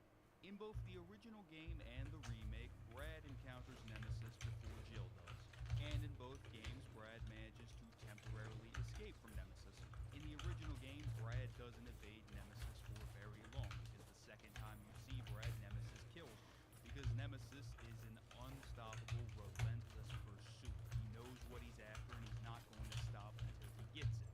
Except in the remake, where Nemesis entirely gives up on Brad to go after Jill. In the first minute alone, Jill and Nemesis already look bad. Because clearly off-screen, one of two things Ja karam na telane Serbia. The absolute fucking brakes off of Nemesis so bad he decided to go after Jill, or Brad outmaneuvered Nemesis to such an insane degree that Nemesis gave up to go after Jill. Like when you're playing Dead by Daylight and you realize the survivor you're chasing is way too good, so you have to go after a weaker member of the team. So right off the bat, Nemesis introduction establishes that he either got low diffed off-screen or he got styled on off-screen. The fact that he's here attacking Jill means he's already got negative aura, but that reflects on Jill too. The fact that Nemesis thinks she's the weaker target between her and Brad, that makes her look bad. And the fact that evidently he's right makes her look even worse. Because in the apartment building opening sequence, Nemesis puts Jill in check twice and then just decides to not win. He gets her by the neck in her apartment, and a little bit later he gets her by the head. In both of these instances, Nemesis could instantly kill Jill and just doesn't. And you can say, you know, Nemesis doesn't want to end it too quickly. He wants to have a bit of fun. He wants to prolong the hunt. Okay, so our main character, Jill Valentine, is just getting played with. She only lives through this opening because Nemesis is being goofy. She doesn't escape this encounter thanks to her quick wits or her skills. She only escapes because Nemesis is treating her like a toy. But that blows back on Nemesis, because if you aura farm and then lose the encounter, you lose way more aura than you could have gained. And dude is already in the negatives as previously established. So the apartment building sequence ends with Jill looking lame and Nemesis looking like a dumbass. But then it immediately gets worse for both of them when we actually meet Brad. Let me teach you guys a little bit about Brad Chickenheart Vickers. Brad was the helicopter pilot for the Stars Alpha team, and a talented one at that. But Brad had one big flaw. He was not a combat guy. They called him Chickenheart because at the first sign of danger, he's turning the other way. And you see this at the beginning of the first Resident Evil. Brad is chilling in the helicopter, he hears gunshots, and he takes off with the helicopter, stranding the rest of Alpha team in the Arkley Mountains. Which, given Brad some credit, is technically not a bad play. Brad doesn't fully abandon his team and go home. He hovers around the mountains for the next couple of hours looking for Alpha Team. And when he finally finds them fighting with a tyrant, he drops a rocket launcher and then evacs all of them away from the mansion. Pozdrav Vlado, srećan Uskrs. Audi. Audio, da.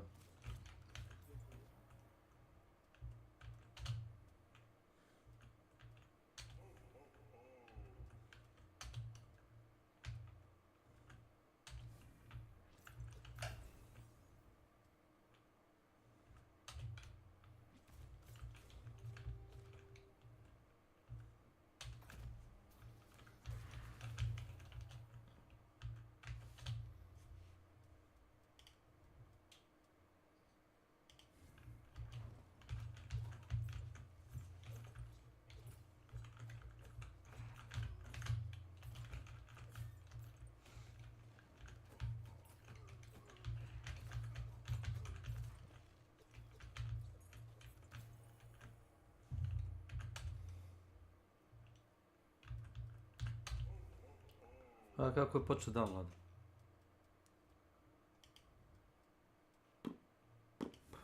Jest. Jest.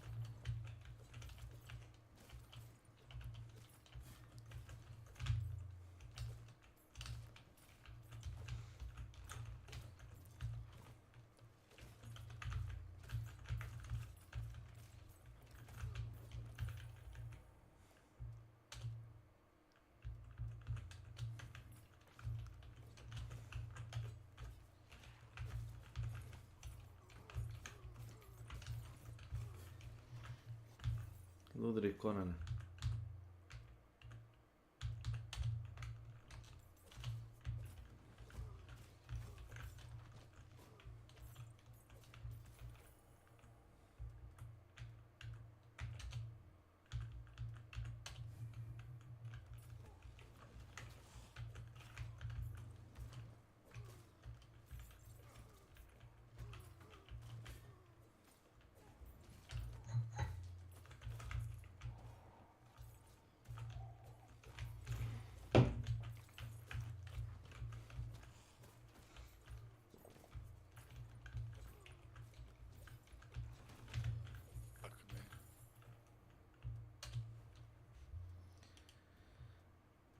Endless wealth, yes.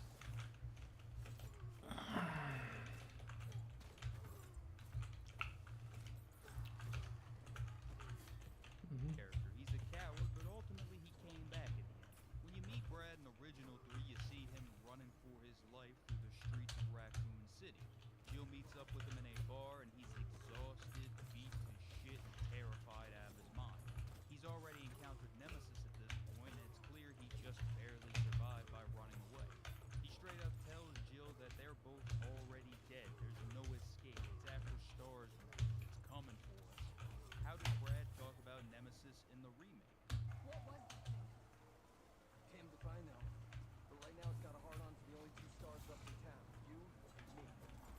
I'm not sticking around. Just look around you. The longer we wait, the more screwed we are. So Brad Chickenheart Vickers is not concerned with Nemesis in the slightest. He knows for a fact that it's nearby because Jill just encountered it, and his reaction is that we might want to get out of here. Let me just reiterate something to you. Brad Chickenheart Vickers is not afraid of Nemesis whatsoever. Let me clarify just a few more things about Brad. Number one, he has never fought a VOW before. He was not in the mansion at any point. He didn't even see the dogs. He heard gunshots. He took off. He saw the tyrant at the end and dropped a rocket launcher for Jill or Chris to use. This is a guy specifically picked by Wesker to be on the team because he was a coward. Wesker specifically needed a pilot that would abandon the other members of STARS so that he could pit them up against his science experiments. So Wesker had to comb through applications and profiles and check references, all because he was looking for a coward. He was posted up at his desk like, I need someone who fits the qualifications of the job, but is also the biggest bitch of all time. And Brad was the star candidate. Brad was Wesker's #1 draft pick for abandoning his teammates out of fear.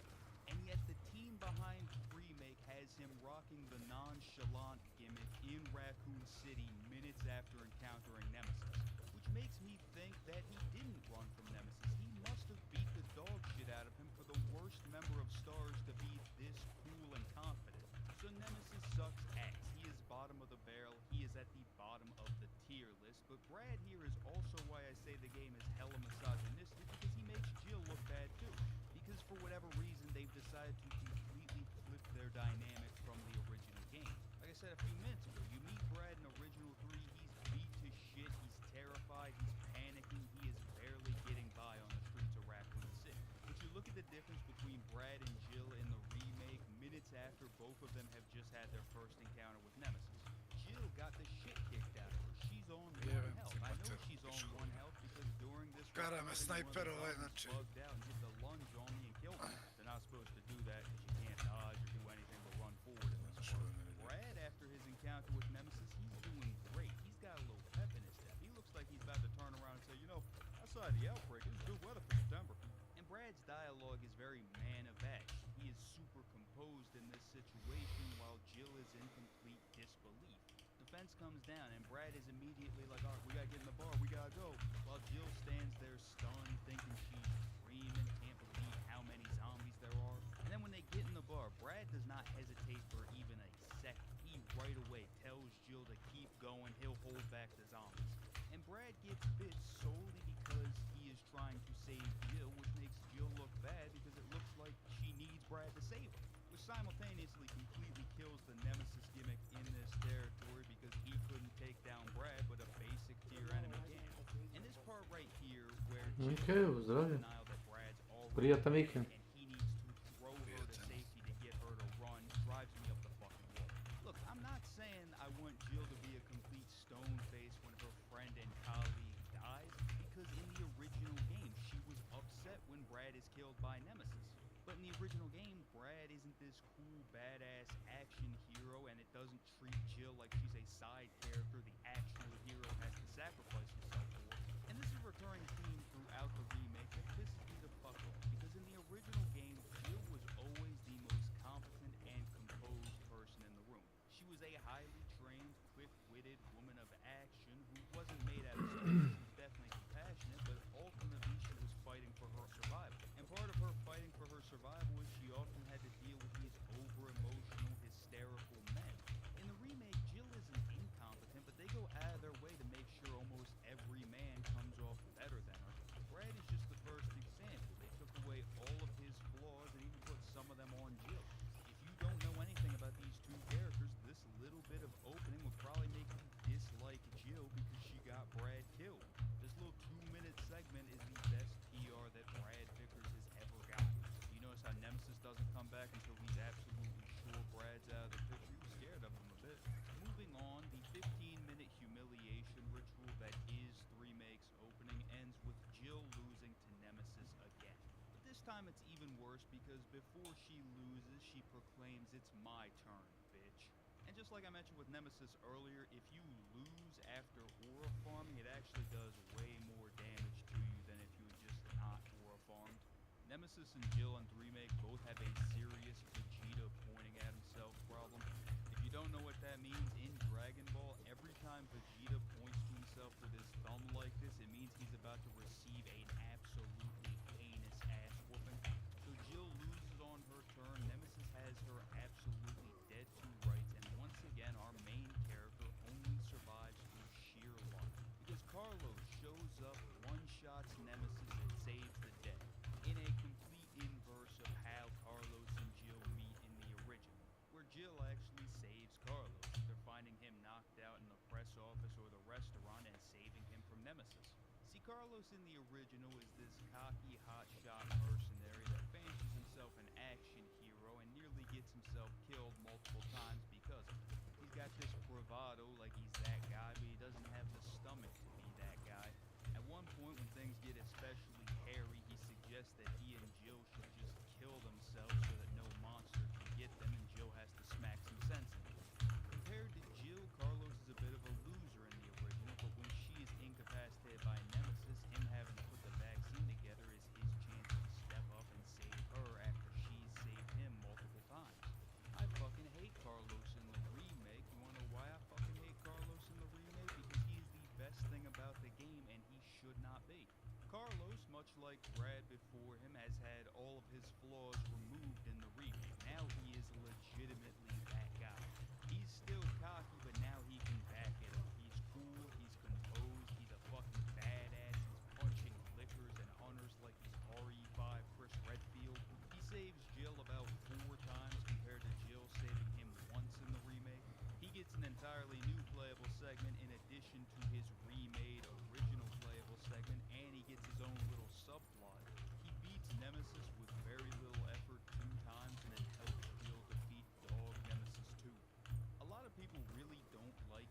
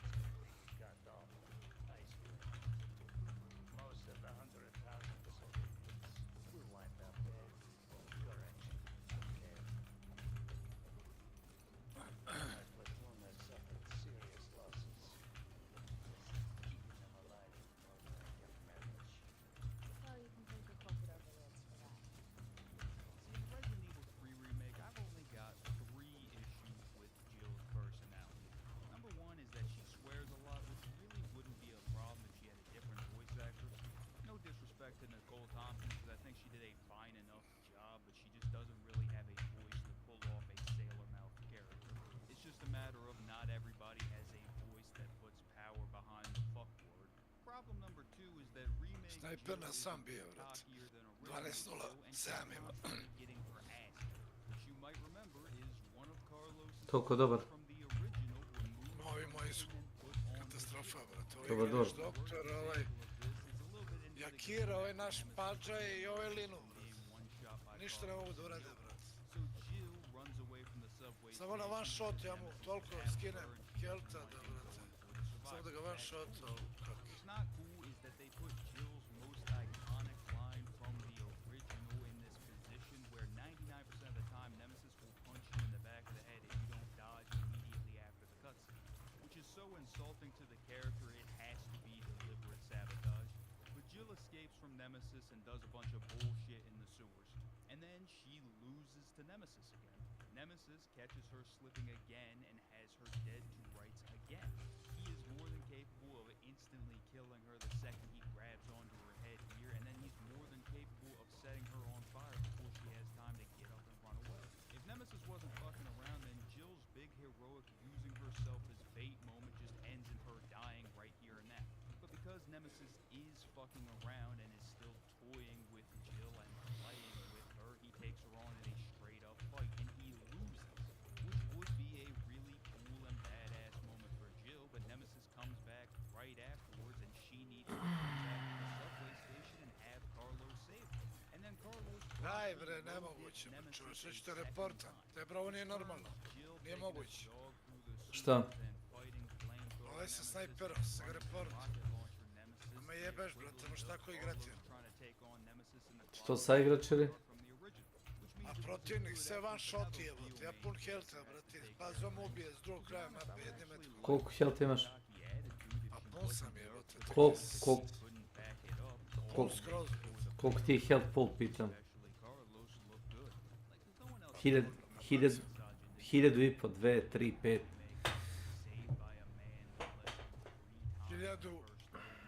1700 skoro. Nemoguće da multi radi toliko. Ne verujem. Pa to ti kažem. Ne verujem. Jedino ako nije max level pa ima neki buff na ult. Pa sad gledam koji je level. 22. brate. Kad dobije onaj upgrade na ability? Welcome to my channel. Na 25, na 30 kojem. Znaš da ima ono da, mislim ti znaš bolje nego ja, da ono valjda biraš upgrade na jedan postojećih ability.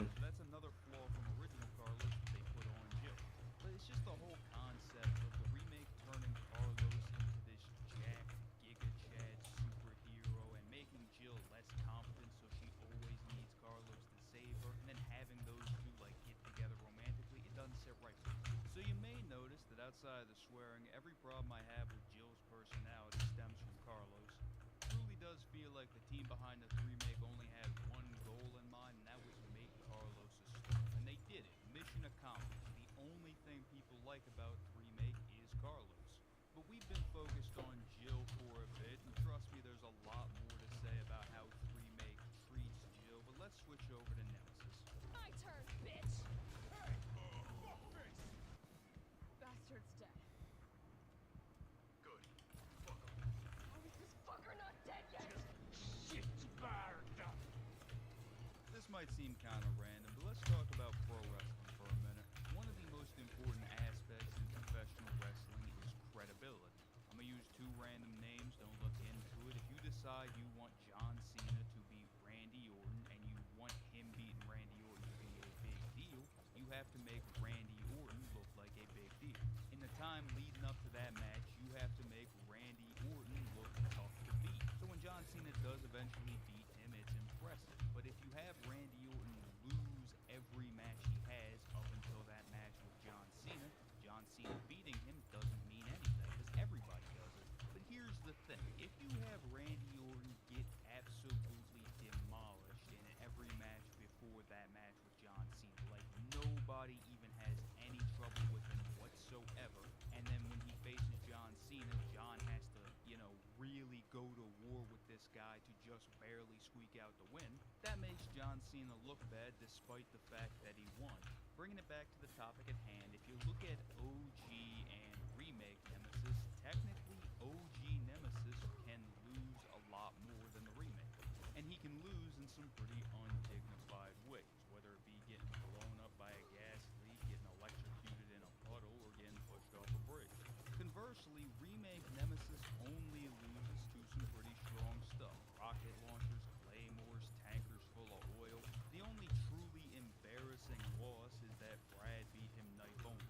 But here's the thing, all of those losses don't make original Nemesis look like a joke. He keeps his credibility through all of them and makes Jill look good every time she beats him. Whereas in the remake, Nemesis doesn't have any credibility, so he makes Jill look bad when she's the only character that struggles to beat him. Let's look at OG Nemesis and determine how he manages to stay credible despite a terrible win-loss record. The first and most obvious point in his favor is Brad Victor. Before you even encounter Nemesis, you have Brad talking about the guy like he's the devil. And the first time you see Nemesis, he shows you exactly what he's capable of by doing it to Brad. And then the second point in favor of OG Nemesis actually is the gameplay. Right away, being given the choice between running away or fighting Nemesis does a lot for the guy's image. Being able to run away even after you decide to fight Nemesis also does a lot for the guy's image.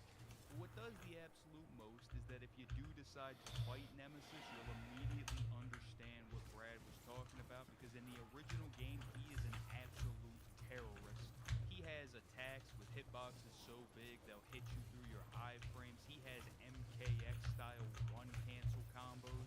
He has a command grab with an option select, and if he recognizes that the grab isn't going to land, he can just stop the animation midway through and go right to a different one. I have had playthroughs where Nemesis will miss his command grab, cancel the animation into a sprint, get right up onto me, then just stand there to bait out my dodge input so he can land the command grab. And when he lands this command grab, he can either throw you onto the ground or go straight for the kill, giving you a chance to wiggle out. But if he throws you on the ground, he can grab you off the ground to go for the kill, which is very hard to wiggle out of if you're not full health. And just to add insult to injury, Nemesis will fake his own death just to get right back up to kick your ass some more. The point I'm trying to make is that even if you do beat Nemesis in that first encounter, it's not going to be easy until you get so good at the game you're doing knife only, kill all enemy, no damage runs. After that first round, you're going to be hesitant to take on Nemesis in a straight up fight, and he comes back about 5 minutes later with a rocket launcher, and he stays a thorn in your side for the rest of the game. You, the player, understand Nemesis as a credible threat, and Jill, the character, understands Nemesis as a credible threat, because she too is hesitant to take him on in a straight up fight. That's why after the RPD, the next time you encounter Nemesis, your event choices aren't to run or fight, it's run or hide.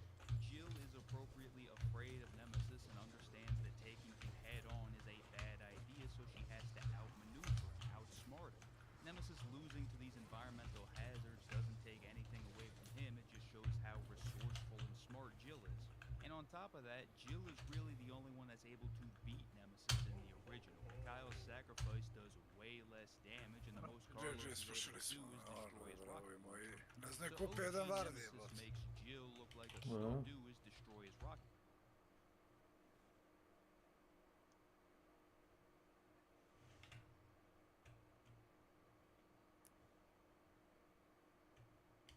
Launcher.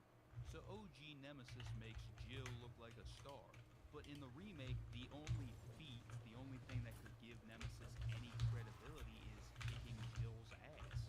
No one is afraid of Nemesis. He does 0 damage to Brad. Carlos takes him out twice in the first half hour. And he has almost no credibility with us because gameplay-wise, there is one segment in the entire game where Nemesis is involved and it isn't a scripted hold forward segment or a boss fight. When Jill is coming back from the substation, Nemesis finally re-emerges after being one-shot by Carlos in the opening, and this one part of the game is awesome. When the Resident Evil 2 remake dropped and they completely revamped Mr. X into being an awesome stalker enemy, people were so excited for Nemesis to chase you through the streets of Raccoon City, and this is the one and only time he does it in the entire game. And it's definitely cool. My first playthrough all the way back in 2020, I was absolutely giddy when this big motherfucker ran at me.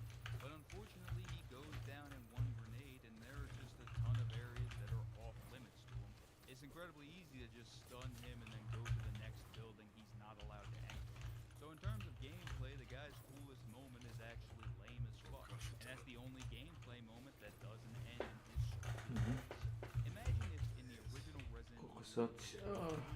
Out front in the RPG, the only gameplay part there is to just run into the building. And then the only times you encountered Nemesis after that were in those event choices where he gets blown up or electrocuted or pushed off a bridge. And then you do his 2 final boss fights. That's how Remake Nemesis is. The only people that Nemesis is actually able to beat is an already injured Tyrell and unarmed civilians on the train. And him getting on that train leads to the most embarrassing moment for any horror monster ever. Because Mikhail's sacrifice is no longer this last-ditch effort from an already dead man to just barely hold off this unstoppable monster. Because every man in the remake needs to get an upgrade, Mikhail holds Jill back and says, nah, I'll solo. So Mikhail does this defiant, last, all-out attack where he blows himself up, and it does so much damage to Nemesis, he comes out of the wreckage looking like Ricky Bobby. He's panicking and flailing his arms like he hasn't tanked several explosions at this point. You can basically hear him going, I'm on fire. I also can't swim, but I hope that's not relevant. Oh, God.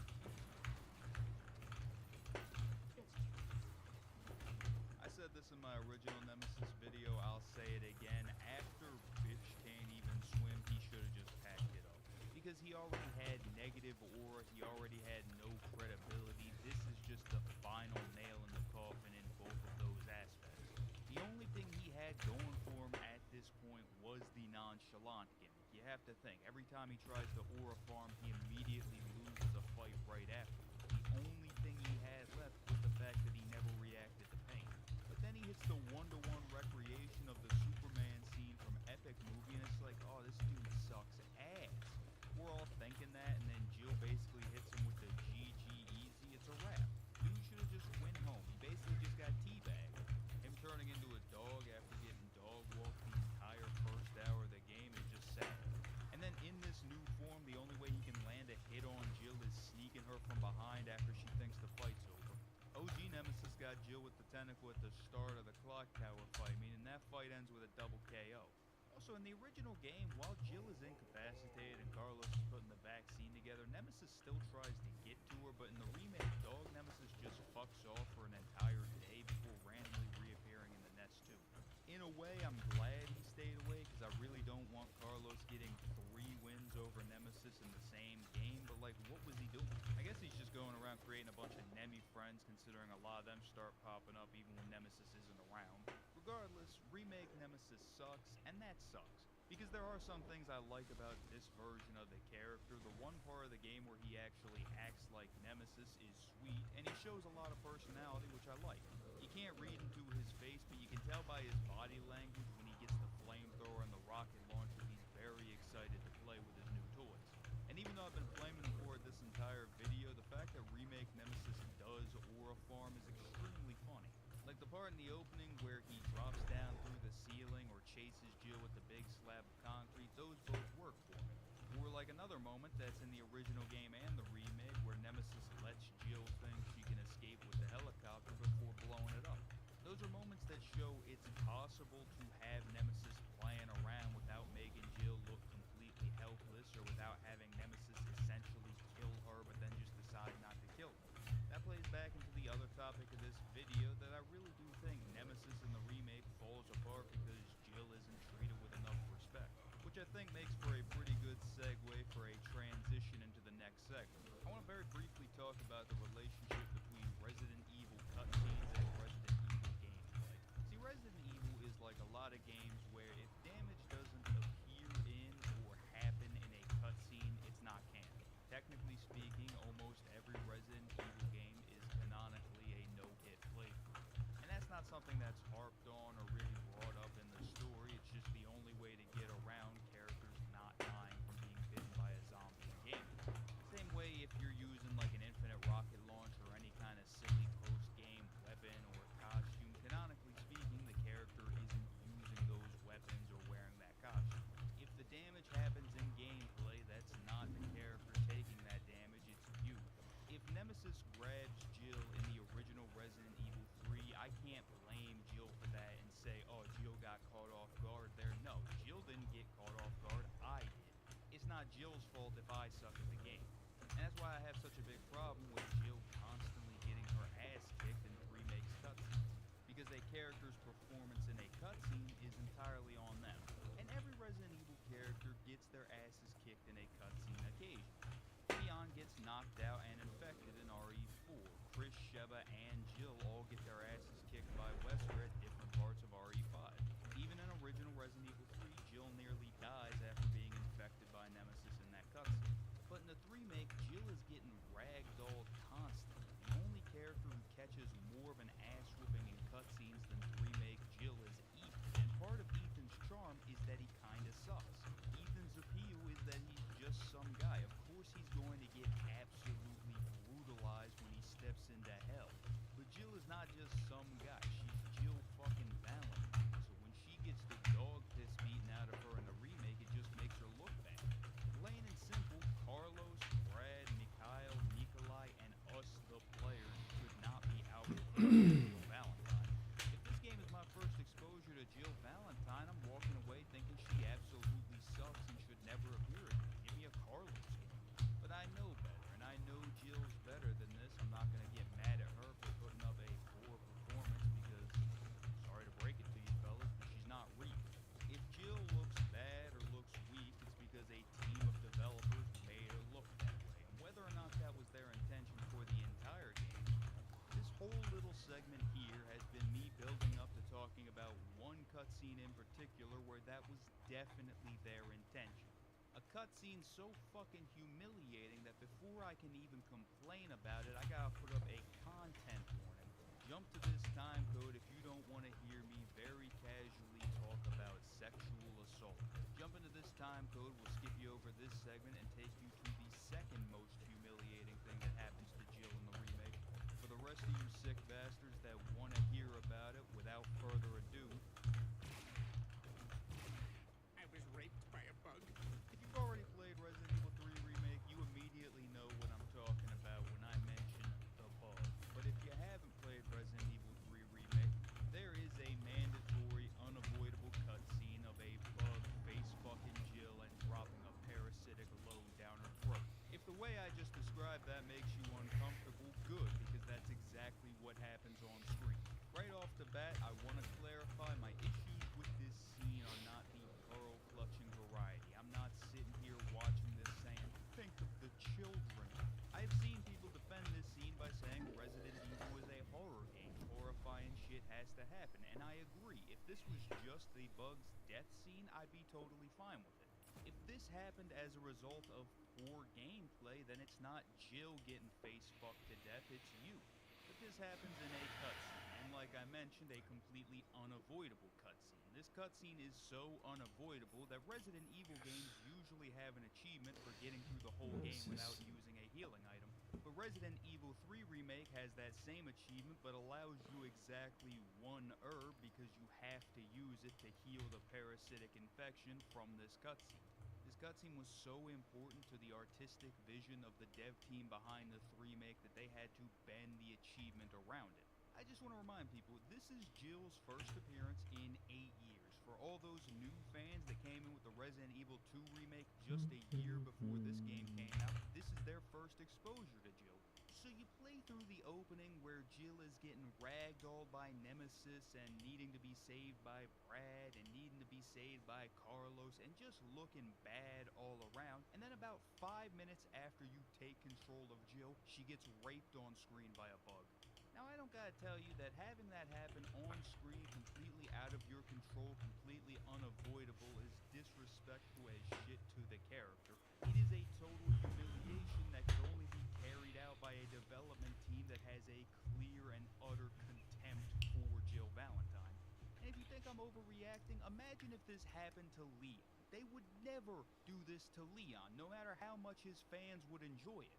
Run through a little mind experiment with me. Imagine if 5 minutes into the Resident Evil 4 Remake, Venado held Leon down and took turns fucking him in his ass.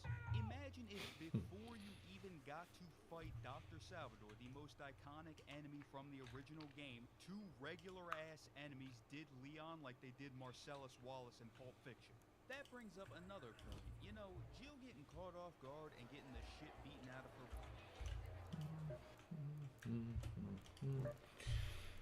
Giusto 7 minuti.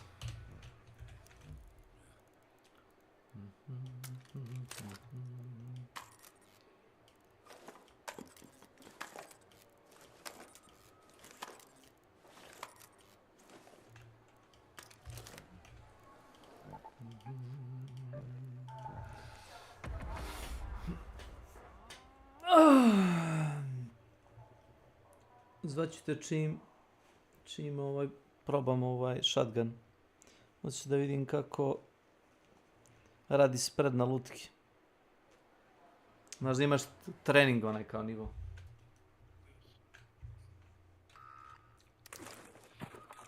Možda probaš recoil, kako se ponaša oružje, bez da mu sjebeš durability ili municiju da...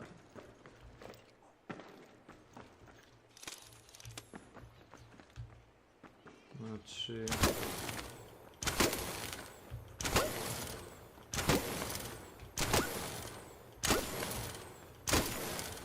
Ovo je shotgun, a?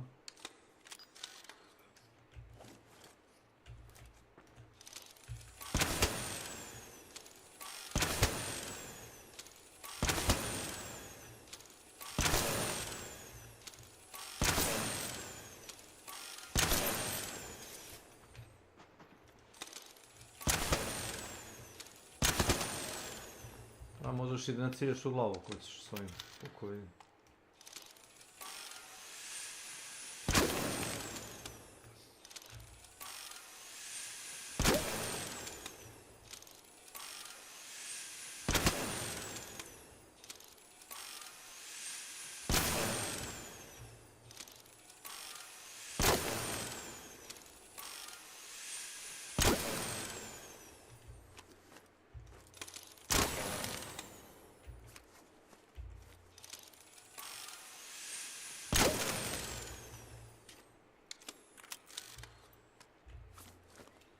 To je da je ekonomičan s municijom.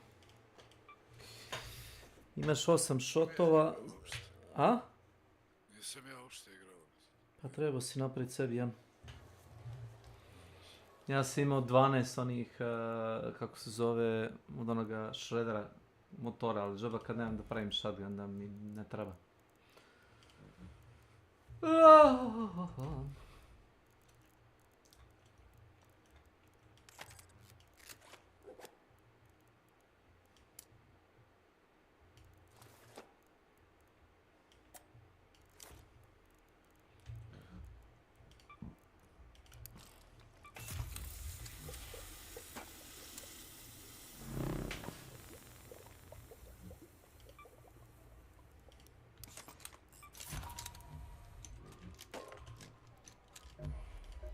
Kupim 4 kanala. 2 mogu.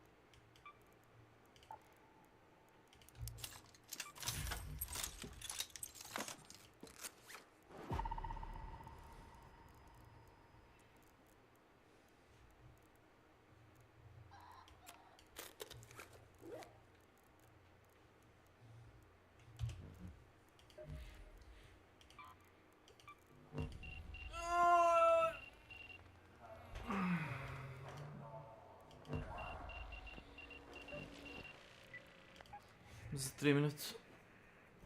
Jel nosimo i puške ove ili kako? A ja hoću da ponesem čisto da se otresem bar malih onih govana, razumeš, koje me gone. Ne moram baš sve da ubijem, ali... Ne moram da ubijam, kako se zove, roketira i onoga... Vaporizera, ali bar da ubijem onog govedo imaš ove male što bacačem plamena i one što ispaljuju struju, ona govna razvališe više nego i veliki. Ako imaš 5-6 tih malih, gori su nego jebeni roketir, jedan roketir ili vaporizer.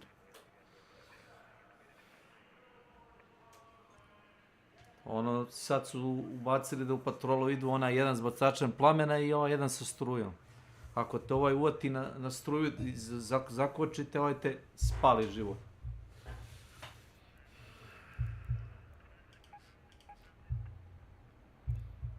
Ponosan pištolj s prigušivačem da mogu da tagujem neprijatelje, znaš, da ih vučem na sebe. Znaš, opali metak s prigušivačem, da priđu i onda ih dokusurim.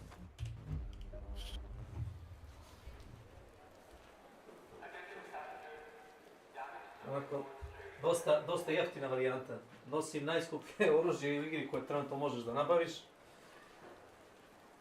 sa najjeftinijim.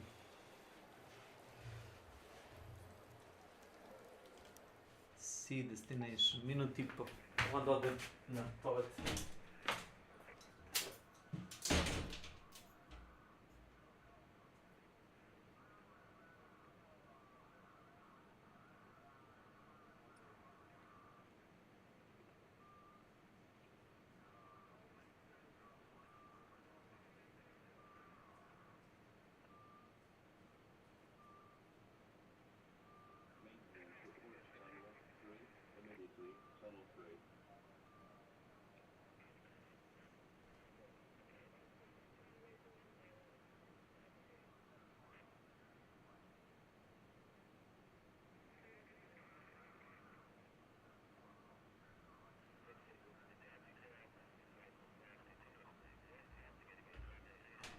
Jer ti znaš da si pre trebao da nabaviš recept za onaj snajper, onaj Jupiter, onaj energy weapon, treba se da nađeš blueprint za njega i tek onda možda praviš baterije za energetsko oružje, ove energy cellove.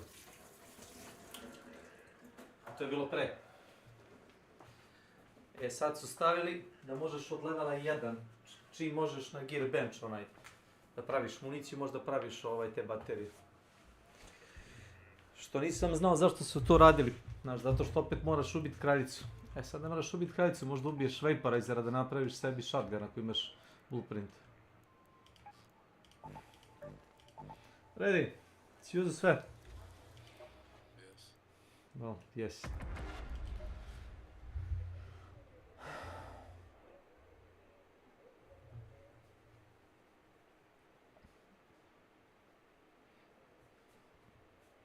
Suštini što kažeš ti, muvamo se. Do jedno 10 minuta meča.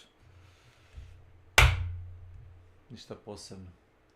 Luta nema, ne brini ništa.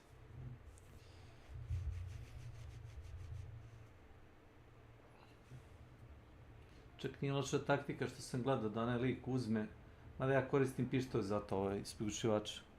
Napravi durbin i onda stane negde gore, popne se negde visoko i onda s durbinom on smatra da padaju ovi asesori.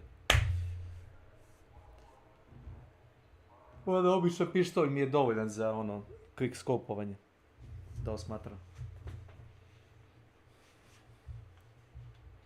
Mene lično. Sad čekamo drugi igrače da upadnu u meč. Ja, dobro.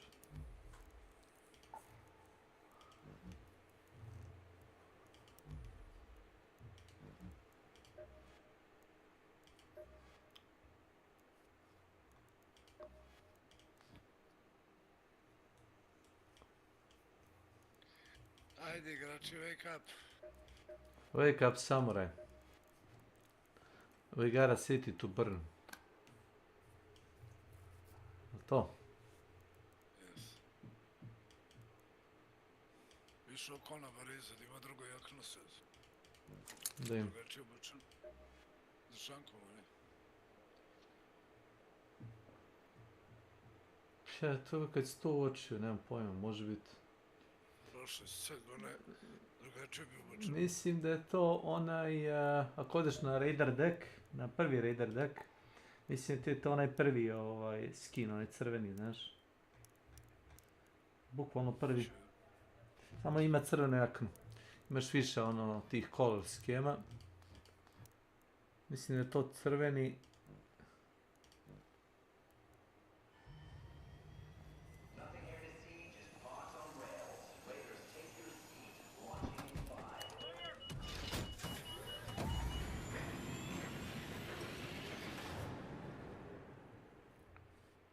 Gledao sam, kaže, ovo ti je verovatno jedan od prvih, ono, full military, da kažem, što ja nosim. Ono kao da izgledam baš ono kao vojnik ili scavenger, ovi svi ostali su ti kao, ono, gomila klošara. Howdy. Audi. Word is that surveyors are out there sniffing around for the good stuff. Problem is, they brought vaporizers with them, at the very least.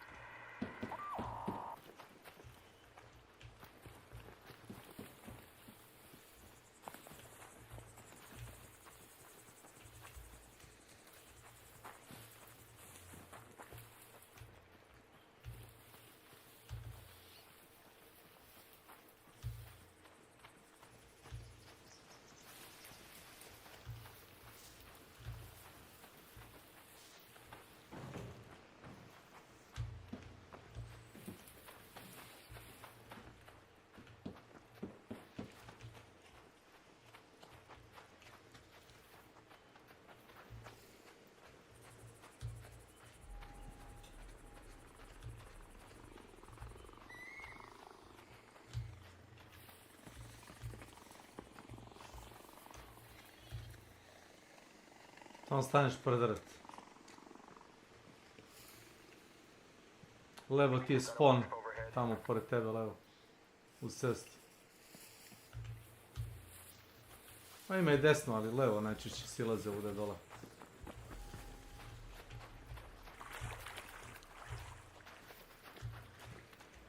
Evo te, nema ni biljaka za ubrati za zalet.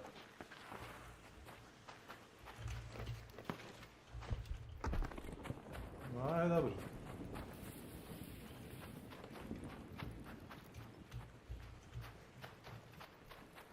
Sa strane mu dođeš ovako. Nisam teo gore.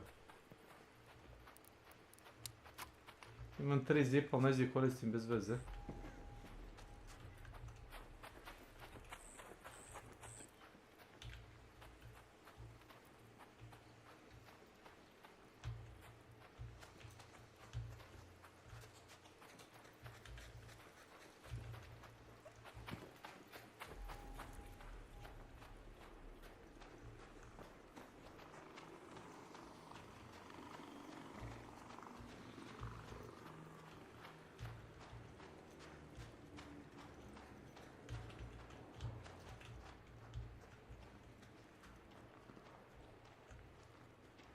Kad god gledam Peđu kad igra kantar, on samo hoda. Retko kad sprinta. Sad zavisi od mape do mape, pretpostavljam, ali... Da li je to zato što hodanje bukvalno ne pravi skoro nikakav zvuk? Zavisi gdje se nalagaš. Ima kad treba si volka, da, cesu. Dobro, vjerojatno su neke deonice otvorene, nisu dobre baš za hodanje.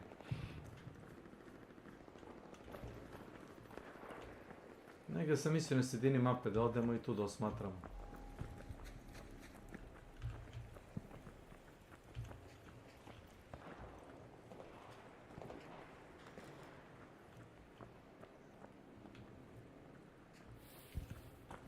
Možda čak u trafostanici.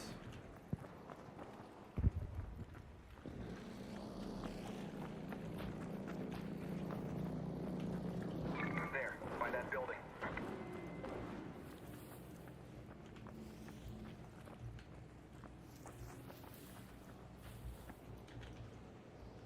Možda staneš ovdje pored ovdje. Samo čučni tu pored.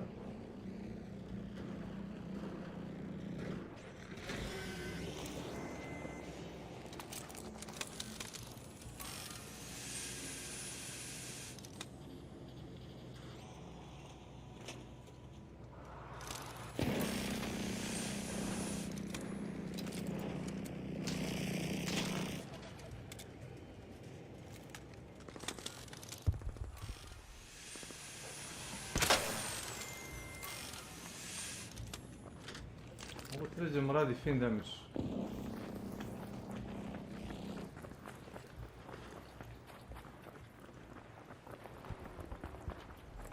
Više mu radi štete nego ona assault rifle, znaš, onaj energetski što se ja koristio.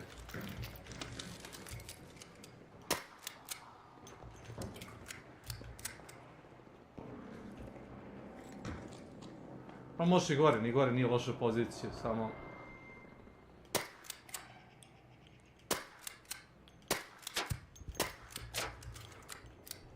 Ede jebe na kantu, odi vam.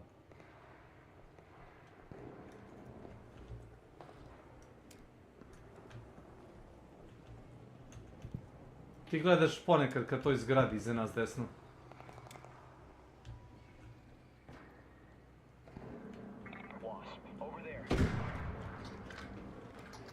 Si ga ti rknuo? Ovo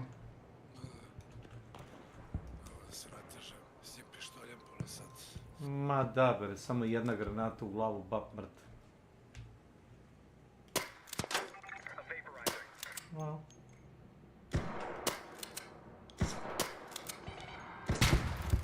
Oh yeah, nice.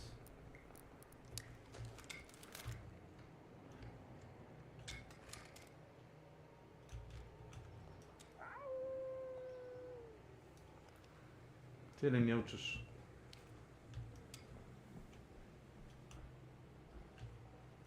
Nim se i dalje vidi dole laser, to nije lutano sve. Samo treba prati gdje padaju otprilike.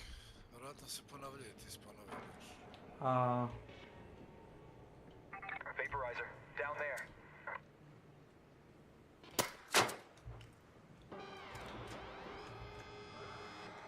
Brala, ode na njih. Jel znaš, ode na njih. Ja sam ga tago, ode na njih da ih pobije tamo.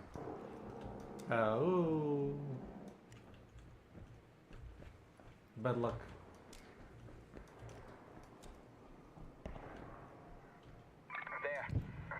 Pade jedan. Oni ga vjerojatno čekaju tu. Vaporizer, there.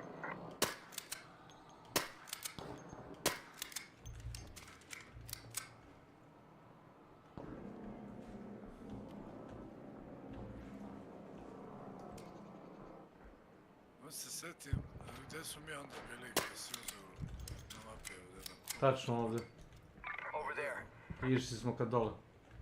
Da, dole je palo ovako, tako? Ili tamo negdje? Vaporizer.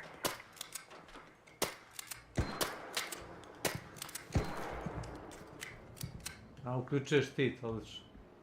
Sad će ovaj kod nas, drugiš.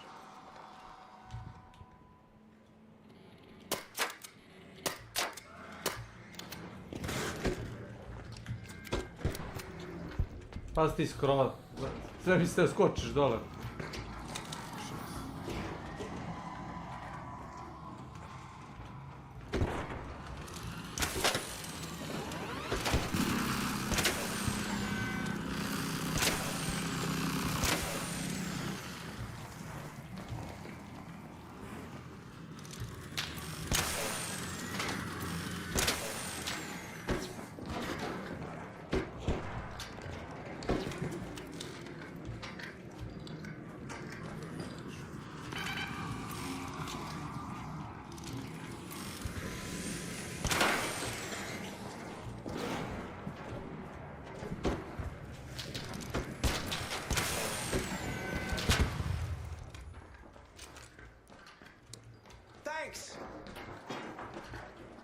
Thank you.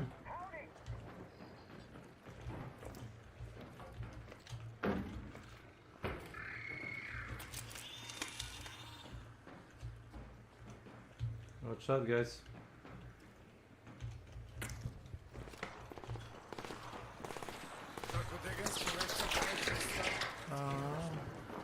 Pazi ti leđe. Ovo pade dole, ja.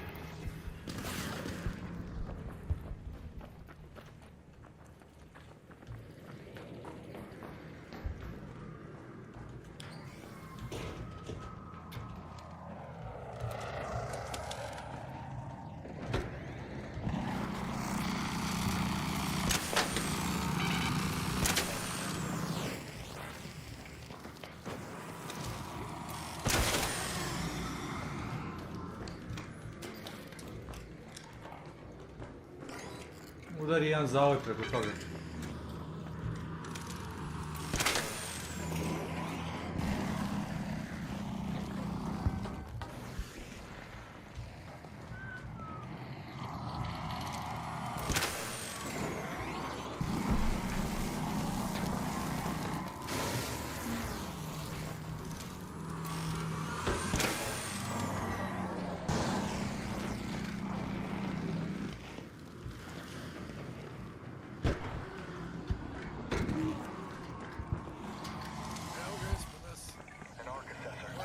Vidio sam ga.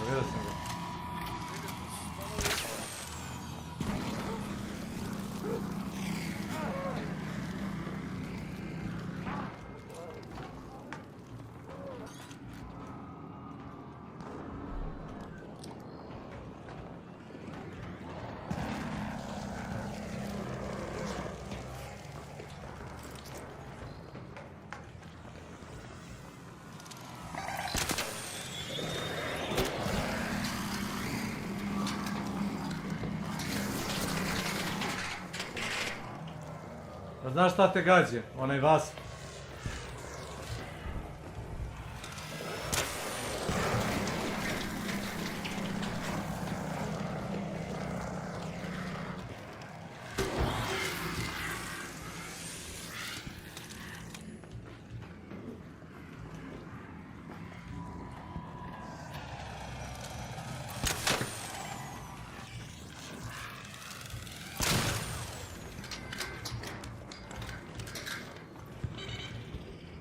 Dole su igrači već. Ko da sesali su.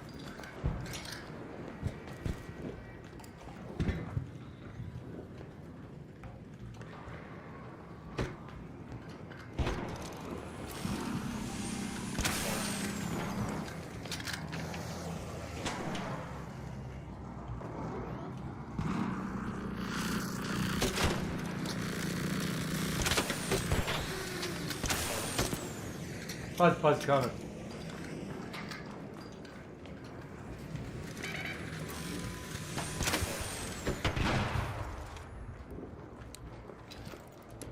Thanks.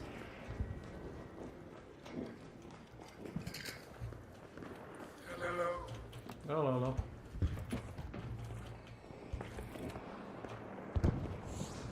Umiru dole, znaš, a nije ni čudo.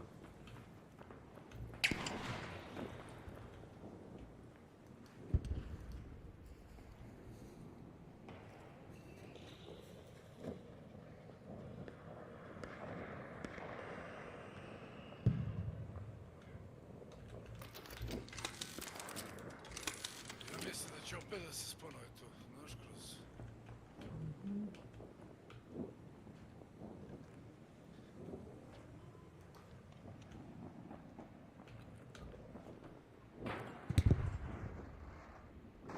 Nemaš ti tu lute, ne znaš što to radiš sebi.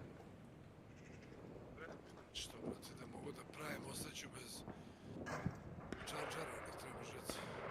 Imaš tu mrtve robote, ove vasvoja govno. Luti to.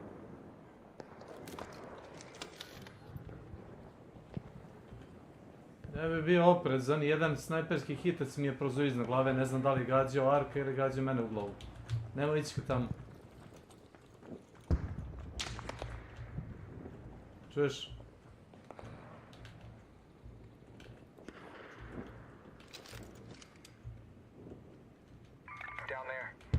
Ne znam šta je to. Da, onaj SS-or je otperio odatle. Prazan je full. Bili su tamo igrači, izginuli su, znaš.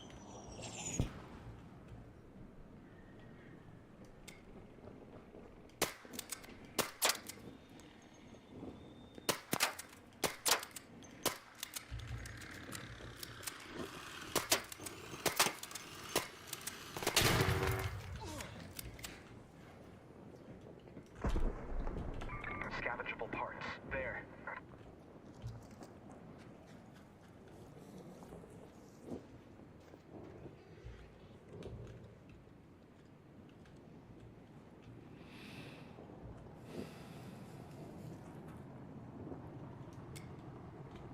Arc assessor.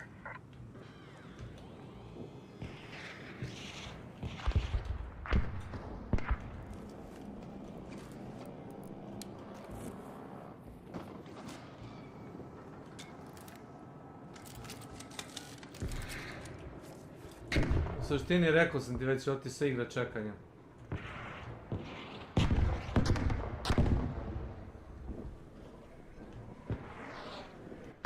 Što je bliže kraj meča, to ima više ovih govnara od sestora. To ima manje živih igrača.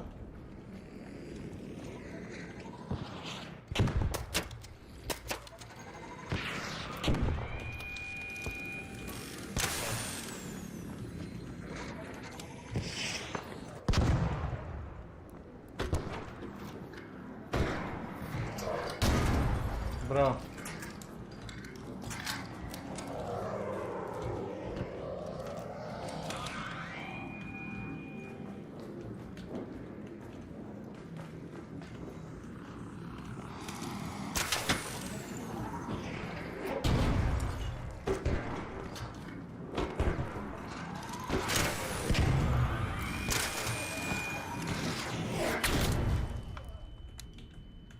Jedno je podio.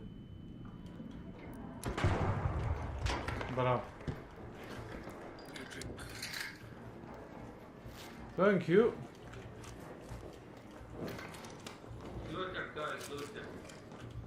No, we are not looking for that. We need assessor parts, not the rocketeer.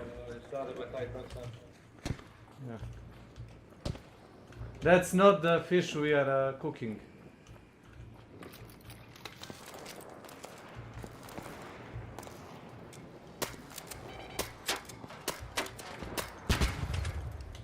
Oho. Ode onaj na sesor vamo, znaš, onaj solo.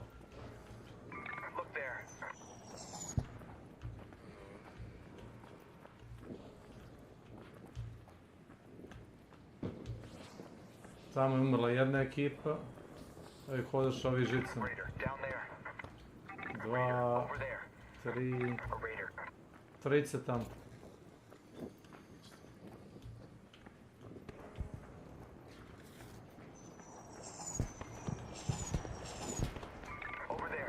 Ovdje dolazi Boga od Sarkova, znaš.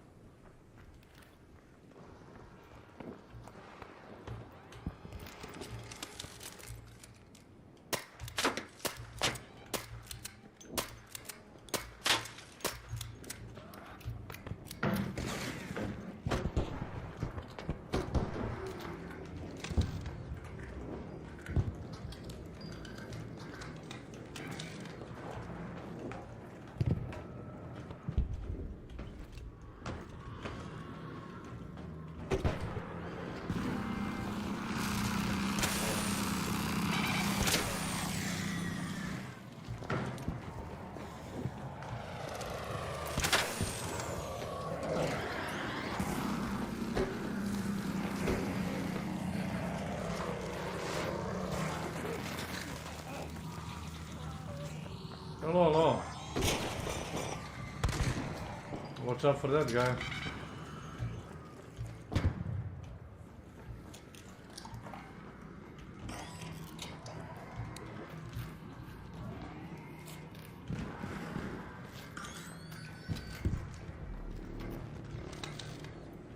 Svi da igrača da je točno unutra kod nas bio. Ja znam.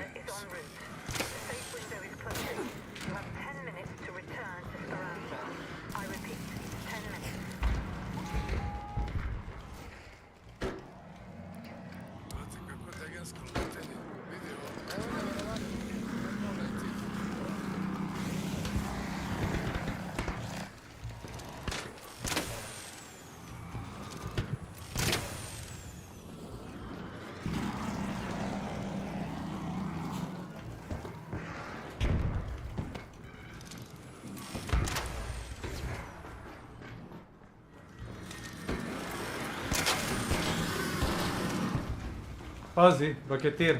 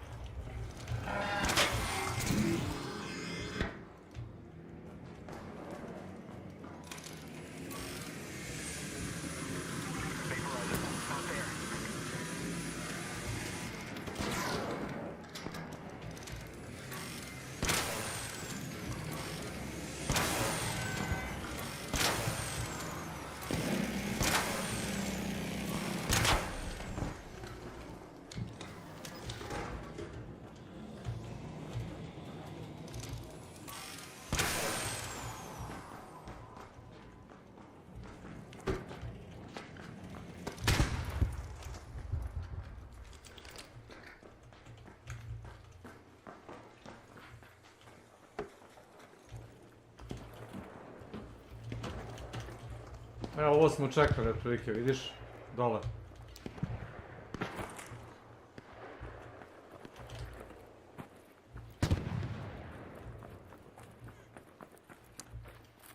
Ovo, Darko.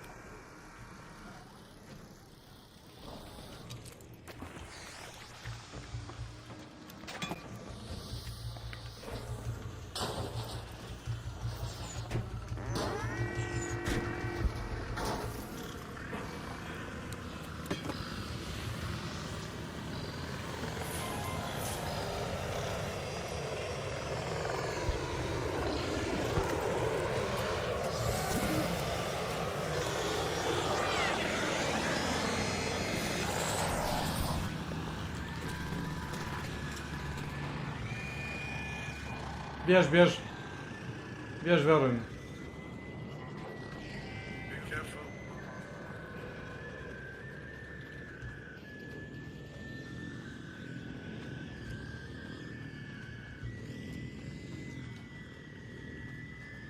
Koliko si uzeo? Dva mi treba. Idemo opet.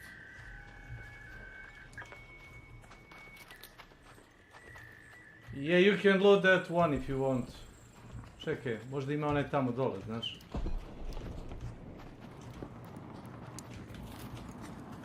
Prvo tebi to rešimo da završimo. Ne, već ja imam dva. O tome se radi. Meni samo dva treba. Znaš. O tome se radi. E sad izlaz nam je tamo. Ne znam kakav ovaj lik ima plan.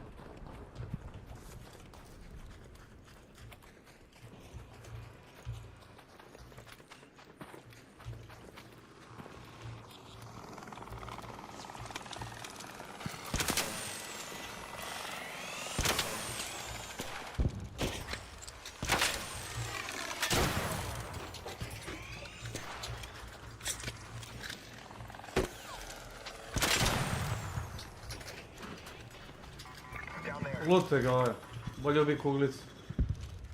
Onaj jedan nesretnik što je bio.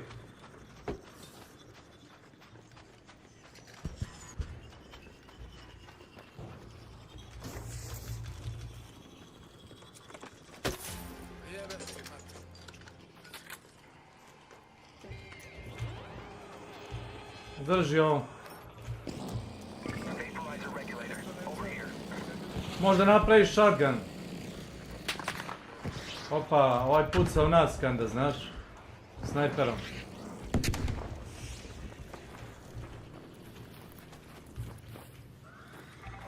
Vidim.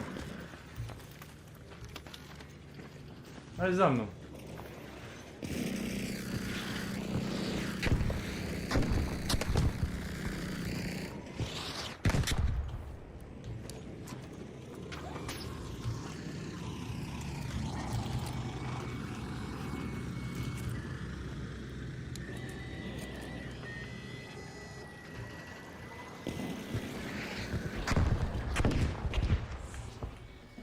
Znaš da su ovi pucali nas, jel znaš to?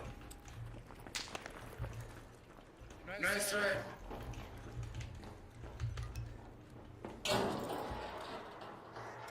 Kakvi debili, brate.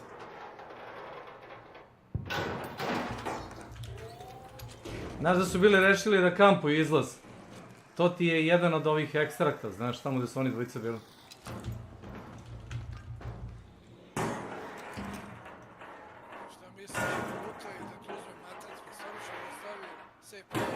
Mislim, kad već nisu mogli, pa mislim, a ne znam, možda su vidjeli da koristim energetsko oružje. Pa onda je bila ta neka varijanta.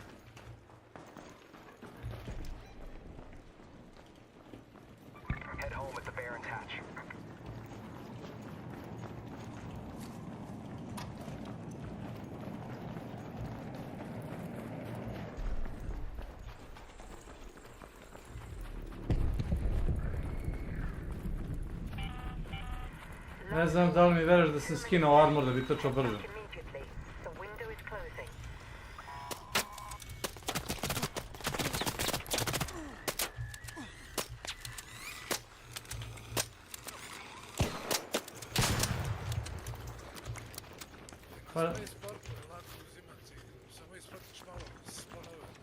Ma nisu splonovi u pitanju, pitanje je ovo što si vidio. Vidiš?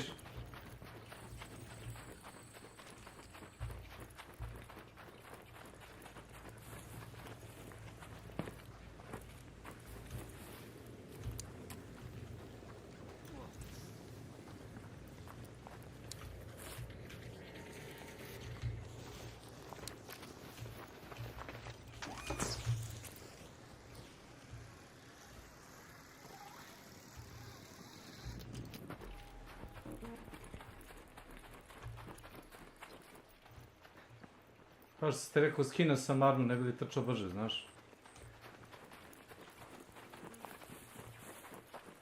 Shield. Znači, otvorio se inventar i shift, levi klik na shield da ga unequipujem.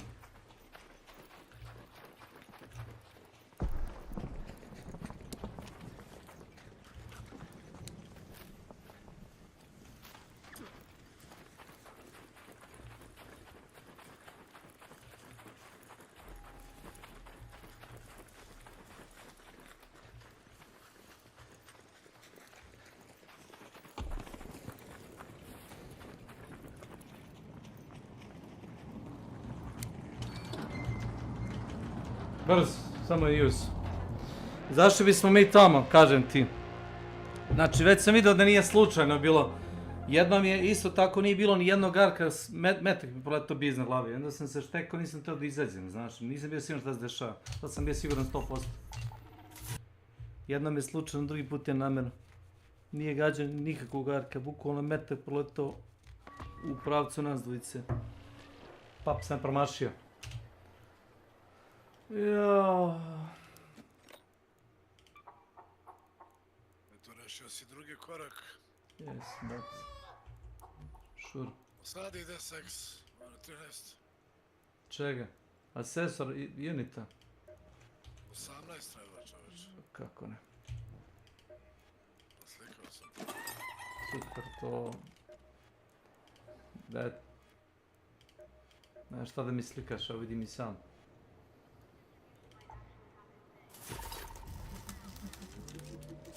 Da napravimo šotku. Idem na... Čekaj. Koliko ti treba? 1 ili 2 ta? Čega 2? Treba mi 3 šredera, to nemam. Ovih parizera imam 602.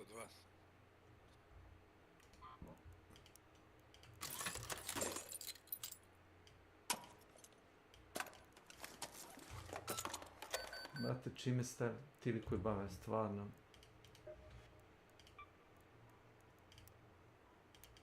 Nadam se da su poginuli tamo dole. Kao konjine.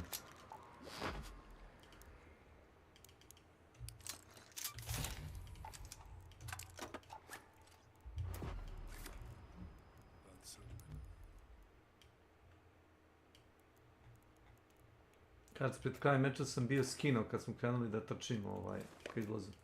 Skina sam bio pancir da bi brže trčao.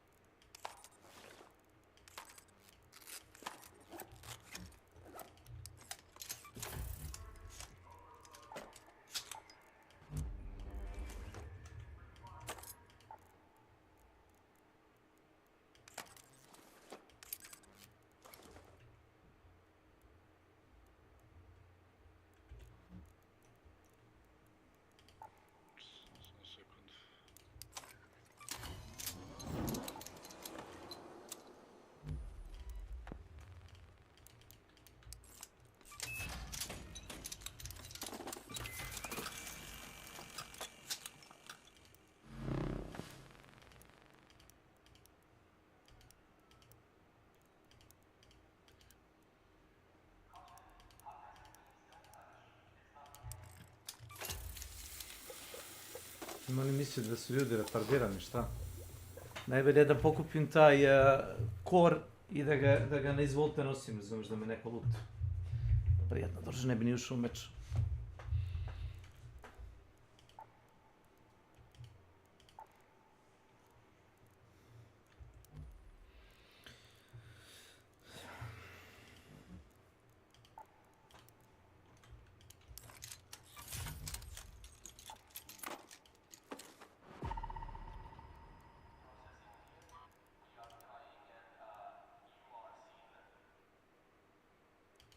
Jel te treba shredder gyro, imam 3 komada. Nemam nijedan shredder. Ček sam da vidim nešto, hoću da napravim, nemam žbica, brate. Trošio sam sve.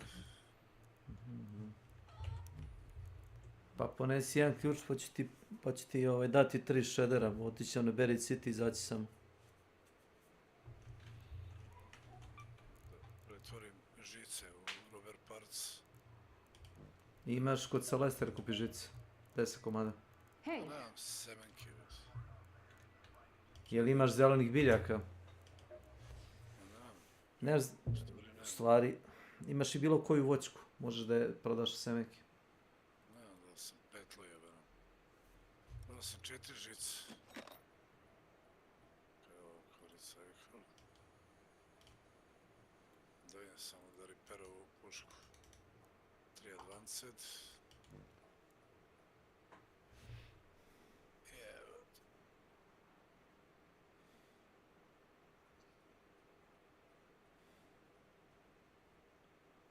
Jel ti treba plastike? Onaj ark. Ark rezin, ne plastika, ark rezin, ali to je plastika jebena. Treba toga? Treba mi 3. 3? Pa ajmo onda na, kako se zove, jebenu, kako se zove ona mapa.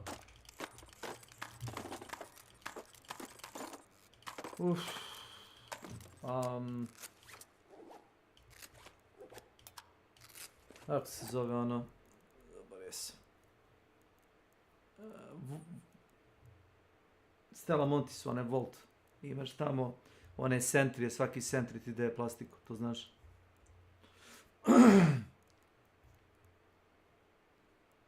Sada nosim. Šta hoćeš? Ja sam ponoš shotgun. Imam uvajce.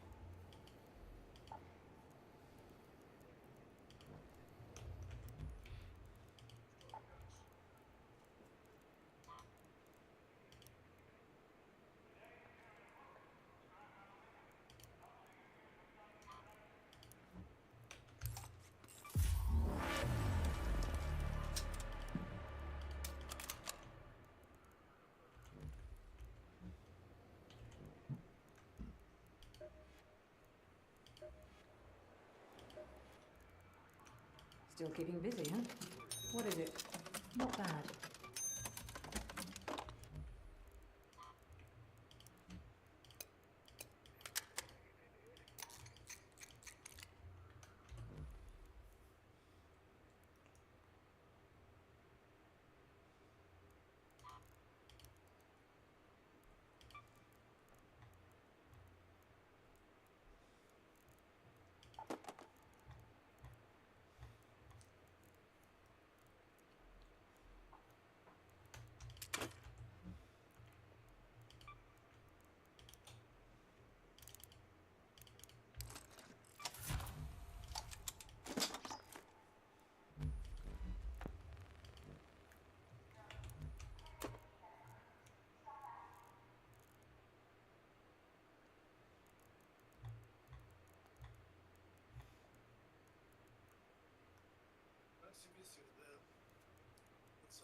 Izađemo da mi daš što napravim šotku pa da idemo na tu stelu ili šta? Ne. Da skupljamo ovome. Daće ti ove 3 Giro. A kako se zove ona stabilizatora? Ma zapravo možemo da ubijemo 10 ovih jebenih kako se zovu na steli Montis, ovih shreddera. Možemo, ali nemam šotku, ali nema veze. Nemaš šotku? Imamo obično, ne mogu da napravimo ovu. Pa uzmi običnu. Samo napredi na level 4 da brže puca. Čekaj, da napravim. Nisam ni igrao, nisam loto, ne dovoljno, čekaj. Upravo to ti kažem, ti hoćeš da ideš u raid da nemaš ništa. Ja idem u raid s tobom, a pun mi inventar. Da sam sad poginuo, još naredna 2 puta opet bi imao stvari za sledeći.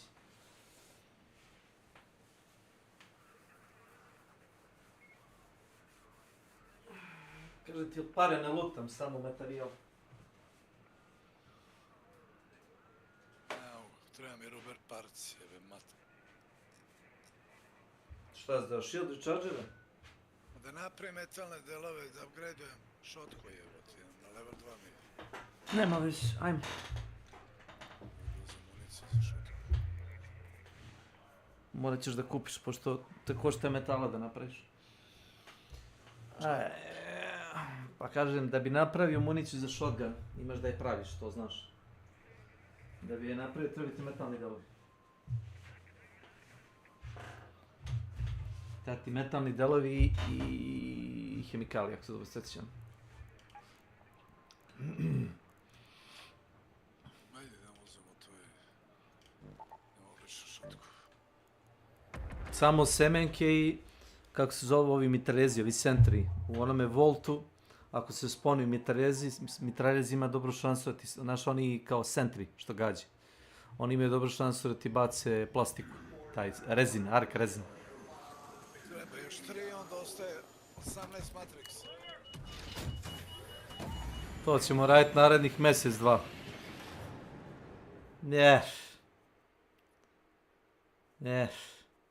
Što ljudi nemaju pametnija posla, razumeš?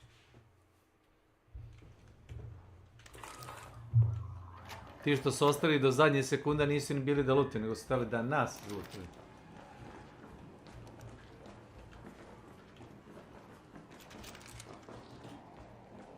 Pusti samo za mnom.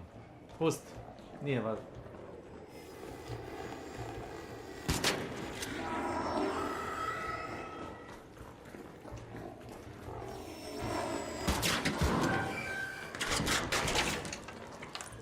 Ti baš ne znaš kako da se biješ s njim, jel?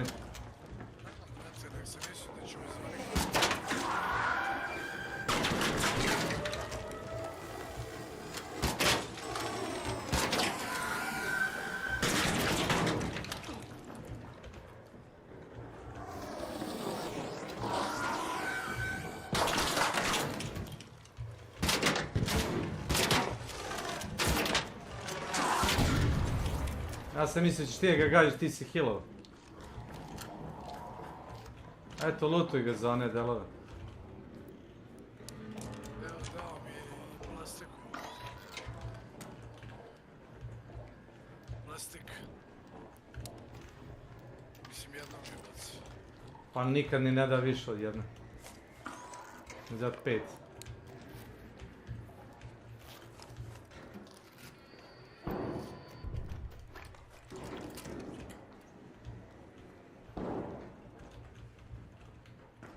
Ti uzeo municiju od njega, jesi, ja? Moraju ubacimo ovaj... Charger.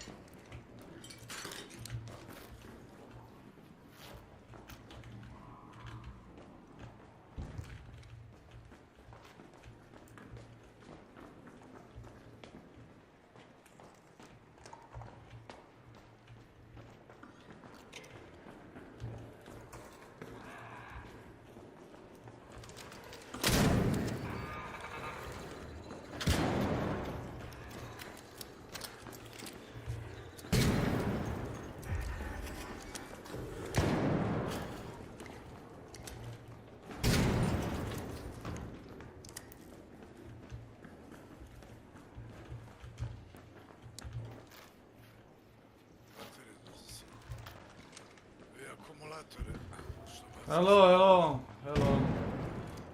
We're not gonna shoot you, just walk, yes. Okay, yeah, you are just freeload.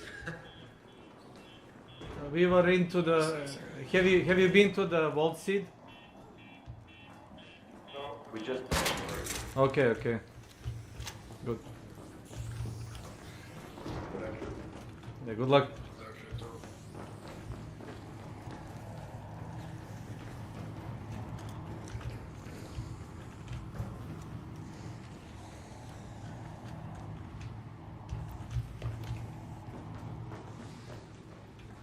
Nije niko ovo otvarao, bojim se.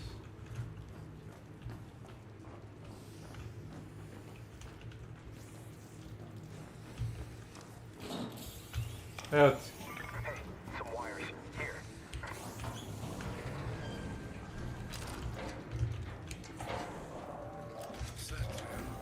Polako.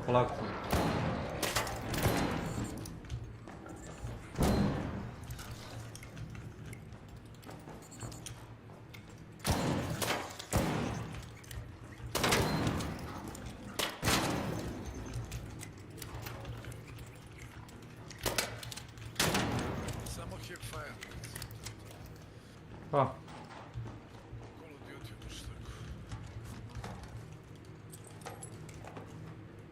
I've got an anvil.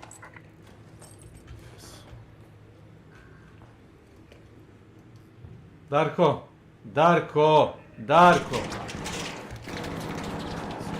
Ti ne vidiš onaj crveni snop svetla?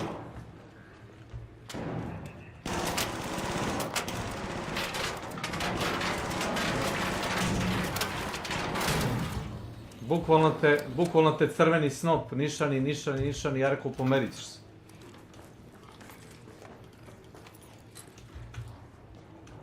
Gledam prvo njih sve da uništimo, pa onda da to lutamo na miruči. Pa nema njih puno, ima u svakoj sobi po jedan i...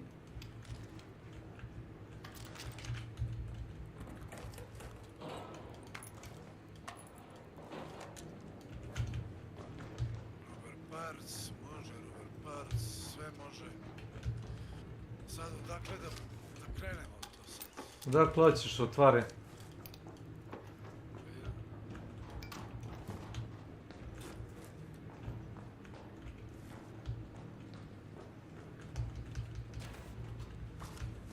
U suštini znam da si u deficitu sa svime, zato sam ti predložio ovdje da dođemo.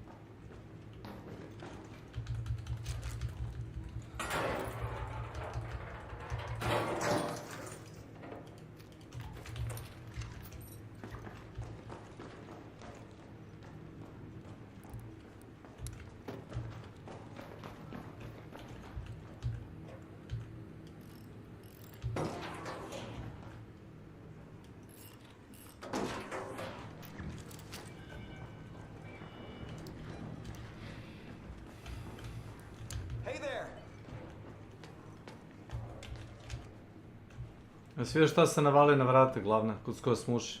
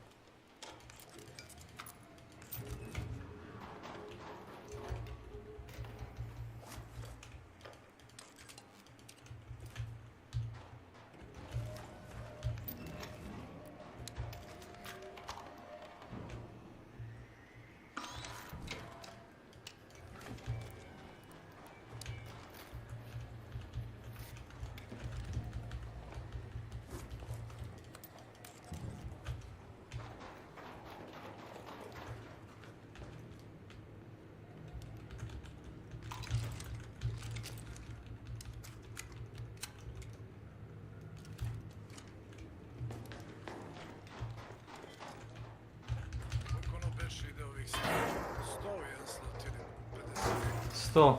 Za 100 semiki možeš da uzmeš 50 bilo kog resursa ako ti treba guma, metal, plastika, bilo šta. Da ti rekao, više se vredi skupljati semenka nego bilo šta drugo.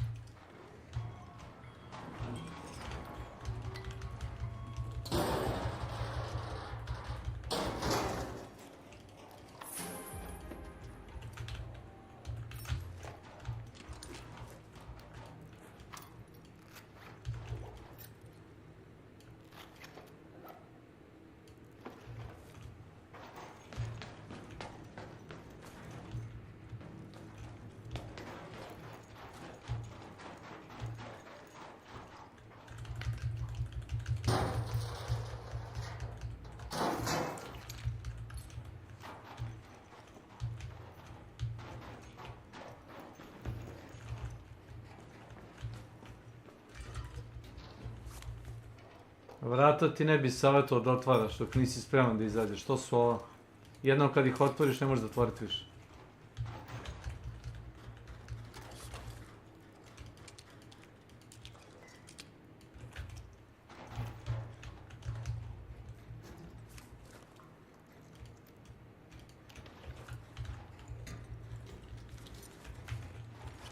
Evo ti jedan ključ, drži.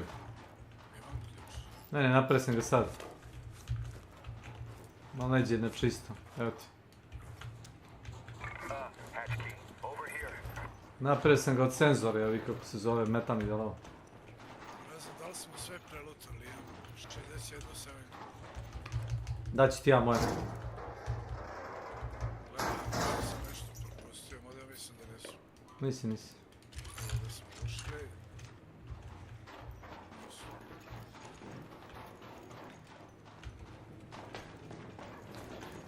Drži ovo. Eto ti. Evo ti ovo.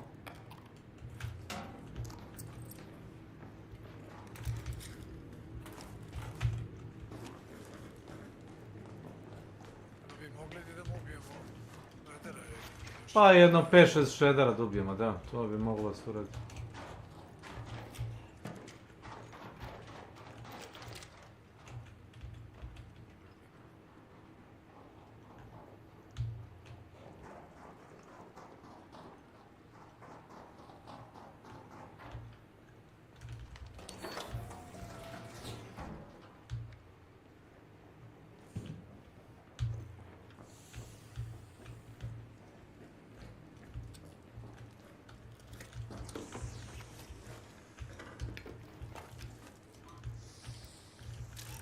Ta žica. Drži. Mislim, žicu uvijek možeš, i za žica i za Robert Parts. Ali ti se ne isplati baš da razbijaš žicu u gumu. Možeš to da radiš, sad se ne isplati.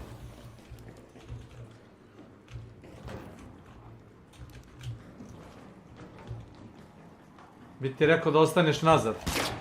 Kuda smo došli? Ali desno. Ti stani desno. Možeš ti da pucaš, nije problem.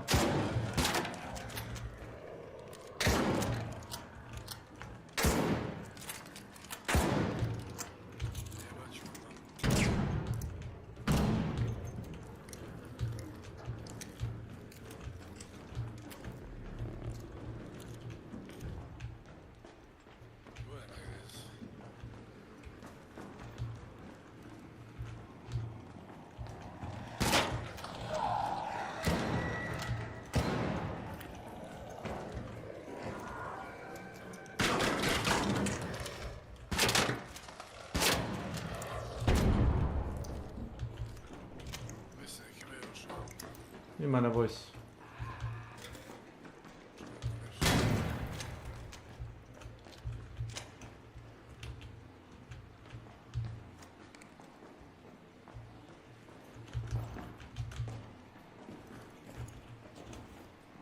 Znaš šta bi te zamolio?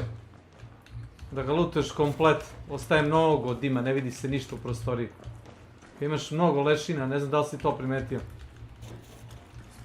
Dok god ima i jedan item kod njega, razumeš, dimi kao ludo ovdje.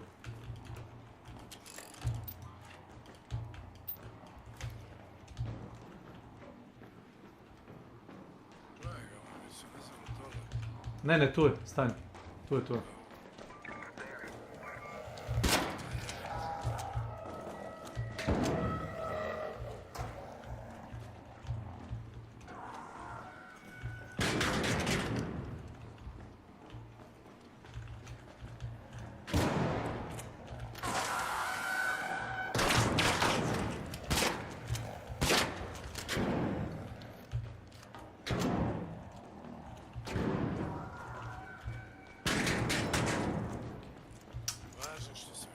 Da se uvučeš oružje, trčiš umjesto da reloadeš.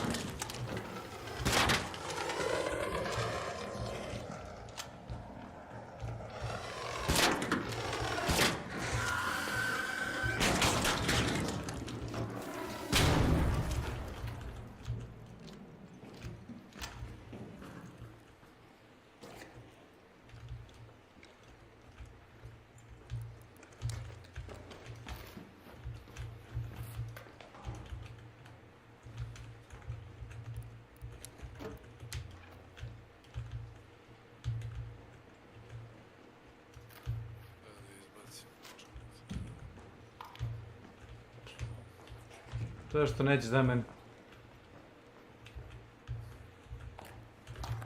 Ma ima šotke, municije viška. Nije to viška, baciš je na potpu, kupit ćeš je kad ti zafali. Nije to viška.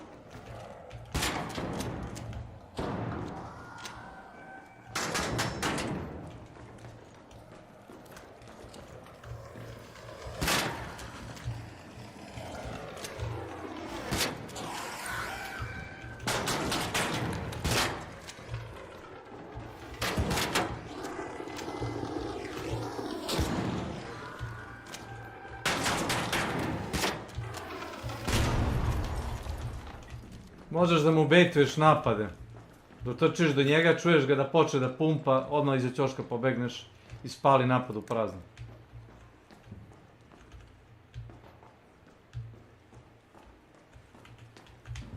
Eto, imaš li dovoljno tih žiroskopa?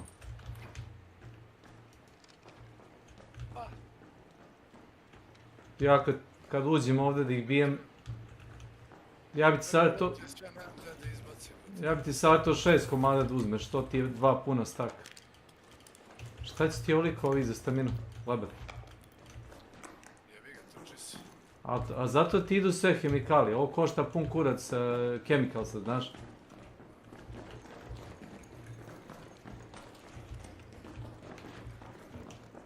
To je preskupo za napraviti, veruj mi.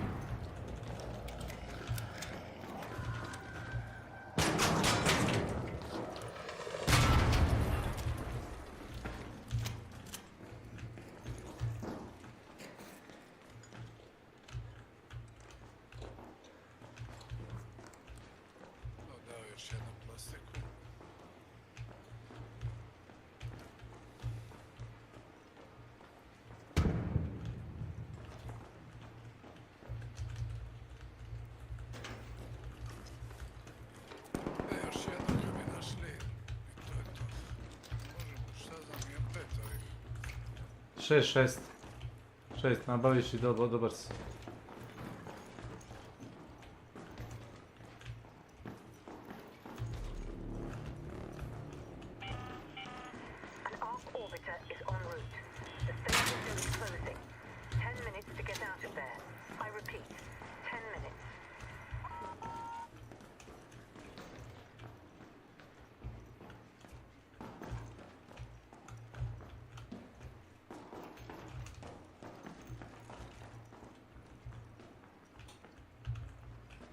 Ima ovdje oko izlaza zadnjeg.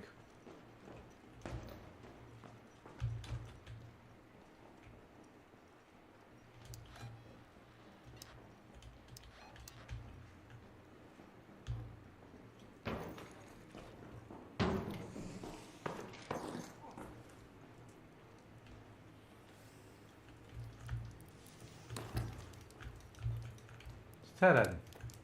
Ostao. Čujem te ja.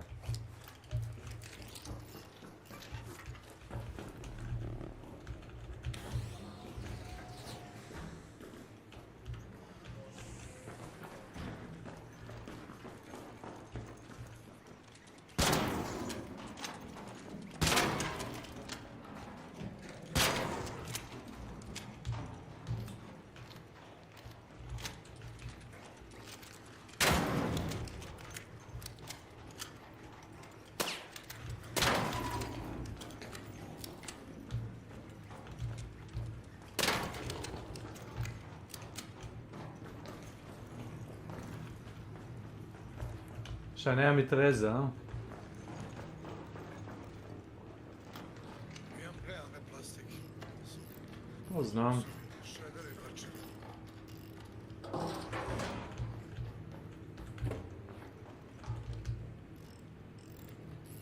Ja moram ovo da radim, ali što da ga pravim?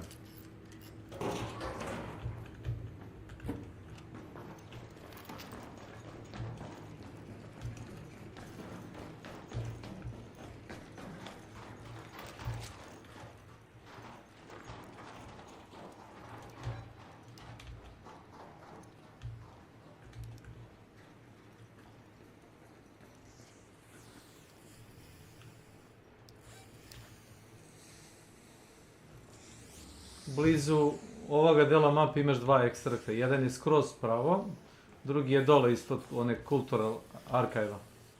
Oba su ti na ispod 3 sekundi.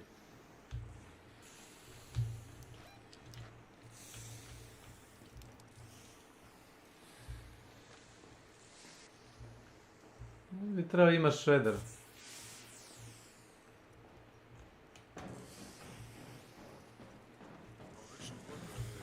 O.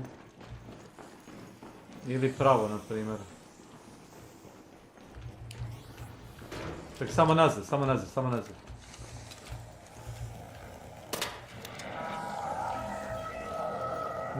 Nazad, veruj mi, nazad.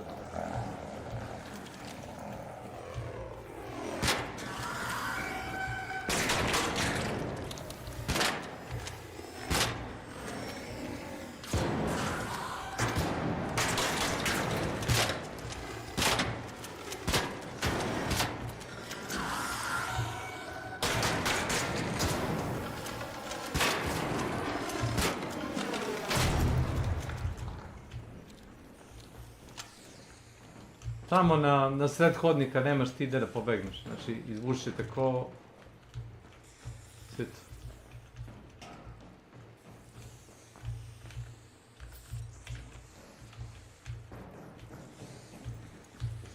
Ima još jedan. Pusti mene da ga tagujem. O, hvala. Budeš išao kod pera. Kad budem išao kod pera? Uzmeš koje jaje i pa ćeš Hoću. staviti koji odmah.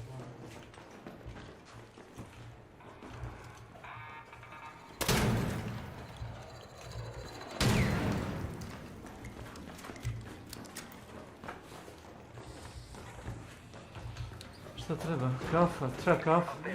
Ili ćeš da sklanjaš? Svačimo je prazne. Nos. Ovo se ja to da radim.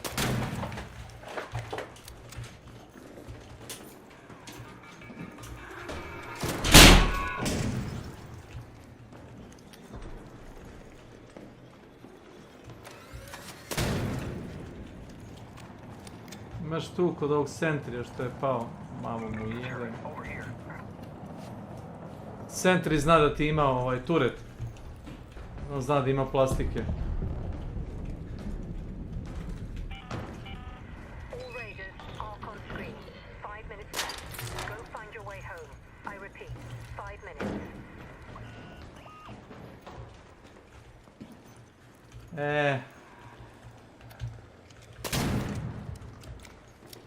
Odi vam.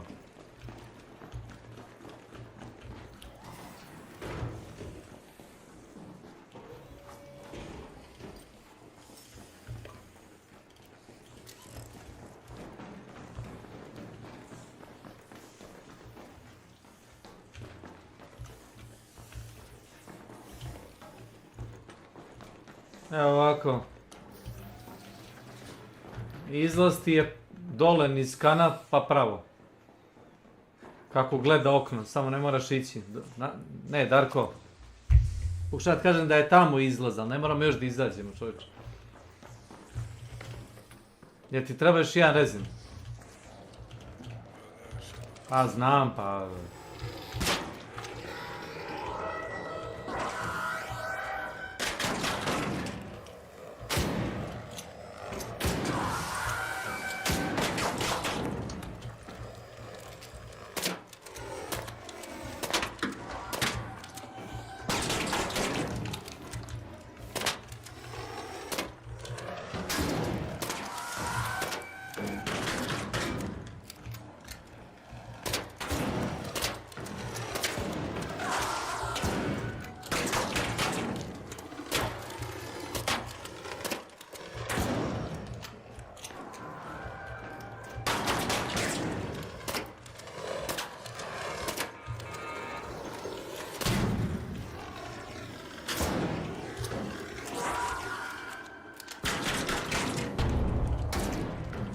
Izgore u vatri, znaš. Jel ima? Treba li još jednog da ti imam? Nije dao plastiku. Znam. Evo ti ga popravim. Si uzeo shotgun municije? Samo ti izbacim nešto, piču na to posao.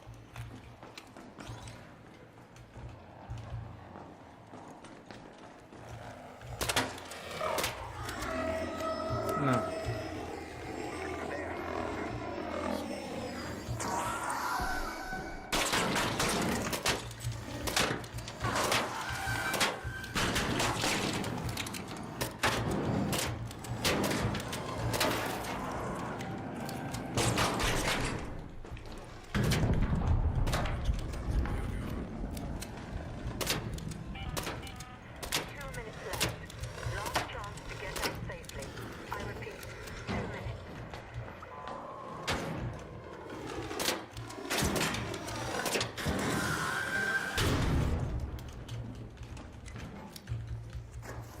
Ne, poleć ti ja.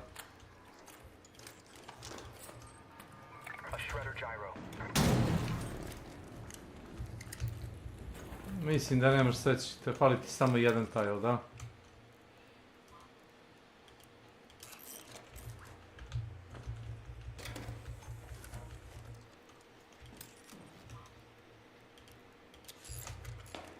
Ima još jedan, a mislim da ne možemo stići da ga ubijemo za toliko kratko, znaš.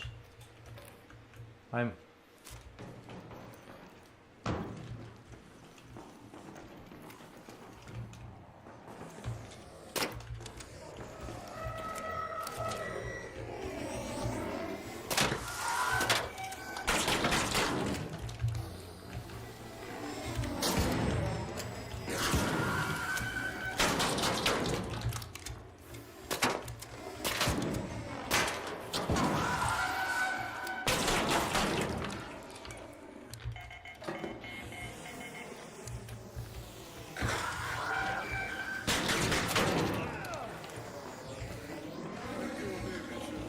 Dođi vamo, u hatch, samo dođi vamo ovdje.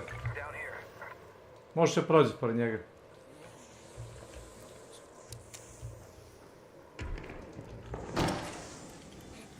Ajme.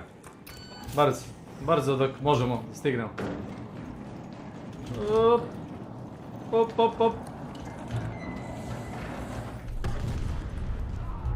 Umro si, jel da? Nagađam da jesi. Čuo se da je uknuo. Bukvalno samo da tisnem, brate. Da ne umre glupo, ne bi umro nikad, znaš. Nisi dobro pobegao, teo se povigneš u ona vrata, panika te uvatila. Bila panika, već mrak činu na nekurca ne vidim. Pa, orijentacija u prostoru. Pa dobro, nije bilo panike, nemaš gdje da odiš. Ona malo kad već ušla u onu sobu, jedino možda pobegneš u okno od lifta. Izgubio semenke bez veze. A nisu stavili sve pokret. Pa nisam mogao sve, morao sam i plastike i ovo za šredera, kako ću? Mogu sve već. Pa evo, onda si uzeo bar nešto. Dok imaš ti sve pokreta. Nadam se da nisi držao ključ u sve pokreta. Nisam. Hvala Bogu. Stavio sam plastiku i 6 ovih šredera. Dosta.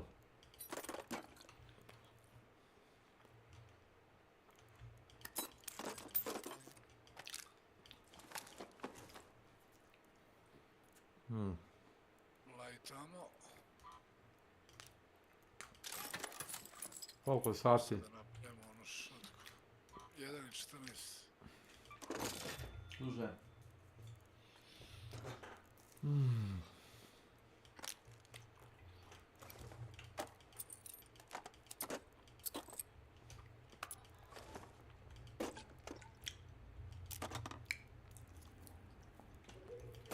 Onda će zvučati koja sam prodaja.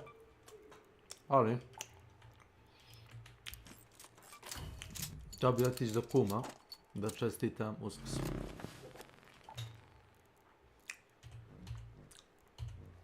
Ja znam kako ti stojiš sa tim, aj neću reći obavezom, nego ono, kum, prijatelj, stari drug, stari svat, tako to.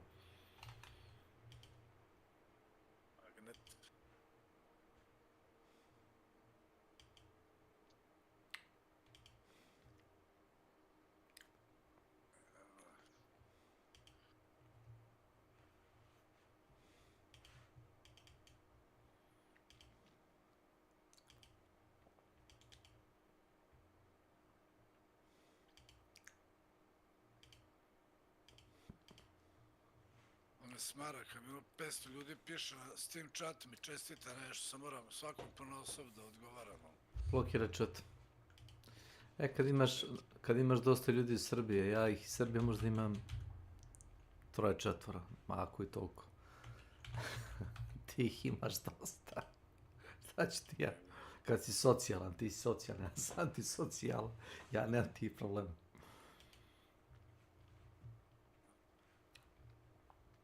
A opet kad već toliko ljudi ti piše na srpskom, reklo bi se da bar neki žive u Novom Sadu, da ih poznaješ lično.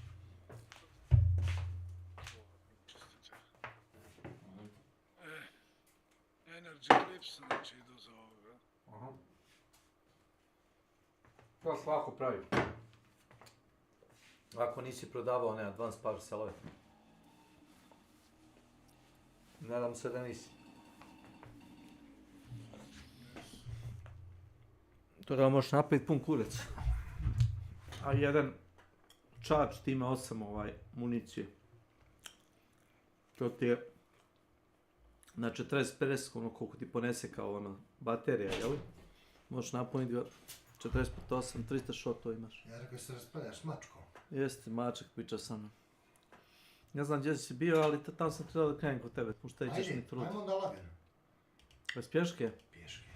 Izvusno. To je dobro. Pozdravi mi toga s kim si pričao. Da ti ga dam. Ne, pozdravi, ne mogu.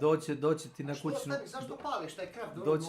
Doći ti na kućnu adresu, zato što nisam Milan Belada da palim i gasim stream na 2 sekunde. Dobro, ali što pališ taj non-stop? Stani, zašto pališ taj non-stop? Zato što neću screen saver da stoji.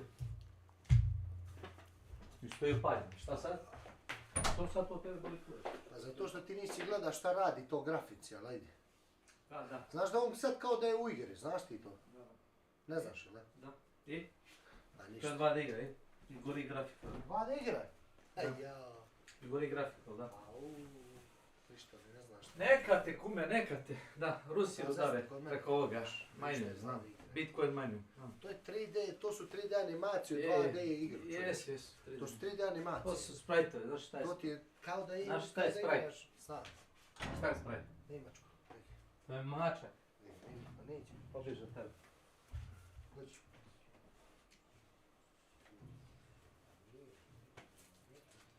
Da sam ja mačak, ja bi bio na povelji prema tebi, samo da znaš.